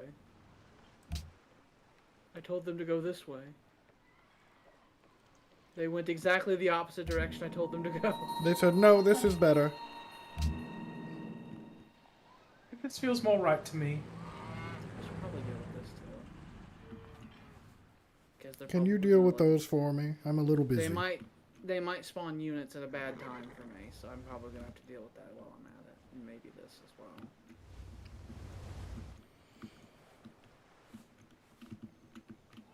As you can see on the map, I've taken things. I've taken these broad circles.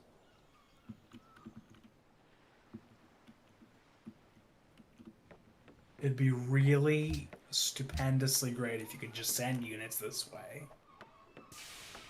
I think that would be a really bad idea. Because that increases the likelihood of you and me shooting at each other. But we won't. You I said. don't think so, no. I really don't. But what if we just don't? Because I think all that would need to be is, like, if my force I sent over there got really damaged, there'd be a lot of, you know, pressure on you to eliminate them when you have the chance. I wouldn't. I would never. I would never ever, while currently doing a war that you concocted. I would never ever do that. That would be rude.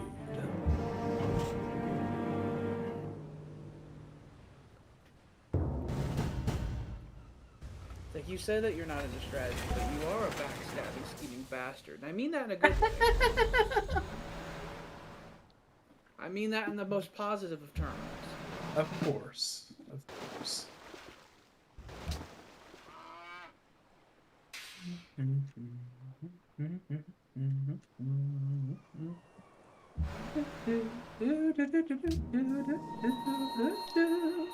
So yeah, you want to get the mobility ones because that unlocks the more attacks per turn one.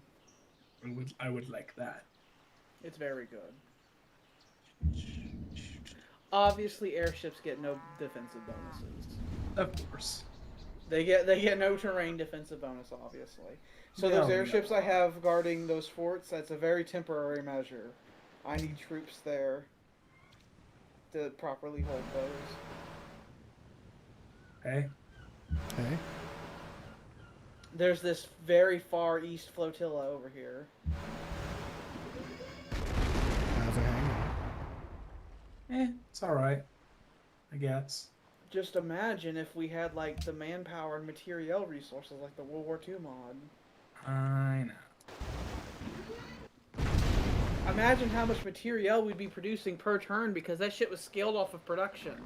Oh, lots. And the highest production cities in that game, in that scenario, got up to like 60 or 70 per turn. And it's like some of us have cities that go up to 200 a turn. Industry. You like stop talking to me? We haven't even unlocked all the production buildings yet. There's like 3 more production buildings to get. That's a lot. It's like it's only going to become more. We haven't unlocked the automated factories yet, which are ran by clockwork machine people. Like, I think we have enough.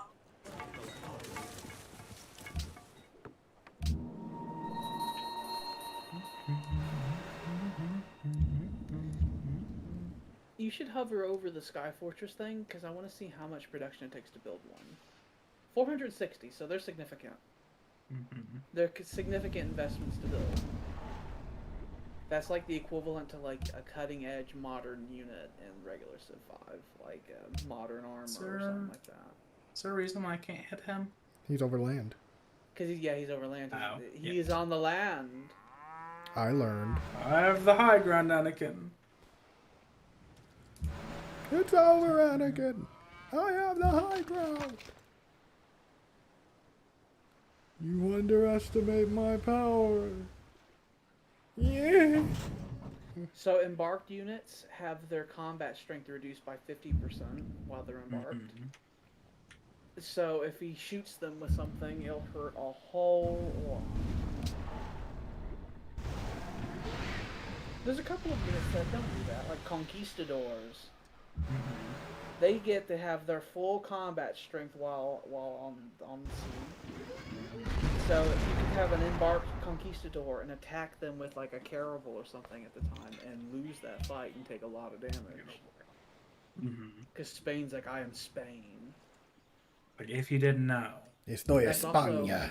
The Conquistador is also a unit that can found cities, the only other unit in the game that can found cities. You have a Conquistador on a continent that's not your home continent that can found a city.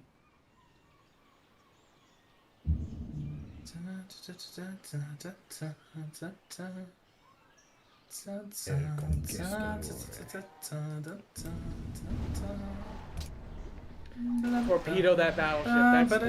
That's the target. That's your favorite target. Submarines torpedoing battleships is the best case scenario.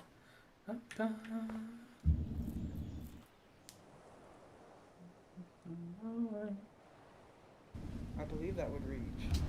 Okay. Wasn't sure if it would or not. Oh. Just the chunks that get taken out when that happens. I was about to say that could be worth it. Down in battleship. Reduces ranged fire per turn.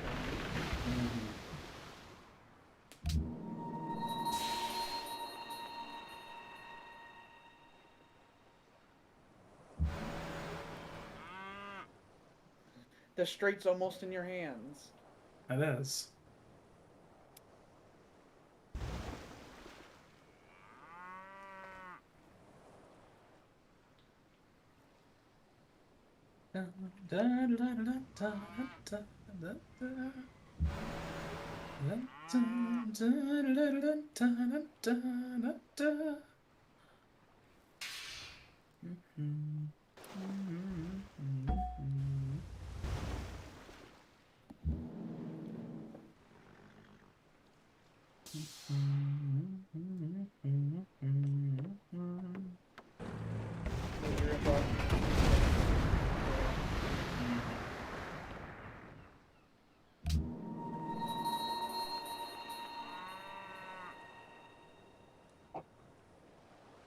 That fort, he set up era ago with artillery on it is finally going to be within range for combat because I think that This artillery one? has on it. Yeah, it's going to be able to fire at that destroyer Yeah. for the first time. It's been a while, but we've been waiting. Our finger's been on that trigger for centuries. Just waiting for the day.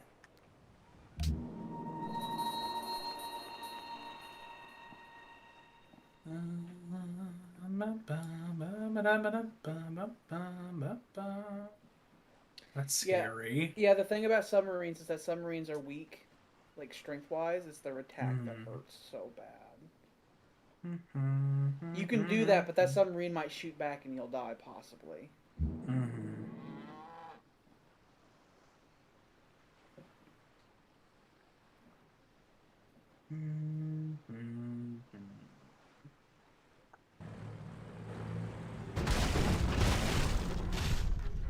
Airship on airship combat's violent. Yes. They just hurt each other loads. They're very rude to each other.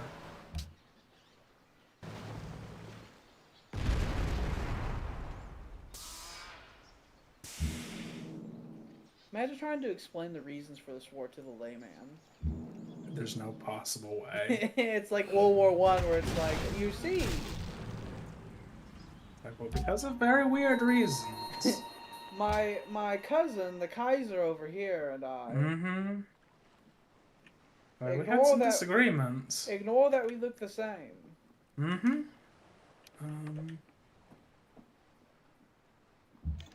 You... No.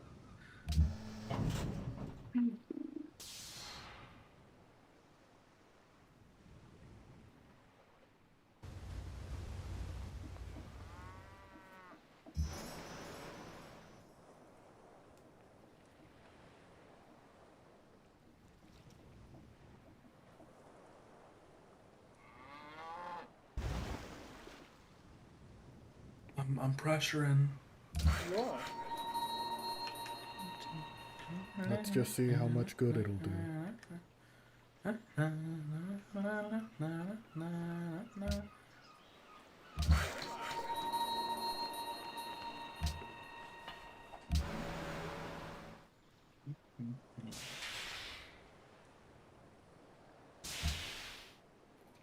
A lot of Vedri is like fucking hills. It is.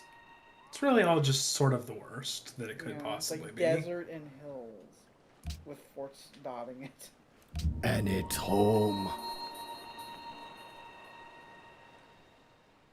Always has been, always will be.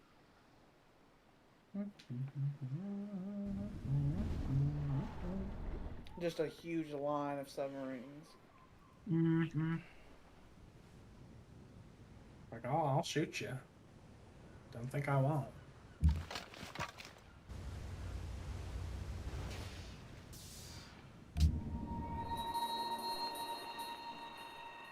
If you can break through that strait, what you can do is you can position those submarines in such a way to make it to where if you tried pulling reinforcements from other city outside of the main island, you'd be able to intercept them. Yeah, that's what I want to do. I want a conga line of submarines bursting into his precious, precious ocean he had to himself. It's my ocean. That I was about to say that he declared long ago was his. Mare Nostrum. And so I would really like to just take it. And so our And Legion just have ships it be just need to mine. zigzag through it.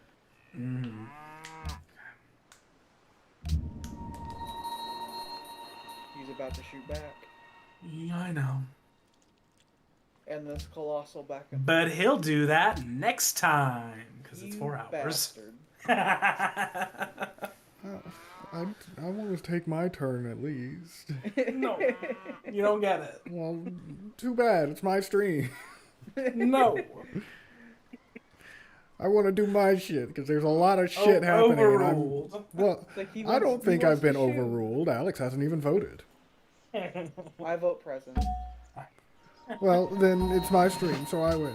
It's like, oh, look at the list, the Such- casualty list. Such beautiful death. It's like, if you think it's bad on your front, Jordan, you just have to look at the casualty list that he has unless it's his turn. I know, but it always feels like every death is just battering me. Every death is, in fact, a slap in the face.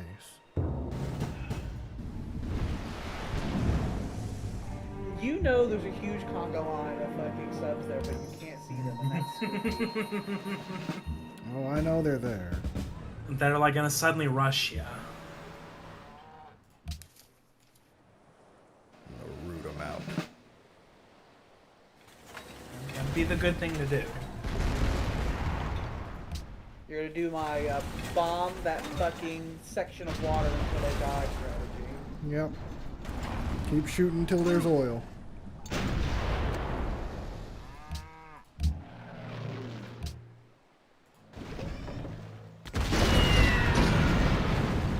All of them? I think there was multiple destroyers that intercepted it at once.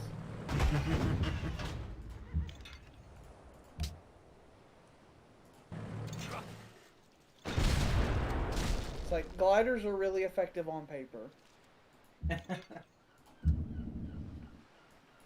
It prevents you from being able to just move airships in on their own, but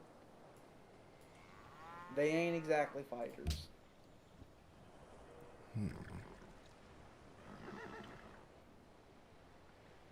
I'm doing the aggressive look with my ships now.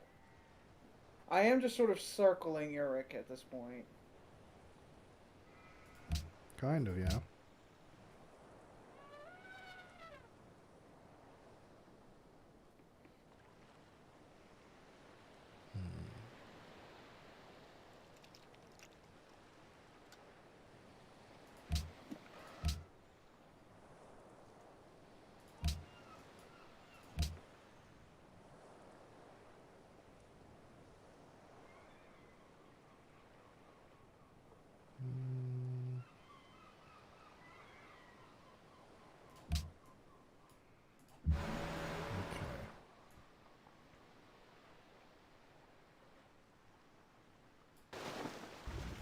We fight side by side, brother.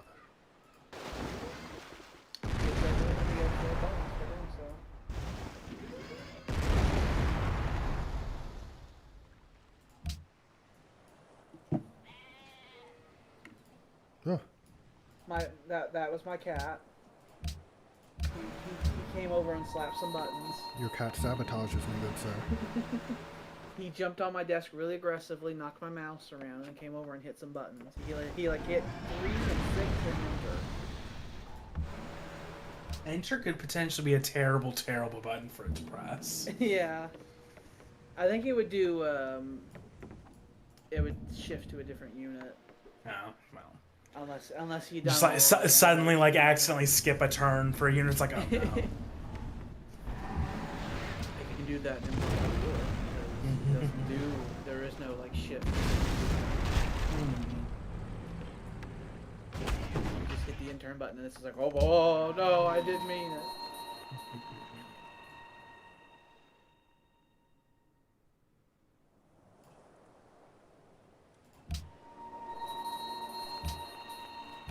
You stay there until I give you other orders. Can that glider you have in Uric not do anything? He can't reach anything. It reaches. Well, he might be able to reach that one. Didn't even see that one. Why do you keep pointing things out to him? I see What? it. Why? You're warring with him. Well, I shot him down anyway, so it's fine. Okay. My destroyer got a good percentage on It just keeps happening.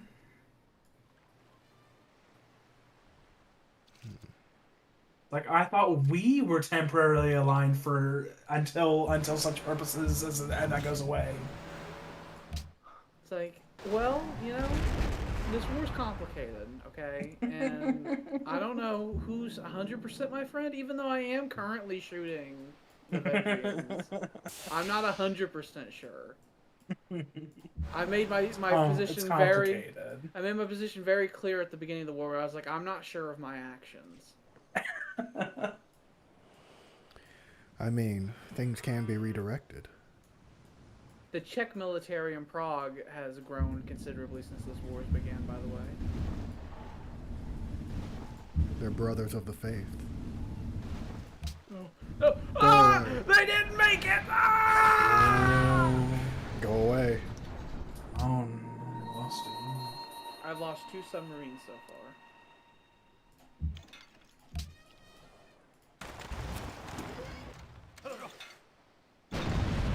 On my next turn, that's when most of the lads are going to start landing. I'll probably have 3 or 4 infantry units that'll land in the next turn.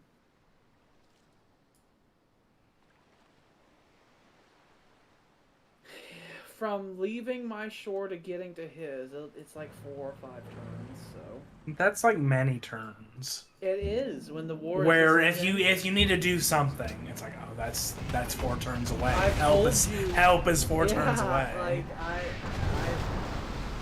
distance is an enemy for me here. That's why I'm just sending a lot. So that if someone dies, it's like, well, I got more. For now.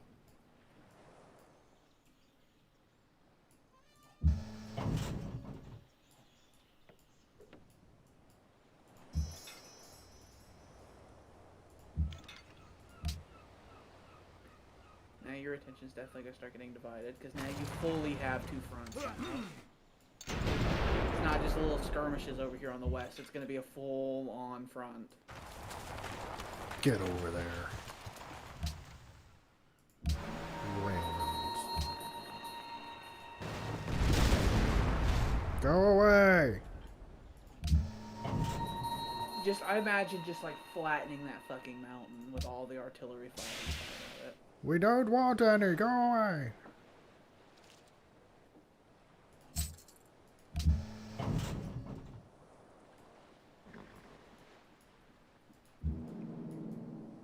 I feel that was a good investment.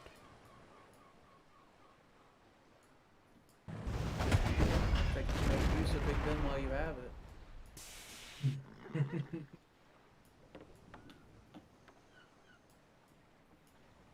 Another something? Other 2 things here? I guess the artillery. I will say another benefit that he has is his landships are very fucking veteranized from multiple wars. They're the boys. My airships are very well veteranized, so if you send those to the desert front, I'll fucking destroy the shit out of them. We're gonna city hop. That's what we're gonna do.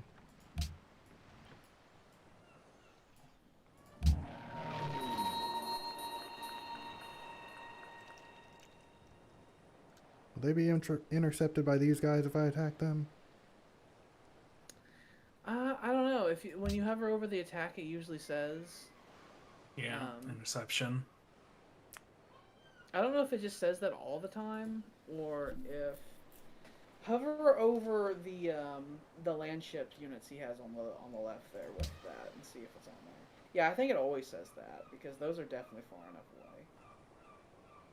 Oh, but you can see there if you were to attack those land units how it says you will dard. Yeah, that would be bad.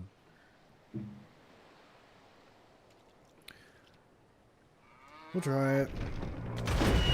Oh yeah. You didn't die. Good job. I like it when you don't die. Like they're out of range of the destroyer intercepting. So it seems to be about 2 tiles.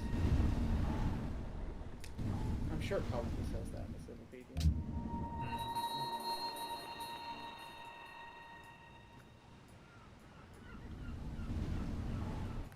All right. I'm gonna forget about that submarine next week. That's what I'm hoping. And that's exactly what's gonna fucking happen. I'm fine with it. I'm All sure. right. And that is our 4-hour mark. War has begun. It's really, really began. It's really We went a month of nothing. It was like a full month of just like build up. It was a build up to this. I know. There might be like the next 3 to 5 sections might just be continuous war. Oh, It fuck could. me. That might be what this is now. I was saying this whole time that once it started that Pandora's box is going to I'm happen. aware. I said that's what would happen. He kept slapping the water, so I had to slap back really hard.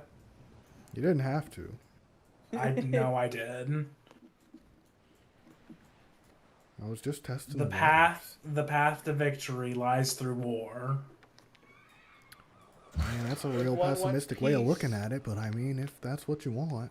If There was not a win through not war. if one wants peace, prepare for war. Yes. Actually, It had to happen this way.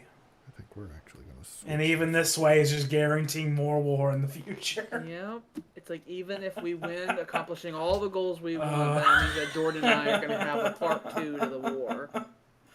It'll be like, oh, we had the Great War. It's like, oh, but World War And then II's on the Vedria way. gets to pick which one of his abusers he would like to side with over the other at that point. As Vedria has like no chance of victory at that point. Mm-hmm. It's like, which side would you like to support? I guess if I have to pick. I think you know the correct answer. I don't know what that is. Now let me continue shelling your cities. I was about to say, I don't even know who that would be referring. It could be either. There's clearly no correct answer. We always end on my turn. We do. Because I want to do my turn. Yes. Any executive actions is way in there. It's my computer. Fuck you. Like, well, I'm in your computer. No, go away. Go I'm in away. right now. I could click on all this stuff, All revealing that all stuff. your information to everybody. You can't look at my titties folder anymore. Let's I'll Zoom do it. call your mother. No, please. Let's go to that browser history. I'm naked below the chest. Don't do it.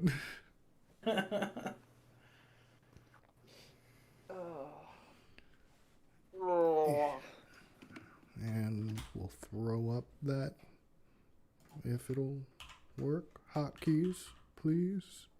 Fine. I guess we'll do it this way. There. Now we're on the ending screen. Oh, I hope my someone goddamn looked tail. at Twitch, by the way, because I didn't. What? At Twitch? I said I hope. Oh. I yeah. hope Yeah. someone looked at Twitch to make sure we sounded all right, because I didn't do that. I didn't listen to us for a single second. I didn't do that this time. I saw audio stuff going fine, so it's fine. You've said that before. It's fine. The guy who sang the Humpty Hump just died.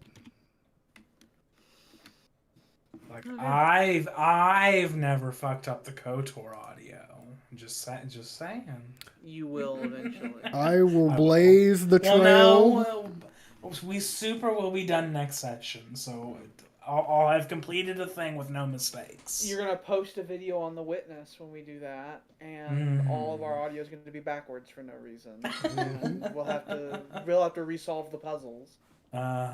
Speaking backwards Latin for some reason, it translated automatically. That's what Jordan and I are planning on doing, by the way. In the future, we're gonna play the witness. Once we finished up KOTOR, which I thought we were gonna do last time, but we could not get there. Interesting. But once we're done with that, that's what we're gonna do, and then I think after that we'll do KOTOR 2 probably. Like, we're gonna do the witness, and it's gonna be a bad time. It is. And I'll probably participate in the Knights of the Republic too, because I have very encyclopedic knowledge of that one. Yay, we could use that. We did not have that last time. Just come on over to YouTube, people. Yeah. If you just go on over to Jordan's YouTube, you can definitely find all of our KOTOR videos. We put a lot of effort into those too. A lot of energy went into the last session in particular. Stretching thinner and thinner. Morale wise, like we can do what we can finish. We pushed hard. We went over the mark. We went 150%. We went for 6 hours. 150%. I've made the decision I make with every series I start watching. That is, I'm not going to watch until it's done. We're almost there. That's fair. Because I started watching it, I was like, oh, I hate fucking waiting for the new ones. I just want to binge a bunch of them. But the So I was algorithm, like, you "Oh, I'm see. going away. I'm gonna wait." That is until true. it's The done." the holy algorithm. The almighty Well, algorithm. I don't watch things like other people because apparently everyone in the fucking world watches the first episode and the last episode of a series. Apparently, I don't get it. I don't either. I don't get it. It's like I watch an entire series from start to finish once it's all Yes. I feel like same. nothing even makes sense if you just watch the first and last episode. What's the there. point of it? Statistically, that's by That's far. what people do. It's like if you look at a series and let's say episode 1 gets 150 views, the middle episodes will get, let's say, 30 views, and then the last episode will get like 100 views. It's like, so people watch the first episode and the last. To be fair, you could actually start watching it now, and by the time you get anywhere, it'll already have been finished because it will be finished next session. Yeah. Yes, it will. By God, it will be finished. We're literally on the last world, so. The last time I watched was when you were still in nothing. You were still in nothing and nobody, and you still didn't fully know all the game's mechanics. We very well are. I think you something hadn't. now. I think you were just about to do the swoop race when I was last. Oh. watching. Yeah, like I said, it was a long time ago. When I made the decision, I was like, I'm just gonna wait. We were still on terrace. Like, well, you would definitely be finished by the time if you just started watching it. Yeah. It's like you say that it's like I'm just still on terrace, but that's like episode 3 or 4. I think we got to episode 30. That sounds about right. I think that's where we're at now, and so I would expect it'll be done by like 32 or maybe 33, perhaps. Yeah. I don't think the second game is as long. Because they ran out of time and had to cut a bunch of stuff. But as I said, made by Obsidian, so it does have a lot more weirdness. Yeah. The companions, I feel, are more important in the second one. Because in the Some first of them one, didn't feel particularly important in this one. in the second one, the companions are real weird, as I said, from the makers of Fallout. So they got that energy going for them. There's a couple of companions that are real fun in the second game. You have a master, a person you take as your teach me master, and she's a blind seer, and she says things that don't make sense, and then you really think about them, it's like, oh, they do make sense. Imagine if Yoda was abusive. Or like says something really fucking wise, and when you don't get it, it's like, you stupid fucking fool. And you, like, the conversation it's like, you lost reputation with Cray. It's like, I'm sorry. Like, she'll ask you a multiple choice answer, and all the answers you have available all sound the same, but one of them is correct. And it's like, you have to really. She really, like, if you want to know how the Force actually works, it's like you need to listen to Krea's quotes, because she explains how it works. And if you don't know, she abuses you. Interesting. She's like, you do not listen. She snaps at, she's got a thick English accent, like a high posh English accent, and she's a blind seer. And whenever you get something wrong, she like snaps at you like a stupid child. She's like, you're not listening. And it's like, I'm trying so hard, Master Cray. It's like, well, I plan on getting that once we're done with the witness. That's the plan. I really like Kreia, and HK-47 makes a comeback in the second game as well. Yay. He's in that one as well. But I'm hungry, for I have not eaten in roughly like 8 hours. In 3 days. I have a really bad habit where I eat like once a day and just forget to eat again. I tend to only eat once a day. My problem is that healthy, but I do it anyway. Yeah, I'll eat like a half meal and tell myself I'll eat something better later, and then I just don't. I just eat big dinners. That's all I do. I don't even eat dinner sometimes. I like to eat, don't get me wrong. I just don't think about it. I love breakfast food, but fuck breakfast. Yes. Breakfast always makes me feel weird. It messes my stomach. I love the food, but I never have any interest in actually eating breakfast. Yeah, when I eat food in the morning, it always messes with my stomach. Mm-hmm. That's how I. But like the food that is generically like breakfast food, love it. Pancake. Anything, I want pancakes all Eggs. the time. anything with eggs will always be great. Eggs. Eggs, eggs, Hash eggs. browns. Oh yes. I'm gonna make some tater Fresh tots. fruit.